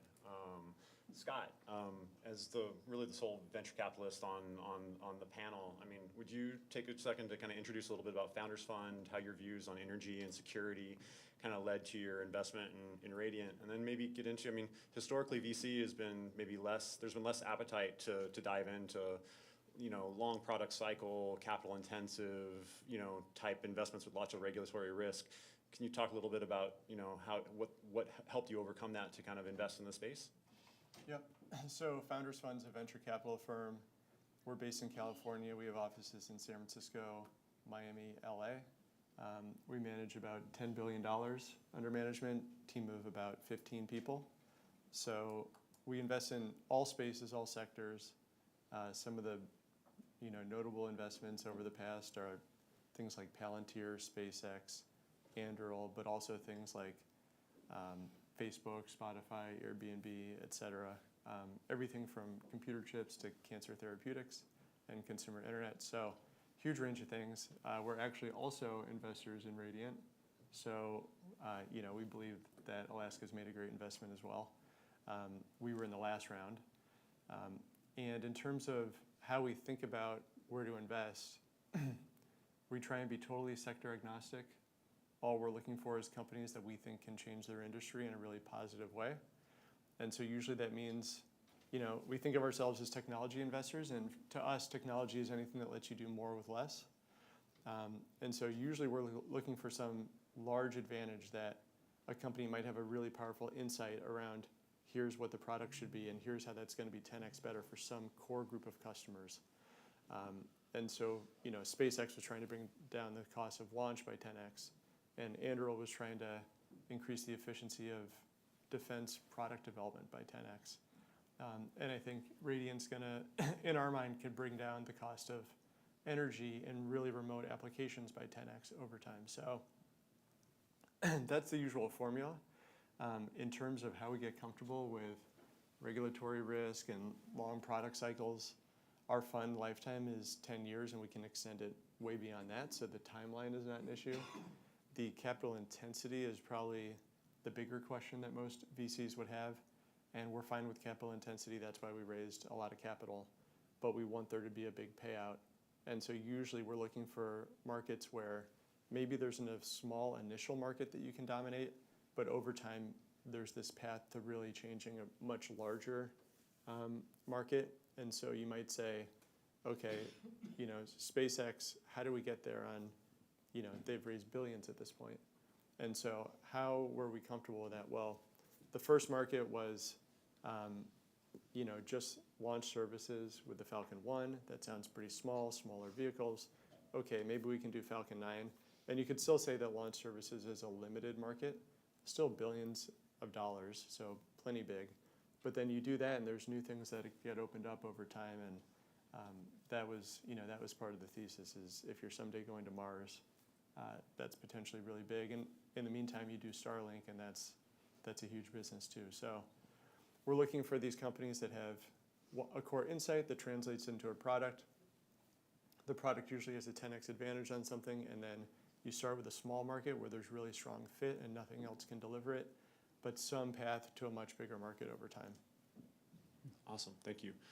Ali, I mean, in the first example, we talked about some of the larger SMRs, but I was really, you know, could you talk more about some of the work that you're doing around small advanced reactors, or, you know, things that just, yeah, in the true, I guess, micro reactor or whatever that might be, and then talk a little bit about your scenery and site programs? Sure, happy to. So CNL is Canadian Nuclear Laboratories, and we are the national lab in Canada. Unlike the United States, we only have one National Nuclear Lab. At CNL, we are really happy to be hosting an invitation siting process for SMRs. Really, microreactors are the right size for this siting process. It is open and transparent. We don't have any particular design that we're advocating for, but we certainly want to support any developments that we can help move along towards deployment and ultimately rollout in you know, broad industry. And so in Canada right now, at the Chalk River site, which is about 2 hours west of Ottawa, we will be building on our site a global first power project of the USNC designed micro modular reactor, MMR. This is a gas-cooled reactor technology. They are you know, furthest along in our siting process, but that siting process remains open if there are other vendors that want to demonstrate their reactor at a CNL managed site. That's really exciting, certainly. It is you know, ambitious.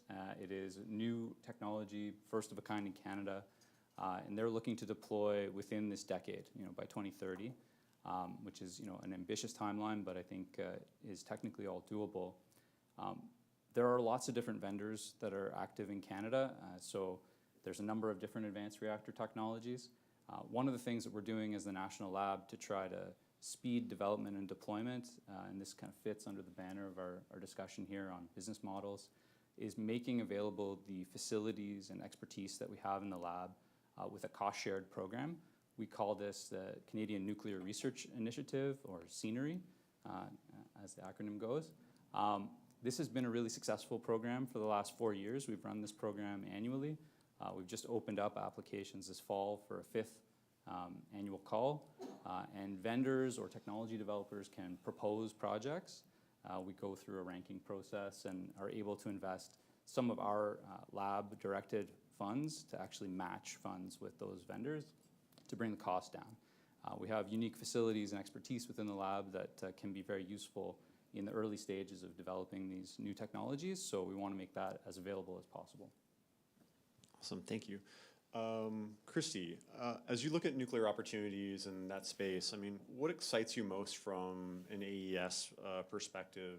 Are there things like other complementary aspects of nuclear that you're looking at in terms of supply chain, transportation security, et cetera, that you want to engage in as much as being potential customer partner in other ways? So we're certainly interested in nuclear. I think when I think about nuclear, micronuclear is interesting because of the lack of grid in Alaska. Who's to say that we can't use nuclear in the oil field? Who's to reduce the carbon footprint of projects? I think moving forward is we continue to develop hydrocarbons. The fields that are going to continue to have the ability to produce are going to be the lowest carbon emitting fields. And so anything we can do to reduce the carbon footprint of those fields is going to be really interesting. So I think that from that standpoint, when I think about the remoteness of the North Slope, I think there's some really interesting opportunities there. As you mentioned, there's definitely some interest in powering direct air capture with nuclear. At this point, that's not the first thing we're looking at, but it's certainly something that is interesting. And then when you spend time in Alaska's remote villages, those that don't have access to power, so certainly we on the North Slope have some villages that do have access to natural gas, which is great, and the cost of power in those regions is relatively low, but most of them don't. And so the ability to, as you very eloquently stated, get rid of the pollution from a diesel generator and be able to implement the potential for nuclear at a location, to have backup, stable grids is important. So many of the things we're looking at as it relates to alternative energy, they don't promote grid security, right? Why are we talking so much about batteries, which are great things? It's because we don't have grid stability. And without grid stability, you don't have grid security. And so I think from that standpoint, given the remoteness of our state, given the remoteness of so many of our villages, as people have said multiple times today so far, micronuclear is going to be more accepted here because people don't have an alternative. And I really think the same alternative exists in our industrial locations, our remote mines, et cetera, as in our remote residential villages. As a follow-up, I mean, just noting that, I mean, this is very much in a nuclear-centric event, but Frontiers, I think, is a little bit more expansive than that, and obviously the national labs and CNL are involved in all sorts of complementary types of energies and applications. I mean, you talked about, energy storage and batteries, but I mean, you just were part of a collaboration that was a recipient of an award from OSED. That was it's a thermal battery. It's an exciting opportunity. Could you talk a little bit more about that award and partnership? Certainly. So we partnered with Westinghouse and Golden Valley Electric, and they are looking long-term at taking one of their coal-powered plants offline in Healy and replacing it with wind and solar. And as I just mentioned, a lot of the new types of energy technology, they don't have the same level of dependability. And so the desire is to have backup. So this is a project that we have just had funded by the Department of Energy.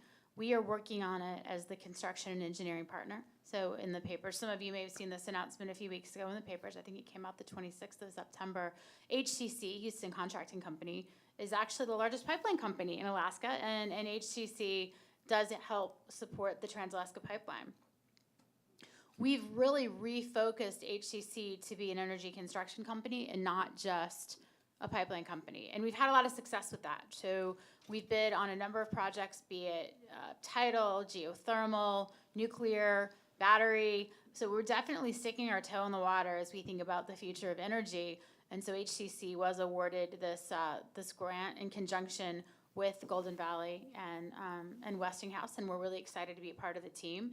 And so this is kind of an example, going back to my first statement about what do you bring to the partnership. We bring expertise in Alaska. We bring expertise in Alaska construction. We bring expertise in Alaska engineering. And over time, we'll bring expertise through permitting as that's needed as a large permitter here in the state. So really excited about that project, and I think that project fits really well as we transition our grid within the state. Awesome, thank you so much. Scott, this maybe dovetails a little bit off some of Jeff Waxman's comments earlier, as well as maybe Eric Wesley's. But I mean, as we know, advanced nuclear has a key role to play in national security, and DoD is going to play a key role in that. Based on some of your prior experiences with perhaps Anduril or others, I mean, what are some of the key design elements of a well-constructed government program that both ensures product delivery but also allows for product innovation and cost efficiency? Yeah, the main thing I would think of is just alignment alignment between the government customer and the person delivering it. And so to me, that alignment comes down to linking revenue to achievement. So milestone-based contracts, ideally. That's something we ask a lot of our companies we invest in, is there alignment? There's companies we'll meet with where maybe the team doesn't own much of the company anymore and they just want high salaries kind of no matter what. That's always a big flag to us. It's like, okay, we're putting our money in and we're betting on the stock price and you guys aren't betting on the stock price. That's kind of strange. So we don't do that as investors, and I don't think the government should do that in contracts where here's a bunch of money and maybe it's not linked to anything in particular, or it's not rigorously tied to near-term quantifiable milestones. So to me, that's a really big piece of it. I think if you set up contracts in that way, you will orient the person fulfilling the contract to actually take a more product-oriented focus. So, hey, if I can deliver this cheaper, but I'm going to get paid this amount, I'm going to make more. This is great. And I've worked on both types of projects, milestone-based and cost-plus, and I know we drove harder on the milestone-based. So I think milestone-based incentivizes a product approach. We invest in product-driven companies. So to me, that's probably one of the key things to get right. And so I guess I didn't mention originally, I used to work at SpaceX too. And one of the things that SpaceX did in the early days was the COTS program with NASA, which was the Commercial Orbital Transportation Services Program.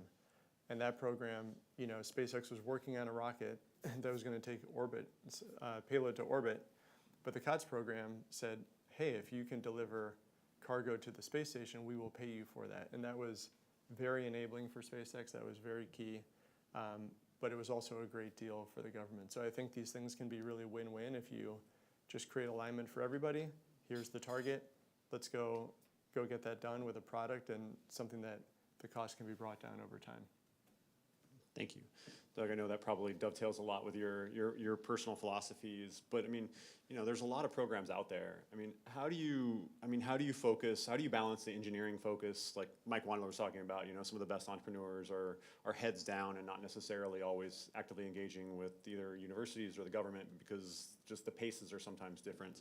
How do you balance your attention between seeking partnerships, whether they be commercial or government or university, versus engineering? What are some of the key aspects of projects that are compelling enough for you to get involved in? And maybe if you have some examples of the ones that you found to be most successful. Well, I think the answer is how I get involved and make those decisions is I do it poorly. But I'm very passionate. And so my passion drives me to just continuously think and try to find ways to break the mold, because that's really how I view things, is that everything is pinned to at least a couple of other things until something shifts, changes, nothing will actually move. So I think really we look for ways to go as fast as possible, not ways to save money, right? Not ways to really de-risk outcomes, but more to get to something immediately. Because really to get a project off the ground, we're going to do a demonstration at some point with fuel going critical. Well, that won't be the first and only demonstration. We'll have to continue to keep iterating. We'll keep that prototype alive as a life leader, and so we need that earliest part of the schedule to happen as soon as possible. Because in all my experience at SpaceX, your projects only take longer, and you lose more time. And you can pick, quality, speed, or cost. Those are your options, and you never get all three. And so we focus on schedule. Primarily, and so we look for ways in which we can, add the critical development on top of the existing global supply chain that is out there. And so we look for partners. We look for existing nuclear companies like BWXT and Westinghouse and others. We have very friendly and open conversations, and we look at each other as important players in the same game. I think we don't have a healthy environment unless there are many successful companies and competition in products. From every size, through portable to fixed microreactors and up to SMRs and fully grid scale. For government programs, we really, we don't have a program like NASA COTS for microreactors. And so where I look and I think, in the best philosophy, we really need a program that gets us all the way to criticality, because that's one of the big things that is missing, is that belief that we can really build these new nuclear technologies It has been 50 years in the US since we've really done a completely new, unique design and gotten it fueled and gone critical, and that's the context. We've got to set that context, we've got to have people understand that, and it's the biggest possible hurdle to clear. We do have our national labs getting set up, prioritizing that happening, and relatively soon. I think we're going to see in the next couple of years, we're going to see several developers achieve that point. It'll be really exciting, but we look to be integrators. We're trying to innovate in an area where it's really about factory construction of a portable reactor. We're not going to go and figure out how to become a nuclear pressure vessel manufacturer or a fuel fabricator. Those things we're going to look for partners. Awesome, thanks. Ali, in looking at the Darlington example, I mean, it was pretty amazing in terms of seeing OPG partnering with TVA, also partnering with an international entity in Synthos Green Energy and such. I was curious if you could talk, I mean, we talked about like private partnerships in terms of our public-private partnerships here, but can you talk more about your partnerships with other national labs or international entities and kind of how some of those partnerships really help facilitate the global deployment of some of these reactor technologies? Yeah, great. So very happy to talk about that. Yeah, we just had a very lovely event in Ottawa where we talked to our federal stakeholders. And we do work that informs policymaking and regulatory decision-making, basically providing the science that underpins the work that the federal departments do in Canada. But we can't do that alone. We're one country, we're relatively small compared to the United States, compared to others. And so we do look to partner wherever we can. We're doing that through bilateral partnerships with labs in the United States. For example, we have research programs where we're collaborating with INL and with other labs as well. We also have joined many international collaborations where United States and Canada are partnering with many others around the world through the Generation 4 International Forum, through various joint research projects under the OECD NEA, and through the IAEA, International Atomic Energy Agency. So all of those lead to a lot of collaborations where we're learning from the best in the world, leveraging the work that's been done in other research labs so we don't have to duplicate the same things and waste money and time, and sort of all gaining that experience. Even though there's been a bit of a lull until the last 10 years in sort of new nuclear developments in North America, there have been efforts elsewhere in the world. And so, most of these other countries are also involved in these international collaborations, and they're very willing to share that best practice and knowledge that exists. So, we continue to look for more bilateral relationships with other research labs, other companies across Canada and the United States and beyond. And I think it's a really key thing that's going to enable us to be successful and more efficient, so that we're not duplicating and rehashing things that others have done before. Awesome, excellent. Christy, one thing I wanted to follow up on and maybe explore a little bit more is, I mean, at least there's DOE's Tribal Loan Guarantee Program. There are benefits in the IRA related to tribes, and Alaska Native corporations are treated effectively the same. I was wondering if you could talk about in terms of some of the things that partnerships with an AES can unlock, really to help overcome some of the early economics beyond your expertise, but just through other benefits that are through loan programs or just benefits conveyed through IRA. Sure. I mean, so, one thing I would say, and this, I'm going to take a slightly different tack before I come back to your question, is we've made the decision, we're not a startup. So AES kind of skunk works things, don't tell my boss, within the organization, and uses that capital and uses the profits from those businesses to reinvest in sort of new and innovative things. And that's oftentimes how we get things done quietly. So, you won't find me out raising, $50 million in capital for a new technology, but you might find me asking for a little extra CapEx from the corporate parent. And what we do oftentimes is there are many different avenues for for gaining work, be it 8A, be it ISBs, which is Indian, I'm going to do this wrong, but Indian, ISB. It's basically funding and projects, mainly projects that get set aside for tribal and Indian associations. Somebody in the audience can probably give me the acronym for ISB that I'm going to feel silly about later.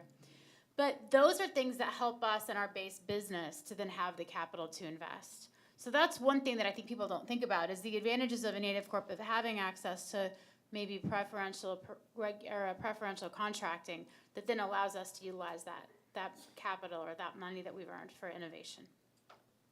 As it relates to the Department of Energy and other areas, I mean, just going back again to carbon capture, this battery project is a great example, is we do have the ability to get, I would say, more information and to get, I wouldn't say preferential treatment, but we definitely check a box when you think about diversity, equity, inclusion, and the things that are really, becoming important as you think about the way some of the money has come through in the Inflation Reduction Act and the infrastructure bill. So, that has become very important. Environmental justice, and that's a word that we hear a lot. And there are aspects of the applications for DOE and other government fundings that require those things, and it helps to have an organization like ours at the table. Having said that, I think it's also really important, as I started, what do we bring to the table? If that's what we brought to the table, I wouldn't want to play, because that's not enough. So we also try to bring, as I said, leading services. And when we take the leading services and we partner them with that status as a tribal entity, as Alaska Native Corporation, it's really compelling. And so we've had a lot of success supporting people, and I'm surprised how many folks come to us and ask us to get involved in stuff because of that. And so it's been a lot of fun. It's been a real learning experience for me over the last 2 to 3 years. But it's a good question, and Joe, there definitely are advantages, and I think that's become more apparent in the recent legislation that we're all benefiting from.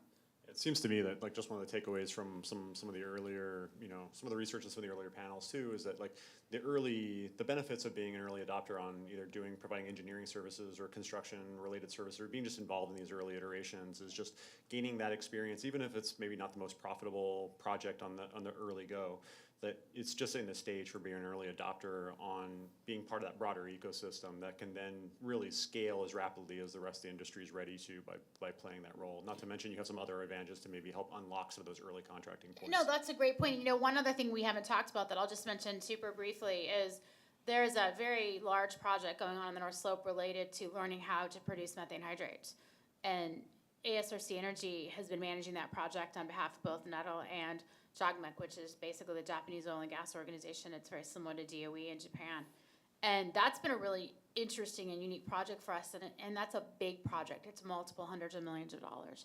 And I think one of the things I forget about sometimes is our ability to execute on that project, and the fact that we've won and executed on that project over multiple years, I think has also brought a level of credibility to the table, because it goes back to my earlier comment about what do we bring, right? I don't think people maybe realize that we could execute a project at that scale. So if, I'm putting myself in somebody else's shoes that I probably shouldn't for a minute, but if you're looking at providing capital and you're looking at an organization that's just gotten done executing something large in a remote location effectively, then it diversifies, it reduces the risk of potentially putting them in charge of another project or giving them capital and knowing that they're going to produce and that it's not going to be a wasted investment. And that's been a lot of fun.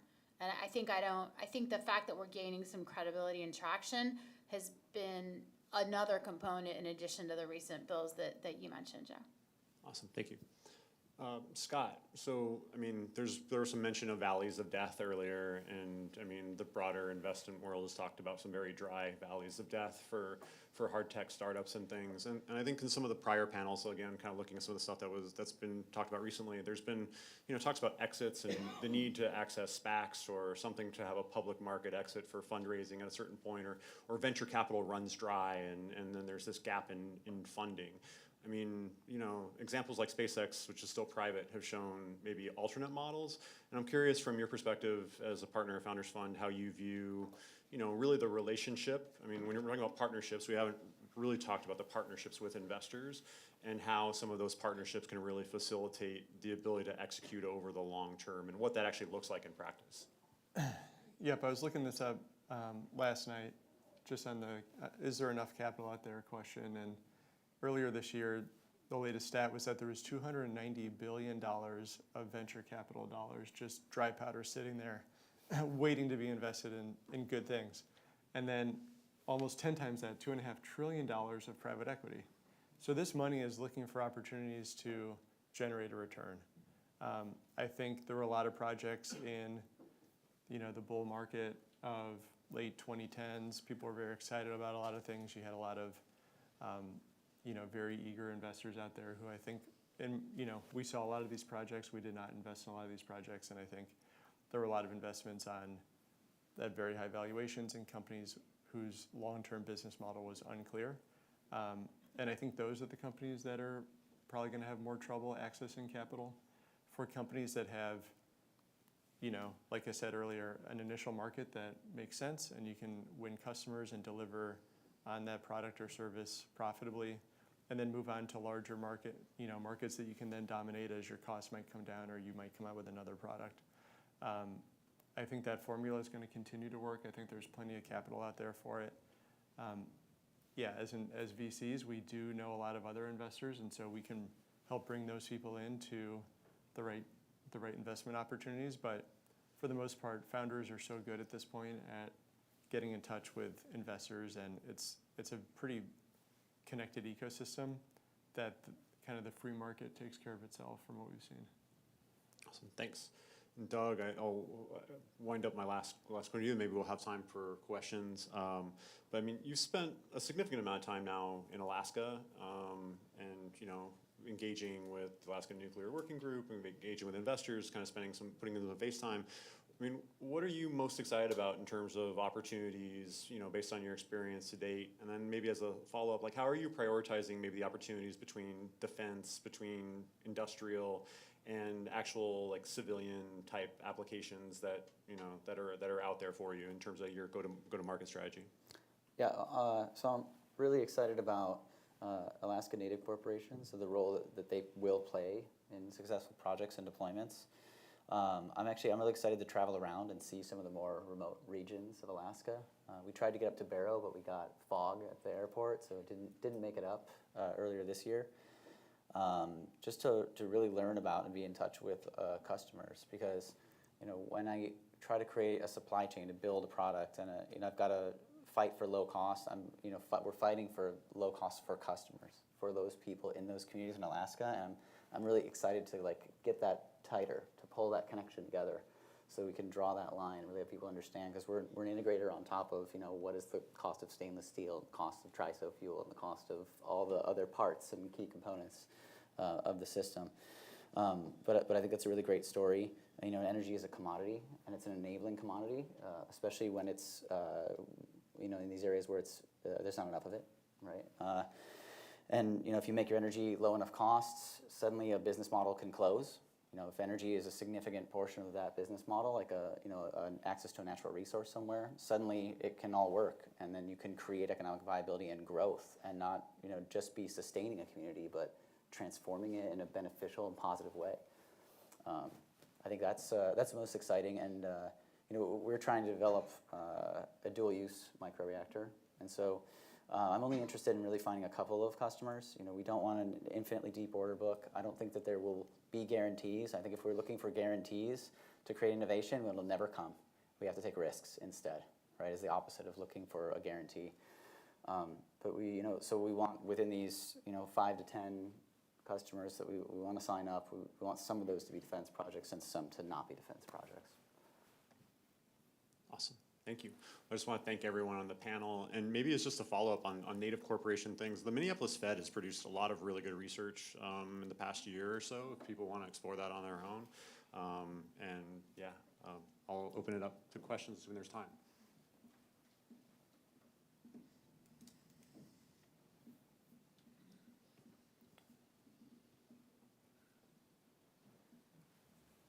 Good afternoon. Are we on here?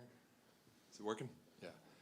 Nick Morris with National Oil Varco out of Houston. We're a large global equipment manufacturer to the oil and gas space, and interested in getting involved in nuclear as a manufacturer. And when we think about making investments in this space, the team that you're working with, obviously very important. Doug and BWXT and all the folks from the nuclear community that are here are great examples of that.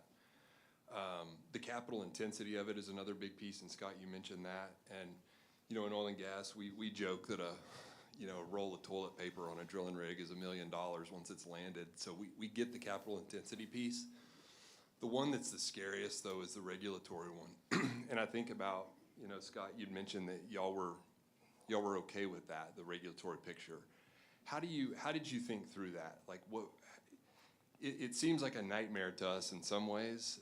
Obviously, if you've got a great team put together, you can tackle it, most effectively. But I just wonder from a VC perspective, how did you get to be okay with the regulatory picture? Is it calculated risk and you're good with it, or was it something more tangible than that?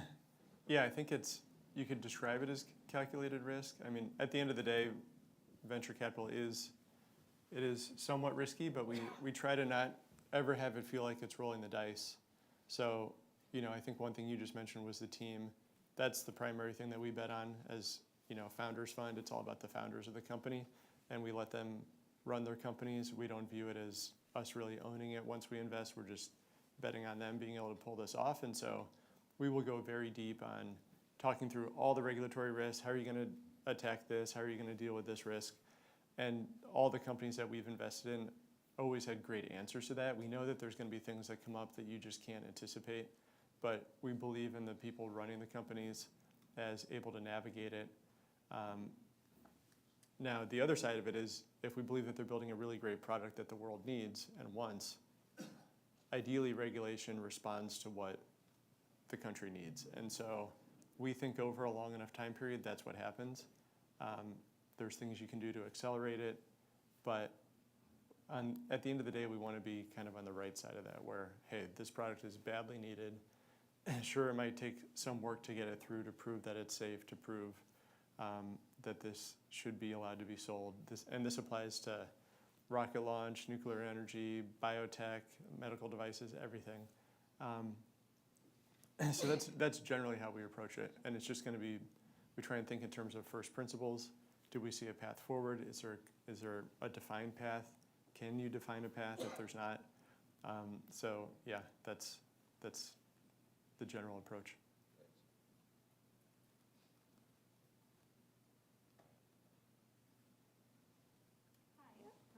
Can you hear? Is it on? Thanks. A question for Mr. Siddiqui or maybe other panelists. Just doing some research on what Canada's doing. They have it's not advanced nuclear, but they have the CANDU reactor design. And from many of you may know that Canada is the third largest world's producer of uranium. And I believe the CANDU, for example, doesn't require enrichment. So I'm just curious, why isn't there more partnerships between the US and Canada on nuclear? Such great potential on all levels. Thank you. Yeah, thank you for the question. Yeah, as you point out, CANDU reactors are a pretty innovative design, close to my heart, certainly. I would say there are a lot of collaborations between Canada and the United States at the very highest levels. So I'm sure we'll hear about it in the subsequent panel session on regulatory aspects. But the regulators are talking to each other significantly. But it's also at the level, like I mentioned, of OPG and TVA. So you have utilities that are looking to partner together and understand and learn from each other. You have provinces throughout Canada that are working together, and I think there's lots of opportunities to align with projects like Frontiers where states are working together. There's certainly some opportunities I could see there. I think if you draw sort of a dotted line around Canada and the United States, like we very much are the definition of the closest of allies and an energy superpower. That's true in oil and gas. That's true actually in nuclear as well, with the very notable deposits of uranium that we have in Canada. Certainly there's some in the United States as well. There's also some things that we don't have in Canada. We don't have enrichment technology domestically. For CANDUs, we don't need it. But if we're looking ahead, and we very much are, at microreactors or other advanced reactors to help decarbonize industry, we're going to need access to good, solid supply chains of enriched fuel, and I think partnering with the United States even more so is the logical next step.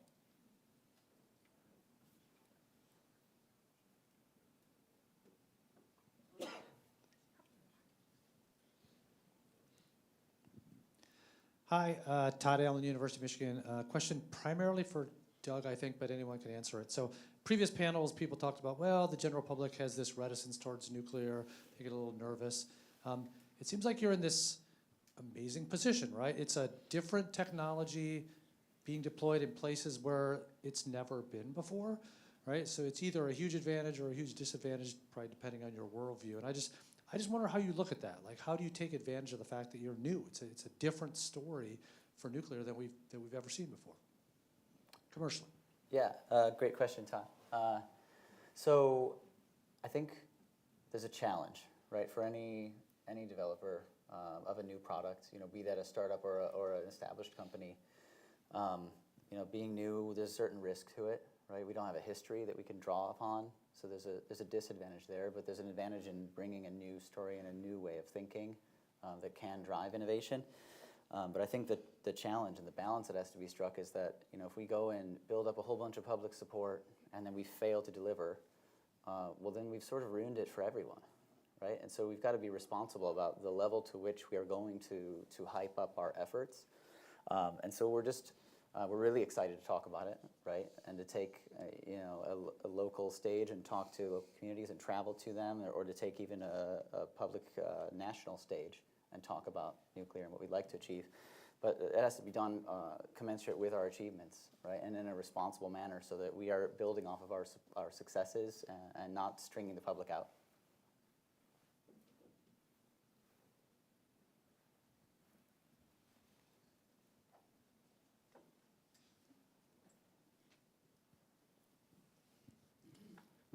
Okay, so my question's for Douglas and Scott, because you share something in common. You both came from SpaceX, right? And so this has been themed developing novel business partnership models in order to innovate new technologies. Clearly, as a kid who grew up where no rocket went up without the US flag on it as a part of the US government, right? I mean, 60s, so sorry, I'm dating myself on that. But now it's just the opposite. It feels like most things going up are commercial ventures.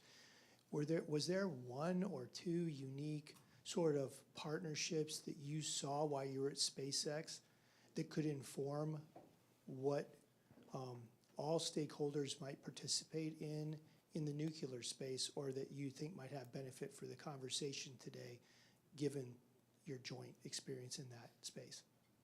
Literally space. Yeah. I still think we painted a flag on most of the rockets that went up, right? I always saw one on there. So I don't think we lost that bit of it. I think it's a super challenging thing to talk about partnerships. I think in some ways, there's always a seeking collaboration within industry.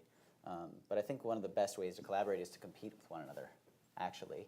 Because without competition, we will not drive each other to get better at what we are doing. And so a lot of entities are separate from one another, and we say, well, it'd be great if we put those separate things together. Maybe not so. I mean, maybe you want the diversity of the different ways those companies operate, the different cultures and the different visions they've got for the future, and you want there to be a lot of those, right? If we sweep all the way to one side of the spectrum and we put all the companies together, we have nothing. We have one big blob, right? And so we sort of want a healthy mix of these independent sort of ideas, but that are all part of a responsible community that talks with one another.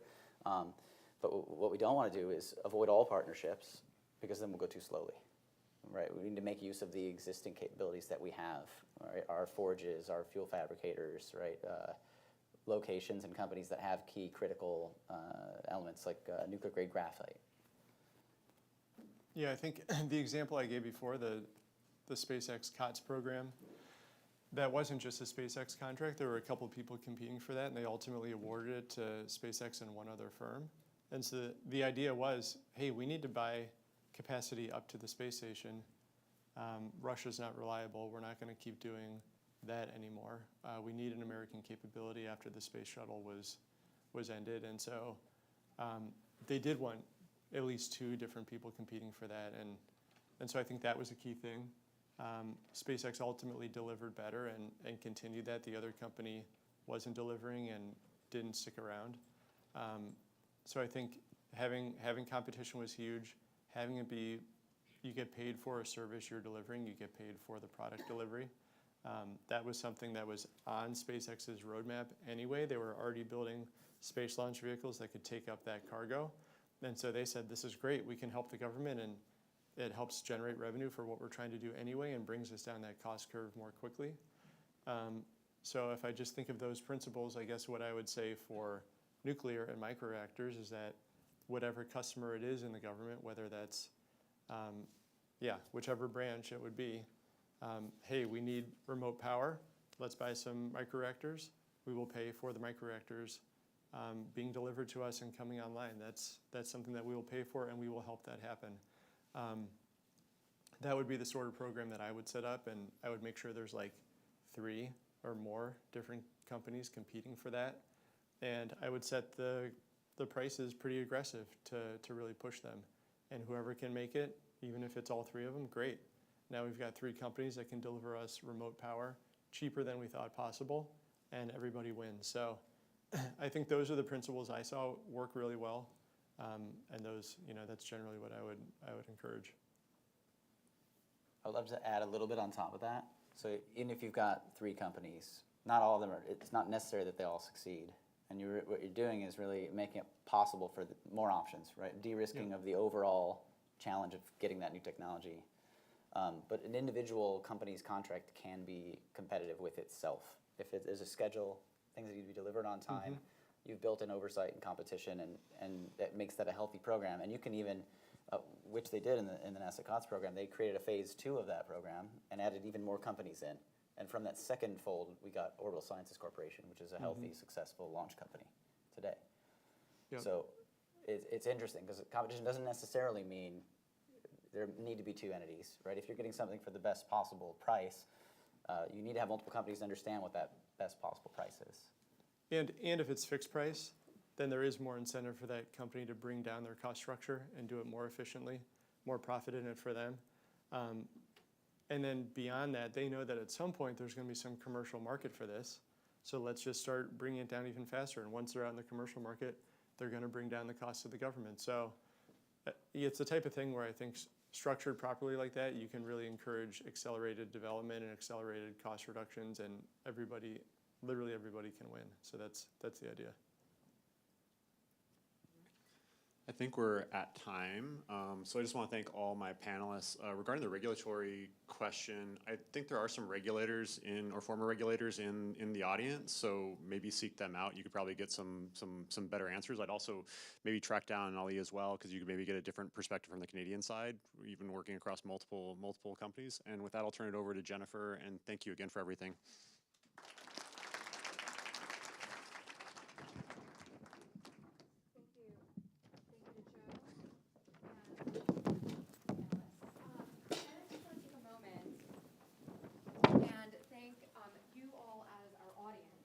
Thank you so much for being here, and thank you as well for the terrific questions, both on the regulatory piece and also on the U.S.-Canada cooperation piece. I believe that both of those issues will be addressed at length in our next panel, and I think that the next panel really holds the key to unlocking all of these questions that we've been talking about all day, and we'll be talking about state and national regulatory policy and challenges. But first, I'm delighted to invite you to take a quick coffee break. But please come back at 4 o'clock for really a fantastic discussion on the regulatory piece. And the next panel will be followed immediately at 5 o'clock by a reception just outside the door. So please come back. Thank you.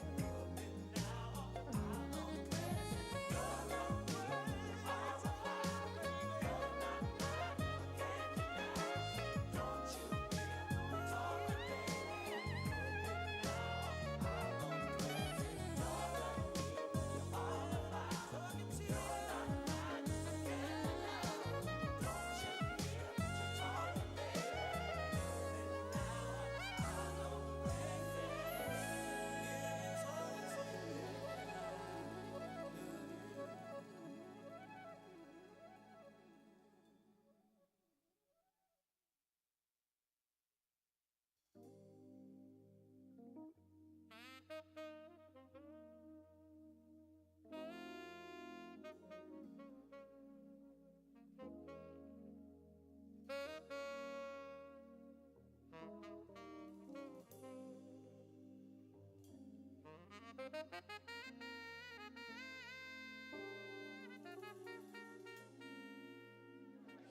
problem is you all know each other so well, so it's like a reunion. Good to know you. I was going to say, you know, Keith is one of those people that's just an instant long-term acquaintance with Rutgers. You know, I just, very quickly. I still hang around. Neither lost nor found.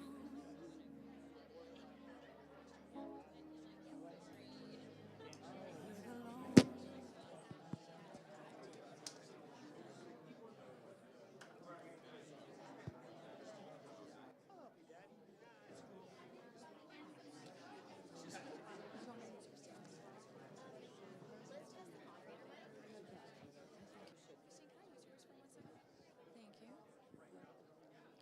Welcome back, everyone. Welcome back, everyone. And I would like to invite you once again to please pause your conversations. There will be a reception immediately following this panel, and you can continue your conversations then. Please take your seats, and our final panel will begin momentarily. Thank you.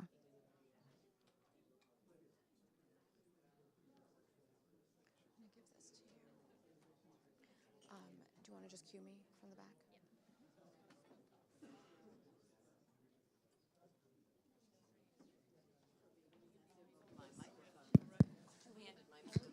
Okay, I'm tapping it. This one's yours. I hear that. We're ready, but Yeah, I'm going to okay. start, and then I'll... All right, Jennifer. This one is good.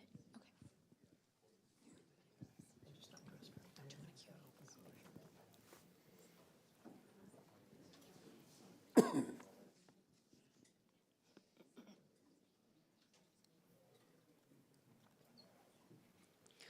Welcome back. For our final panel, we will be looking at state and national regulatory policy and challenges. And once again, I really believe that the conversation that we are about to have with state and national level regulators is really the key to unlocking the challenges and getting past some of the hurdles that we've discussed throughout the course of today. So it is truly an honor to introduce the moderator of this panel, the Honorable Christine Svinicki, who is former chairwoman of the U.S. Nuclear Regulatory Commission. Christine, over to you. Thank you so much, Jennifer, and not the Jennifer on the panel, who I will introduce in a moment. When we were having Jennifer confusion up here a moment ago, someone said to Jennifer Gordon, "I wish you could be the only Jennifer." And I'm one of those people that frequently thinks of things in terms of like band names. I'm like, the only Jennifer. That would be a great name. Not for a if I'm band. singing. Okay. Okay, very good. Well, thank you again. We have arrived at the final panel of the day, and I know that Jennifer just told you the official name of this panel, but I want to just, I want to highlight a couple of facts about each of these wonderful panelists that are here and going to spend the next hour talking about issues that I think are going to expand quite a bit beyond a narrow regulatory avenue. Because what you have here is an extremely diverse set of resumes and experiences. So immediately to my left is President Rumina Velshi, who is the president and CEO of the Canadian Nuclear Safety Commission. That is the national regulator in Canada, equivalent to our U.S. Nuclear Regulatory Commission. But Rumina, in addition to having vast experience in the regulatory realm, also earlier in her career worked for OPG and worked with Ontario Hydro. So you have somebody who has a depth of, it is rooted in operational knowledge, and then went on to occupy such a prominent role on the Canadian regulatory landscape. To her left is Paul Shalander, and Paul is listed, I think, as a former member of the Idaho Public Utilities Commission, but he also had an extensive career as a state legislator and very deeply involved in policy and natural resource dialogues in that capacity. He did go on to serve as a member and subsequently president of the Idaho Public Utilities Commission, but during that time was honored and elevated by his colleagues to serve as the president of NARUC, the National Association of Regulatory Utility Commissioners, which is a very prominent body in state energy policy. And so, again, Paul brings those perspectives to this panel. To his left is Keith Kerber, who is presently a commissioner on the Regulatory Commission of Alaska. A bit new in the role, and Keith has acknowledged that to us, but also Keith retired from a long career, was a commissioned officer in the U.S. Army, and retired as a Special Forces Colonel from the Alaska Army National Guard, including multiple mobilizations during the global war on terror. And finally, at the end, is Dr. Jennifer Ewell, who is currently Vice President of Technical and Regulatory Services at the Nuclear Energy Institute.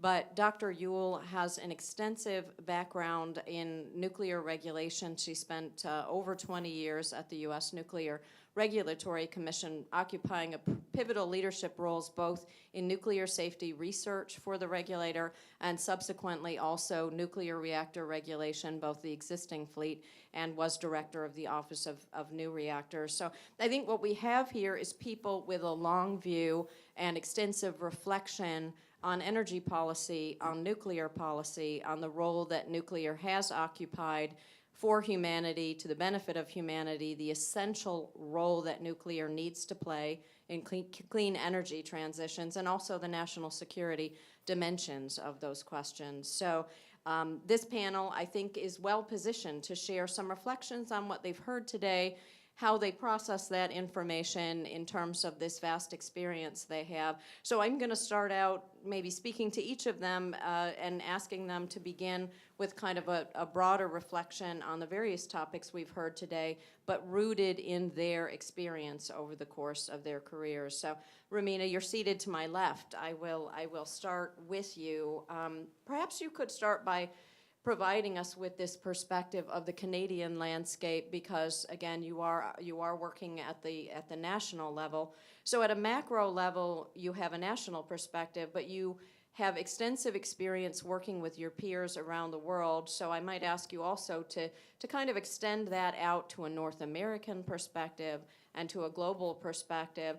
You've worked hard towards greater alignment and integration both at the federal and provincial level within Canada.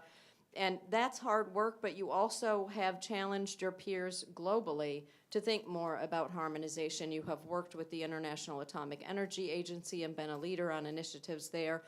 You also, and I hope we will get to this, are a leader in the diversification of the nuclear workforce when it relates to the STEM fields for women and other underrepresented groups. So I'm going to hand it over to you just to share those reflections.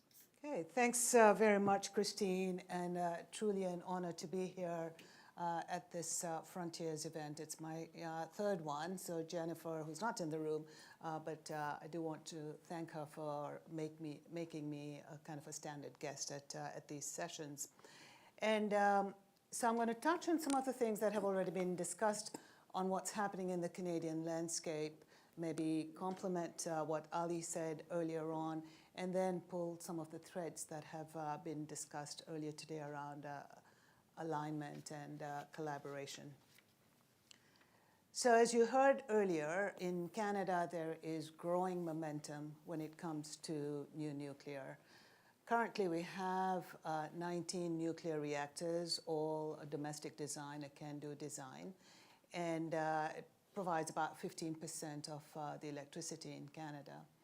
And the reactors are located in 2 of our provinces, but there is increased interest in many other parts of the country for nuclear as we look at maybe doubling or tripling our existing nuclear generation capacity.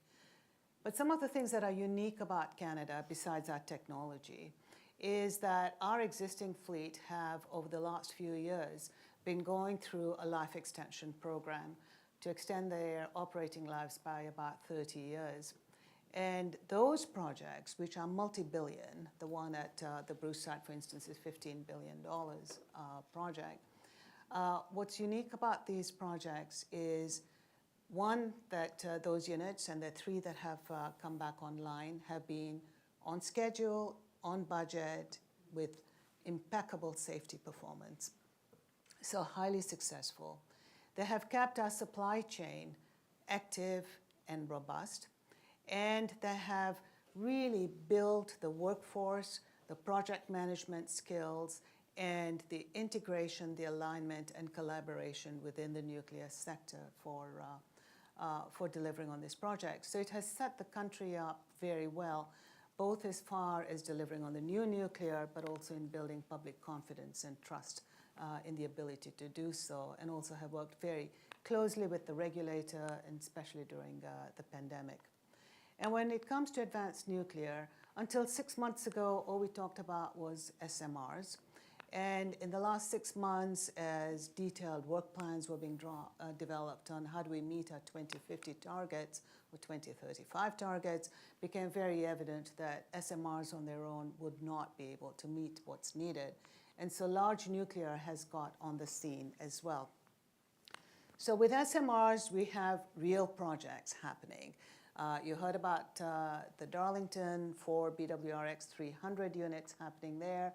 You heard about Chalk River at the lab, where they're going to have a demonstration plant of ultra-safe nuclear.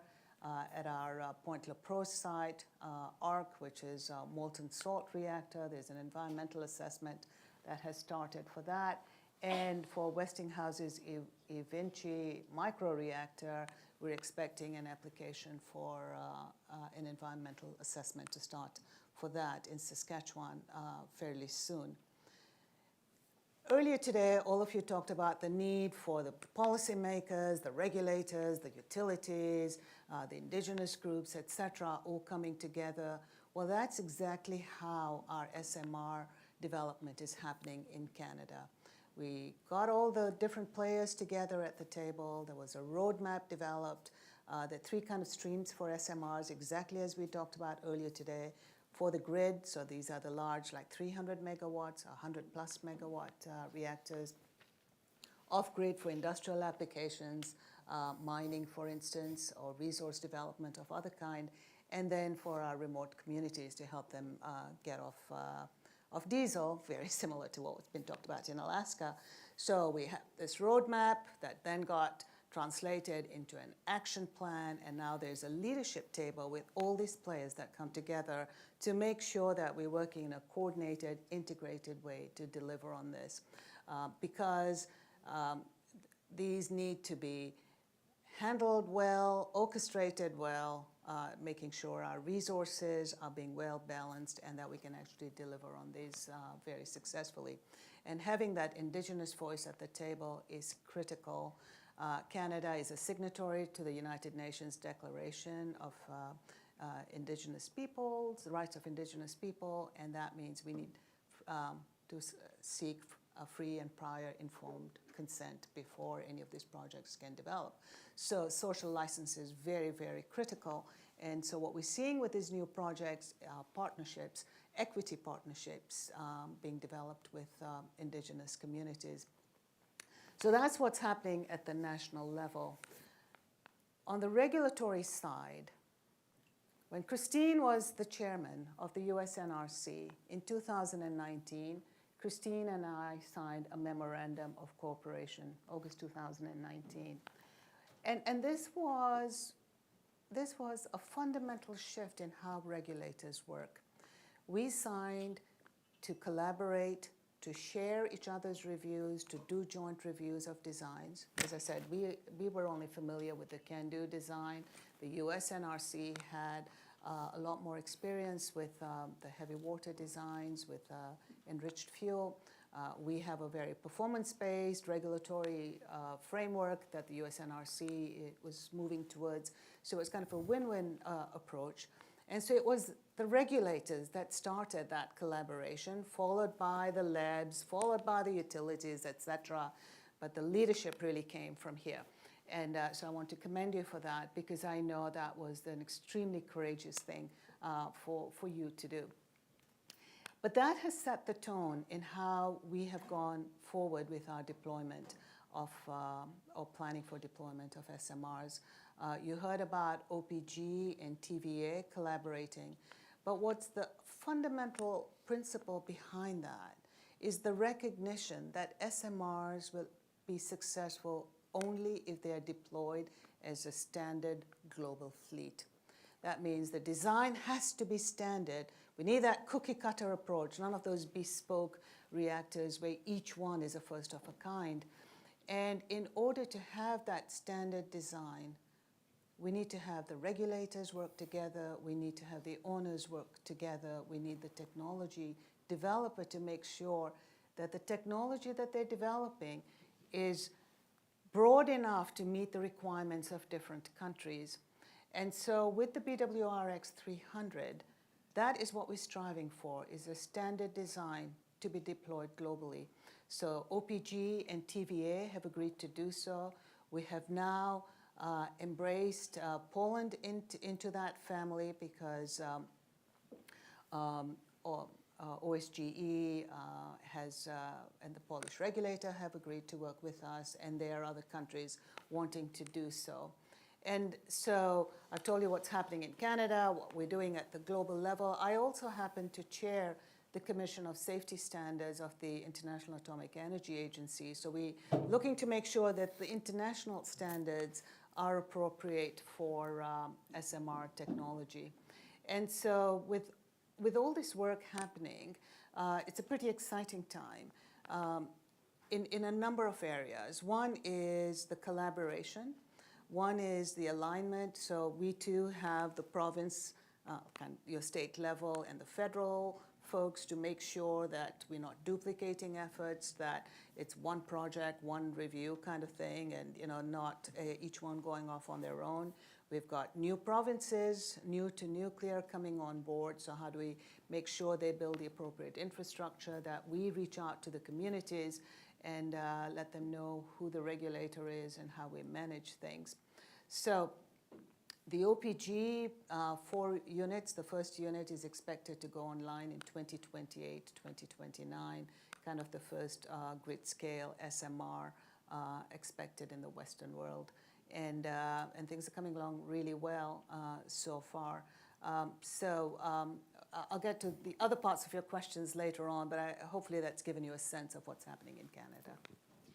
Thank you, Romina. And as they say of the truly skillful, she makes it look easy. But I want to make one component of that. I think the setting the table where all the participants come together, my understanding is that that was more than 2 years in the making. These national conversations that Romina talks about in a casual breath or two are substantially difficult undertakings, but what I commend my Canadian colleagues, and it goes beyond the safety regulator, I think the Natural Canada, NRC and Natural Resources Canada and other Canadian agencies were involved in this.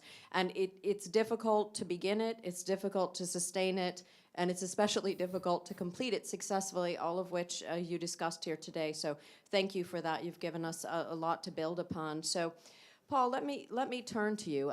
Romina has laid out a lot of the components of collaboration and cooperation, and maybe something that would be useful at this time for the audience, and certainly for me, would be for you to talk about the capacity building efforts of the Idaho National Labs, the Frontiers Collaborative. We're focusing on first mover states. We've got announced projects.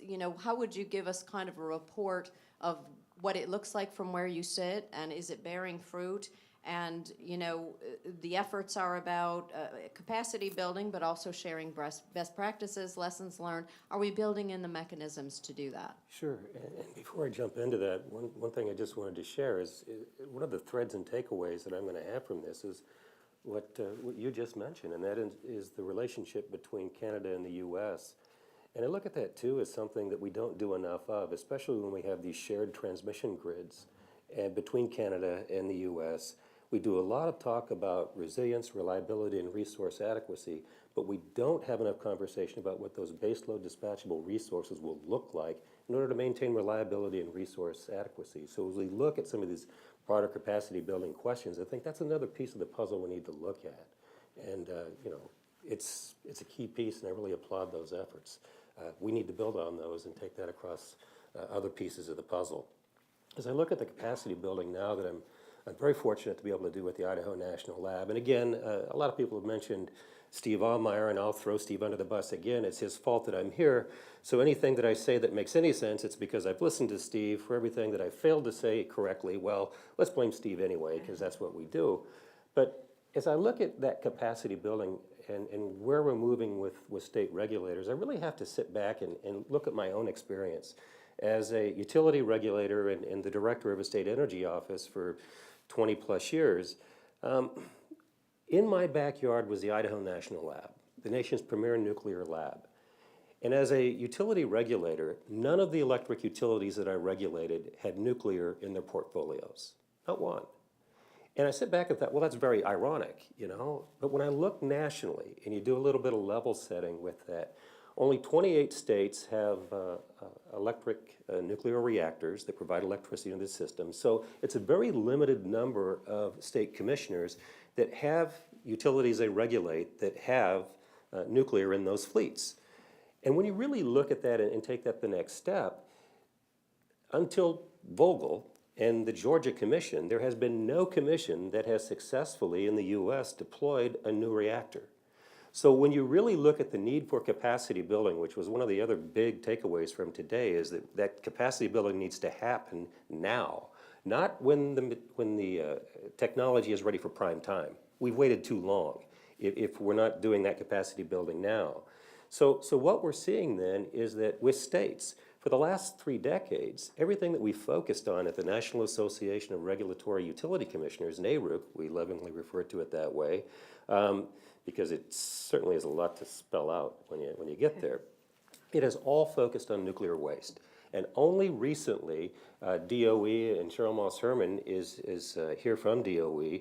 Her and her colleagues recognized first that they needed to create a nuclear energy partnership to sort of help NARUC shift the dynamics of the dialogue and begin to explore what the advanced nuclear technology might mean, to at least start to get some baseline understanding. So then through our work with the Frontiers Collaboration at the Idaho National Lab, people before I came on board had been doing a lot of outreach specifically with Wyoming. And we heard earlier from Marcio Paz Barreto from the Wyoming Energy Authority. And they reached out to the Idaho National Lab, and I came on board later, but we started looking at what does that capacity building need to look like? And one of the things that the Energy Authority in Wyoming did immediately was to begin to create a Wyoming-specific advanced nuclear strategic framework. It wasn't a policy statement, but instead it was an opportunity to really take a deep dive into 3 pillars of the capacity building that needed to happen in that state if they were going to successfully move forward with the SMR project with TerraPower that had been announced in their state. And those 3 pillars were generation, supply chain, and value chain. And it was really all predicated and based on energy-driven economic development. And what does that mean in terms of that increased value to the state? And then what role can the state play in helping to facilitate that value-added piece of the puzzle? Where I came in from a state regulator's perspective is actually beginning to look more at the generation side. And what do regulators need to know? Because as we mentioned, very few states have any experience with new nuclear. But when you look at advanced nuclear, no state commissioner has any experience whatsoever, and are only now learning about the possibilities and the different opportunities that exist with nuclear battery configurations, with micro reactors, how those can connect into microgrids. It's easy for people to get their arms around SMRs, and I'm not saying that they're not important to look at. That's usually just the replacement for a coal-fired generator. So when we look at use cases there, that's pretty easy to wrap your head around if you're a utility. But when you start to look at the art of the possible as it relates to those microreactors and nuclear battery configurations, it's an opportunity now for utilities and regulators and state energy officials to start looking at this a little bit differently. What are those use cases for the technology that can solve real problems? Because at the end of the day, the only way we're going to get to that nth of a kind is if we can get the first of the kind on board.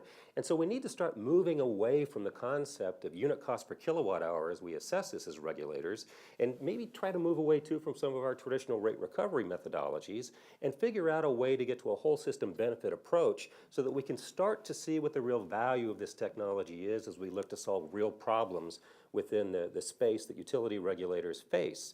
So through the Frontiers collaboration, we were able then to work with NARUC and then another wonderful acronym, NASIO, the National Association of State Energy Officials. I used to be a member of that. Now, NASIO is what we call it. It sounds like a good antibiotic would clear it up. But as we look at that, we realize that not everything is going to come through a regulated utility. Some of this is going to be coming through private industry. So they're probably not going to be knocking on state regulators' doors first with a certificate of public convenience filing or something that will show up in an integrated resource plan. It could very well be the Office of Energy or other policy advisors within the governor's office to get the first wind of all this. So we started talking to NARUC and NASIO and said, this capacity building needs to start happening now. What are the deliverables? What are the lessons learned from Vogtle? What are the lessons that we're learning from these frontier states that we can help other states as they move forward to not have to make the same mistakes or to be on a faster track to pull this together? Another thing to consider and keep in mind, the average tenure of a state commissioner is 3.5 years. 3.5 years. So what does that mean in terms of the turnover? You need to have a central repository where new commissioners can come in and immediately get up to speed as we start to look at this. Because again, the ultimate goal isn't to get everybody to yes, it's to make sure that the answer isn't no, because the real answer is I don't know. So in going to NARUC and NASIO and having those conversations, it led us to move forward again with DOE, in which they were very helpful to put some funding into creating the NARUC-NASIO Advanced Nuclear State Collaborative. That got kicked off in April, and it's on its way now. We've got a member of it right here. And when you look at the frontier states, every one of the frontier states that's represented in this Frontiers collaboration has somebody from their energy office and their Public Utilities Commission that is a member of that. And we are seeing more and more states become a part of it because as we start to see some of these barriers removed in legislation, we are starting to see regulators recognize and see for the first time in integrated resource plans that this technology is coming. So again, back to the main takeaway that I have from this is that the capacity building needs to happen now, but more importantly, we need to recognize that when we have these new technologies rolling forward, it doesn't mean we have to scrap everything we do from a regulatory perspective, but we have to recognize what our role is and then understand that there may be a need for us to massage the way that we look at these things in order to help move this forward, but it really has to be connected to that generation, supply chain, and value chain component. How does this translate back into energy-driven economic development? How does that make sense? And ultimately, we have to make sure that it's something we can justify in terms of rate recovery so that we have affordability as a piece of the puzzle as well. Thank you for that, Paul. And it's useful to hear, kind of as we sat through the day, an important piece of connection you made or something that you would want to emphasize. I think for me, something that I was struck by today is deeper thinking is needed about the use cases and the uniqueness of the technology. If we simply take advanced nuclear or SMRs and push them through the mesh of what we've already done, I think there'll be enough flexibility and adaptability to make that work. But what are the opportunities we lose out on for communities and economic optimization and other things when we do that? So the uniqueness of Alaska and a lot of the use cases is something that I'll be thinking about as I travel home. And Keith, I noted that you were looking at Paul, nodding your head occasionally. A lot of what he's just said about his work at the state level in the regulatory space must have resonated with you, and I imagine bears some close relation to the kind of policy and regulatory and strategic conversations that are happening in Alaska as we arrive here in your beautiful state to have this event. What would you share with us from that standpoint? Well, thank you, Christine. Just making sure I'm okay. It's the microphone thing, right? So, hey, good afternoon, everybody. And one of the things that I'll start off by saying is, you know, when you're in an audience and one of the things you hear as like the fear or the concern is the regulatory process, right? I think that as a new regulator, I'm in my third year, I'm closing in on my third year anniversary. The thing that I think helps you through that process as that new regulator is understanding something that Paul just said, and that is that we don't necessarily have to recreate the wheel just because it's a new form of generation. Let me give you an example. He's already pointed out Cheryl Herman in the crowd. Cheryl and Audrey in the back, who's actually one of the key leaders at the Alaska Energy Authority, which would be our state energy office. I was with them in April at the Pacific Northwest Lab PNNL visit that was put together by this, you know, NARUC-NASIO consortium to get us together, mainly from these frontier states, although there was Michigan commissioners there was people from New Mexico and Arizona and other states. And I think that when you're given a task or presented with the potential of receiving a new form of generation, you know, if the hair doesn't go back up on the back of your neck, you're probably not, you don't have a pulse. Because you realize, especially given some of the conversations that are currently being had around what I call fuel sources, right? Like this fuel source is a good fuel source. You know, water and hydro, the sun and solar, wind, and then other sources not to be mentioned, perhaps of a fossil nature, not just oil or natural gas, but coal, right, are considered bad fuel sources. And I would just go to, because you sort of opened the door for me in this, I spent a significant amount of time taking notes because I'm going to go back to my commission and give them some feedback on how these meetings went. And so I'm going to go back to that PNL visit and just say this. That was my first ever out-of-state trip as a commissioner other than to go to the NARUC-sponsored rate school in the fall of 2021. And what's so interesting is that having gone to that class, the benefit, or the training rather, at PNNL was, the classes were good.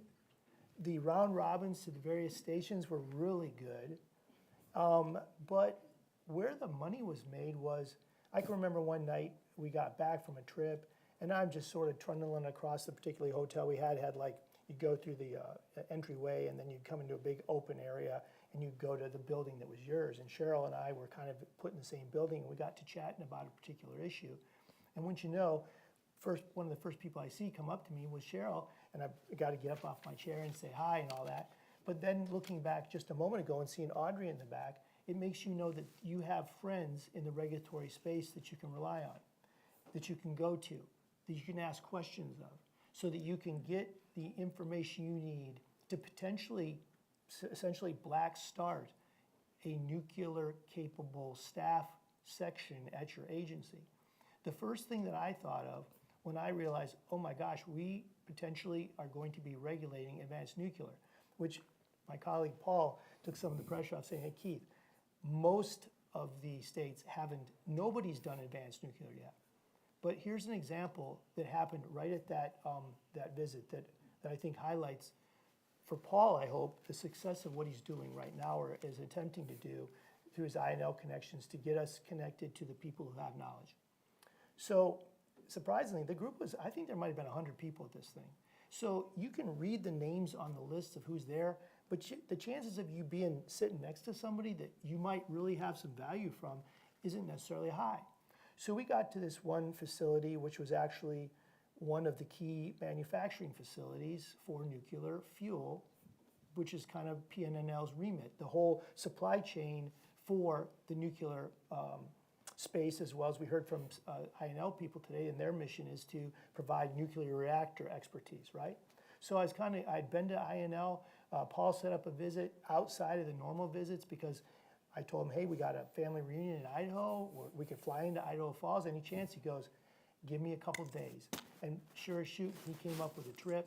so that my wife and I could get sort of like, we were on the main campus, we didn't get to the desert site, but it was very humbling to be given that kind of treatment. And my wife's an educator, and of course we hear a lot about trying to increase STEM development of people who are interested in STEM fields.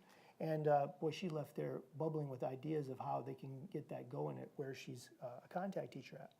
But so we're sitting outside the buses, and I looked over at the gentleman next to me, and I saw on his name tag, Wyoming PSC. And I'm like, whoa. And his name is Chris Petrie, and Chris is the deputy commissioner at the Wyoming Commission.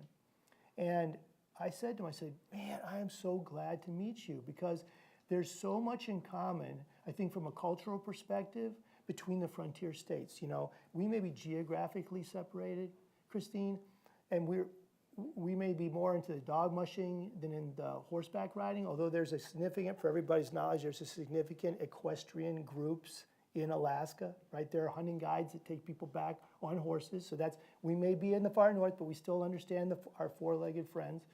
And I said to him, you know, Chris, I was thinking, you guys appear to be a little ahead of us in this process.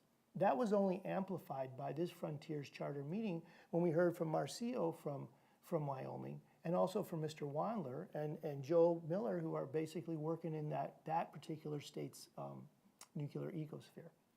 And so I said to Chris, as we were getting ready to get on the bus, do you think it might be possible for me to just come down and like telework from your place for a week and just see what you're doing? Do you know what the guy did? I mean, he looks at me and goes, are you kidding me? No way, I don't like guys from Alaska. No, of course he didn't say that. He said, I think that would be awesome, Keith. He said, in fact, here's the deal. You can't fly into Cheyenne. I mean, he started getting super granular on how I could make this transportation thing happen. Well, so seeing Marcio, and Mr. Wandler, they're both sporting the same colors. They got the cowboy on horseback with the U.S. sort of flag logo emblazoned in it. They're wearing the colors of their state because they care about their state, right? And so that's, to me, for Paul's feedback, but also for hopefully the people who are here, you know, I'm not going to be able to shake everybody's hand in this crowd. I mean, I thought that the gentleman, I was wondering, who's the lieutenant general here? And I was watching this one person carry and said, because I was retired as a colonel, I'm like, yeah, that guy could be the general, right? And sure as shoot, he was. And I wonder if he was the lieutenant general or the DCG for Futures Command when a guy named John Murray was there, who was a colonel in Iraq when I was there in 2007. That's how small the world is, right? We may have had a common contact with another human being. And in this case, in, like the worst time in a wartime situation. But I think to a certain extent, not to be hyperbolic or dramatic, but the people here, people like Dr. Waxman, who's kind of doing this like Manhattan Project to get advanced nuclear going at INL. I just met him yesterday. I got to hear him again today. I'm like, that's a guy I want to be keeping in my thoughts and prayers because he's carrying a load. People like Joe Miller, Mr. Wandler, they're carrying a load. Other entrepreneurs, the people from, I'm just going to say, the SpaceX buddies, the venture capital guy and the other guy with radiant energy, I think. There's some interesting takeaways from these people, which gives me great hope that even though we've never done it before at the state of Alaska level, other people have. And that, to me, is the victory of the Frontiers Collaboration Initiative. I hope that answered your question, Christine. Thank you so much for that. And I think the Frontiers Project could be rightly proud that in a compressed period, you found that much value in this preliminary engagement that you've had here. And I think Jeff Waxman talked about it earlier today. It is sometimes knowing that person to call or that person you sit next to on a tour and you make that connection, because you can feel very much alone in this work without the right network of folks to reach out to. And I know you were also, both of you were talking about NEI, and we're gonna turn to Jennifer on the end of the panel, because NEI, I think, has identified the need to help make connections and to provide support, because again, with the pervasive presence in the U.S. nuclear industry that NEI has, and working as a kind of central organizing function for a lot of the different components of the U.S. nuclear industry. Jennifer, that work now puts you in direct contact and provides you a persistent vantage point over how this new nuclear push or advanced nuclear is moving along. So as you look across all of the different sectors that NEI touches and tries to bring cohesion to this effort, what did you take from this afternoon, and what might you share as part of this panel? Well, thank you for inviting me to participate in this session here today. Really want to say thank you to the other Jennifer. Great job in getting Christine Spinnicky to moderate this panel. I was fortunate enough to work with Christine when she was a commissioner at the Nuclear Regulatory Commission. One of the most insightful, strong technical and policy leaders that this nation really has ever had in the area of nuclear energy. So on behalf of the industry, great job. If you ever are interested in taking on another role related to regulation, please talk to the administrations. Oh, well, you know full well that I'm really engaged in the work I do now. But thank you for that. That's very kind.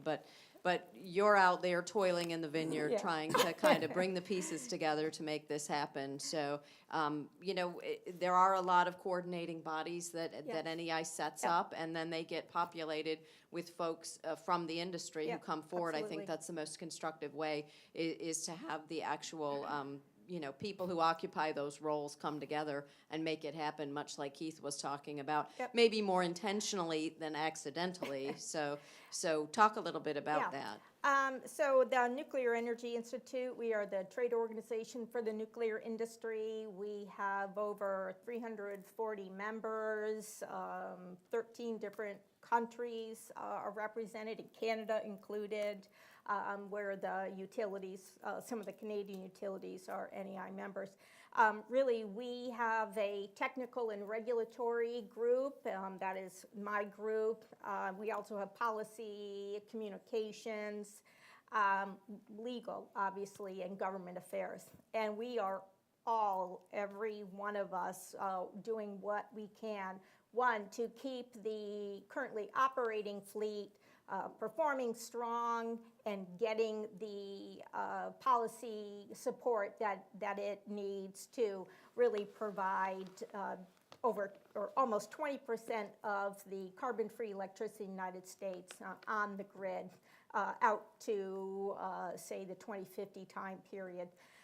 We're also paving the way for new and advanced reactors to be brought to the market and built.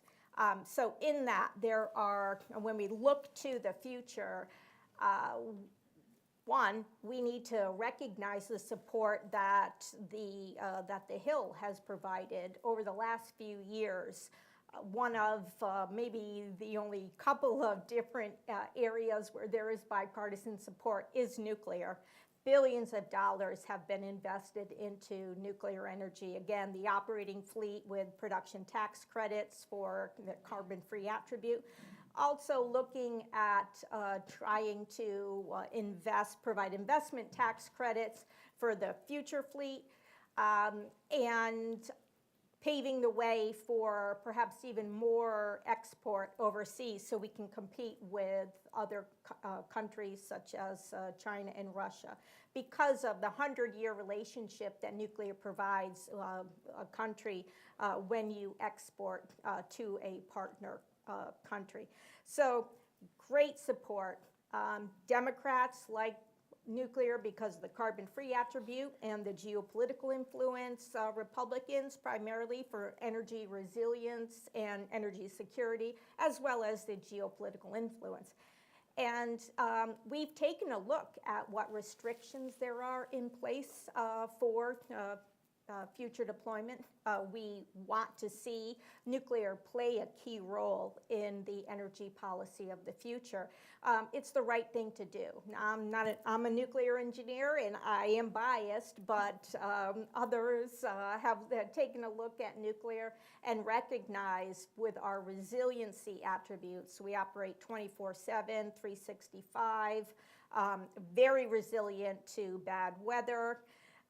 We also have about 18 to 2 years of fuel on site. So we operate for a large time periods before we need refueling. There are great attributes that I think pretty much anybody you talk to in the public are recognizing the concept of nuclear needing to play a very strong role in the future. And to that end, if we look at the constraints that we have, obviously we've talked about them. We've talked about the regulatory process needing to be more efficient. We've talked about supply chain. Yes, we're working on both of those to ensure that we can realize this future. We also have siting issues, and though that is not just federal, but also state. But we also have social license issues that we need to make sure that people understand what nuclear power is and its beneficial attributes, and that people aren't making decisions based on lack of information. But it's hard when you're representing an industry to really get the points across to the general public. So we need ambassadors. We need all of you who do see the benefits that nuclear energy provides to go out and to talk about why nuclear power is one of the workhorses of the grid and is needed for a very resilient grid and a carbon-free and an energy independent grid. So, social license, we all can play a role. We also need workforce. If we are going to deploy more nuclear, we need more people going into nuclear energy at the not only university level, but the trade school level as well. We have programs in place along with the Department of Energy to get curriculum developed in these different educational institutions. And right now we employ directly about 100,000 people, very strong, well-paying jobs, but we are going to need obviously a lot more. And so I look to all of you. For those of you who are playing a role in education, then please think of nuclear. Think about how much of an economic incentive it can prove to be for a local community, not only the tax base, but the great paying jobs. We're now seeing states that don't have nuclear power coming to the nuclear industry saying, we want nuclear. And they don't want just the nuclear power plant to provide that stable electricity, but also the supporting industries as well. So I think that the social license is something we can all work on, and also the need for the educational outreach so that we can have the workforce that we need for the future. And I do realize that Rumina and Keith spoke about the STEM area and efforts underway, but again, something that everybody in this room can participate in. Thank you, Jennifer. And I was going to turn to kind of social license and diversification in STEM. I think those two are connected. I was going to explain that. But before I do that, I wanted to pause because I think we've heard some questions from the audience that touched on perspectives on regulation. I was going to pause here to see if there were any questions. I can continue this dialogue, and I will. Yes, please. We've got an individual seeking a microphone here in the middle section.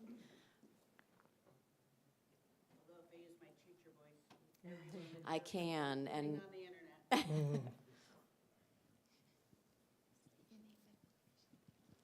Thanks. Hi, Diane Hirschberg, Institute of Social and Economic Research at UAA.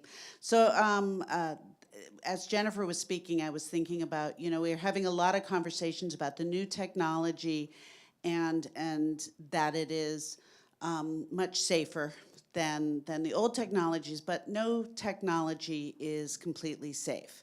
And we also understand that there's a lot of lingering concern, both because of past problems and also because we don't necessarily understand fully the new technologies. I'm one of those who's, I'm a social scientist. I'm also somebody who lived in California and recognized that conventional energy has also caused a whole lot of problems, and including the way that we have run our wires and had fires from those. So how do we have an honest and non-triggering conversation about the genuine risks to the technology, along with talking about how it is, as a new technology, likely much safer than the legacy nuclear. But how do we really have the honest conversation so people feel like, yeah, there is a risk, and we do need to understand that as we are making these decisions? Romina, is there anything you would share about how those conversations have occurred in Canada as part of the national dialogue and the development of the roadmap? Certainly.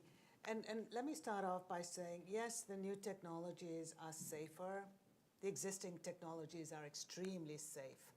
So I wouldn't want anyone to leave this room thinking that, the newer, better, safer, the existing technologies are extremely safe.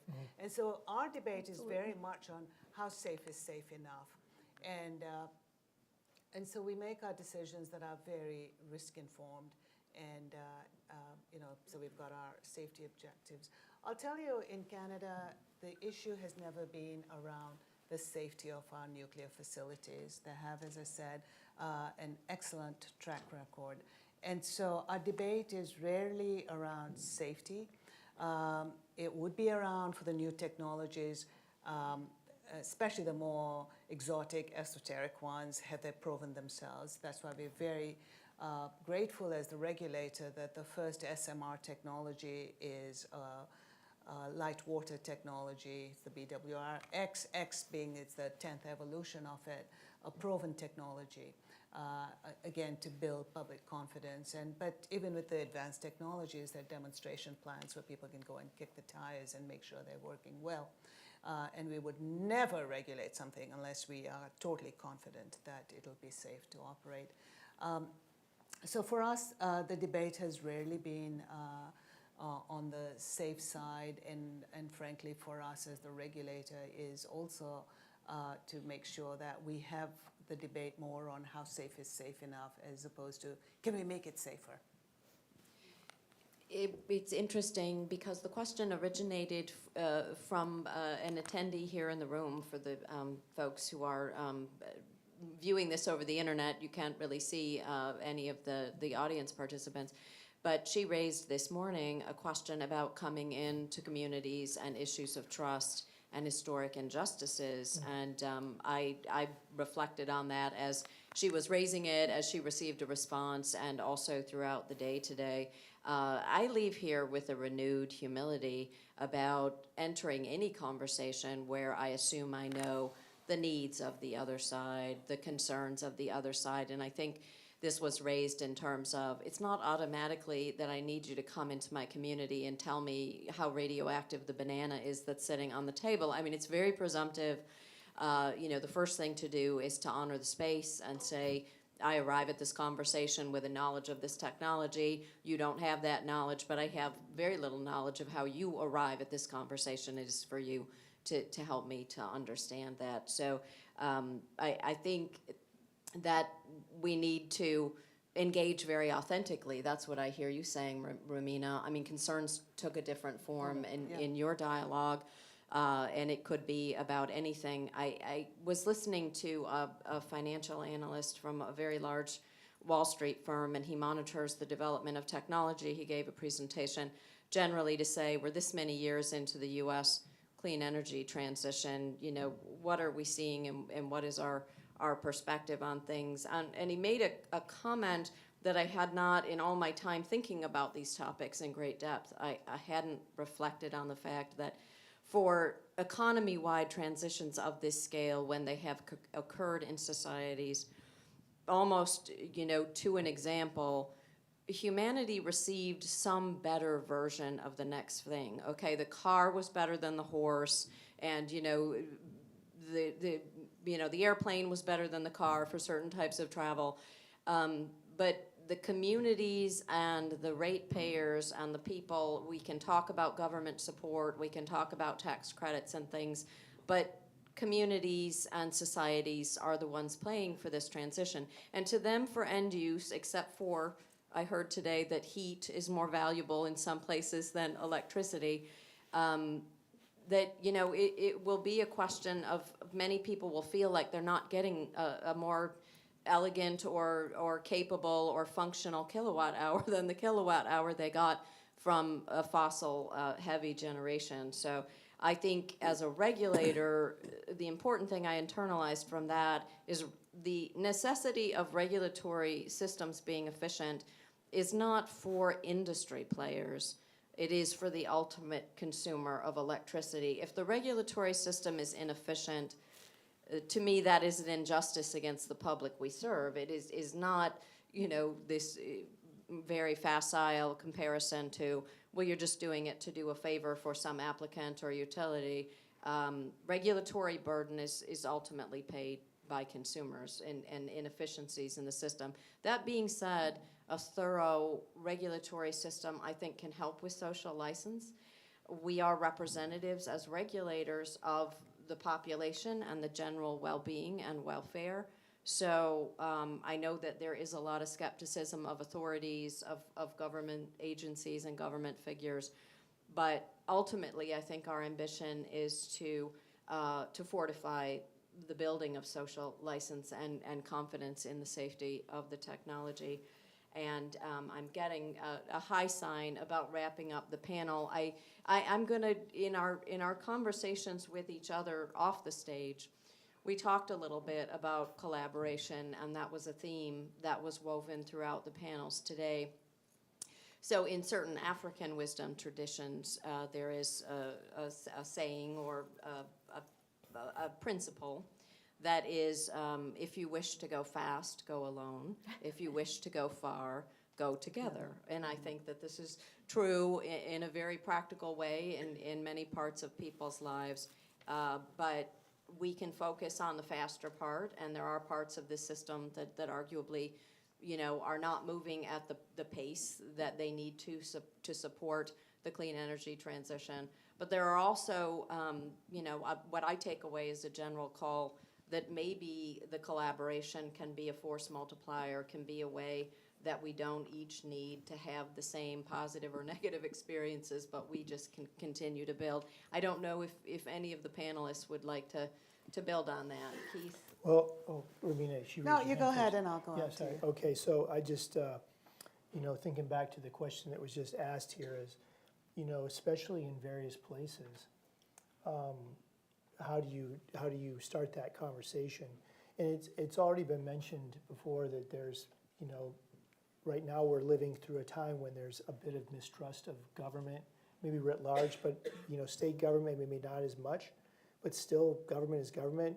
There's been the comments about the different groups of people like the entrepreneurs, the regulators, the academics, the research people.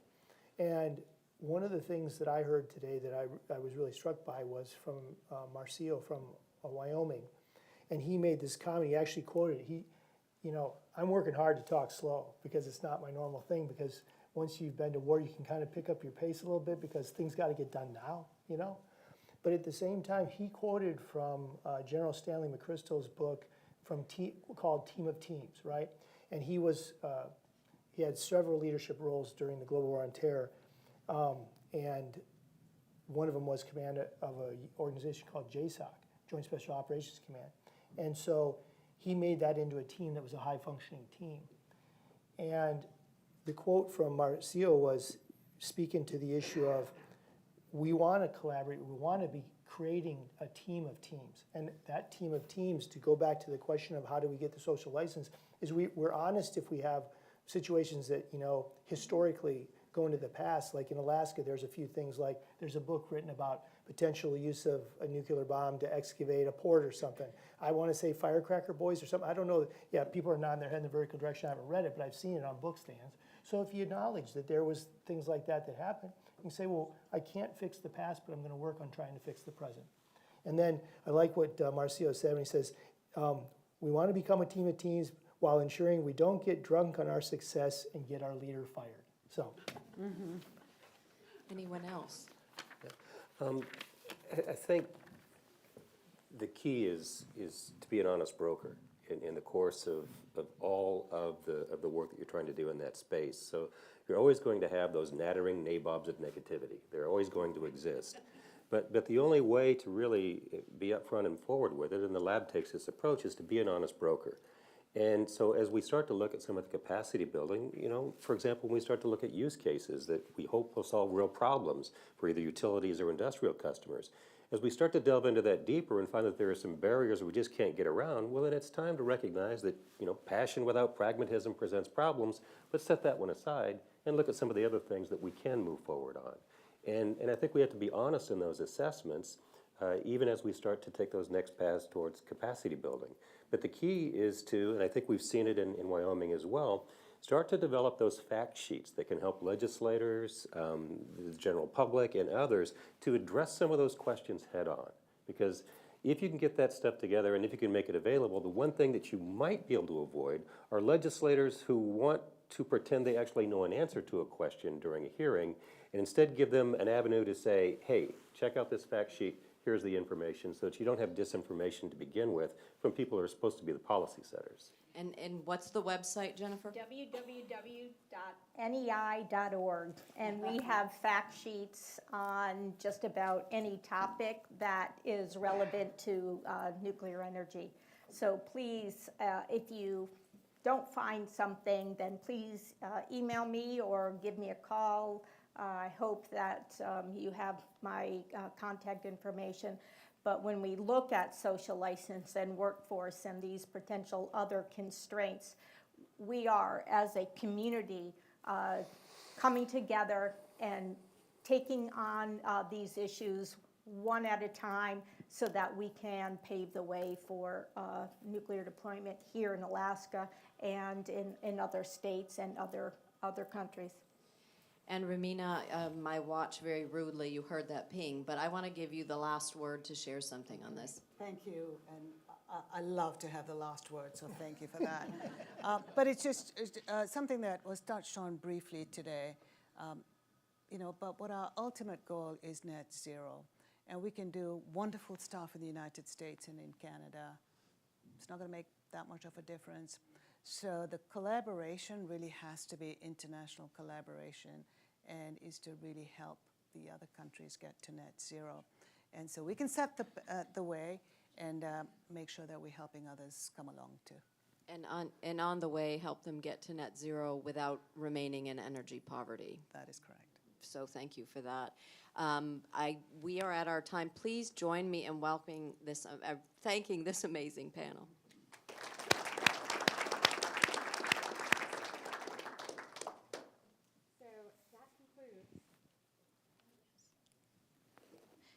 That concludes today's Frontiers Project meeting. And if you'll bear with me, I have just a few thank yous. And we're about to go into our reception just outside of the doors. So please join me at the reception. Please also join us next year in Utah as we complete the 4-state Frontiers collaboration. But first, I would like to thank for our audiovisual crew, IMIG. I'd like to also thank Toast of the Town for the stage furniture, the Denina Civic and Convention Center, of course, for this beautiful venue and for the food that we've enjoyed throughout the course of today. I would also like to thank my own colleagues at the Atlantic Council and our friends and partners in putting this meeting together at the Idaho National Laboratory and at the University of Alaska Anchorage's Business Enterprise Institute. And finally, last but not least, well, one moment, I want to thank all of the speakers and, of course, the audience. And finally, last but not least, I truly want to thank all of the members of the Frontiers team, which is a truly interdisciplinary team. We have met every other week, pretty much for the last year, and put this day together. So Christy Bell, Joe Jacobson, George David Banks, Gary Dulesky, Marcio Pais Barreto, Donna Kemp Spangler, Aaron Weston, and Steve Omeyer. Thank you all, and I look forward to seeing you in just a moment at the reception. Thank you.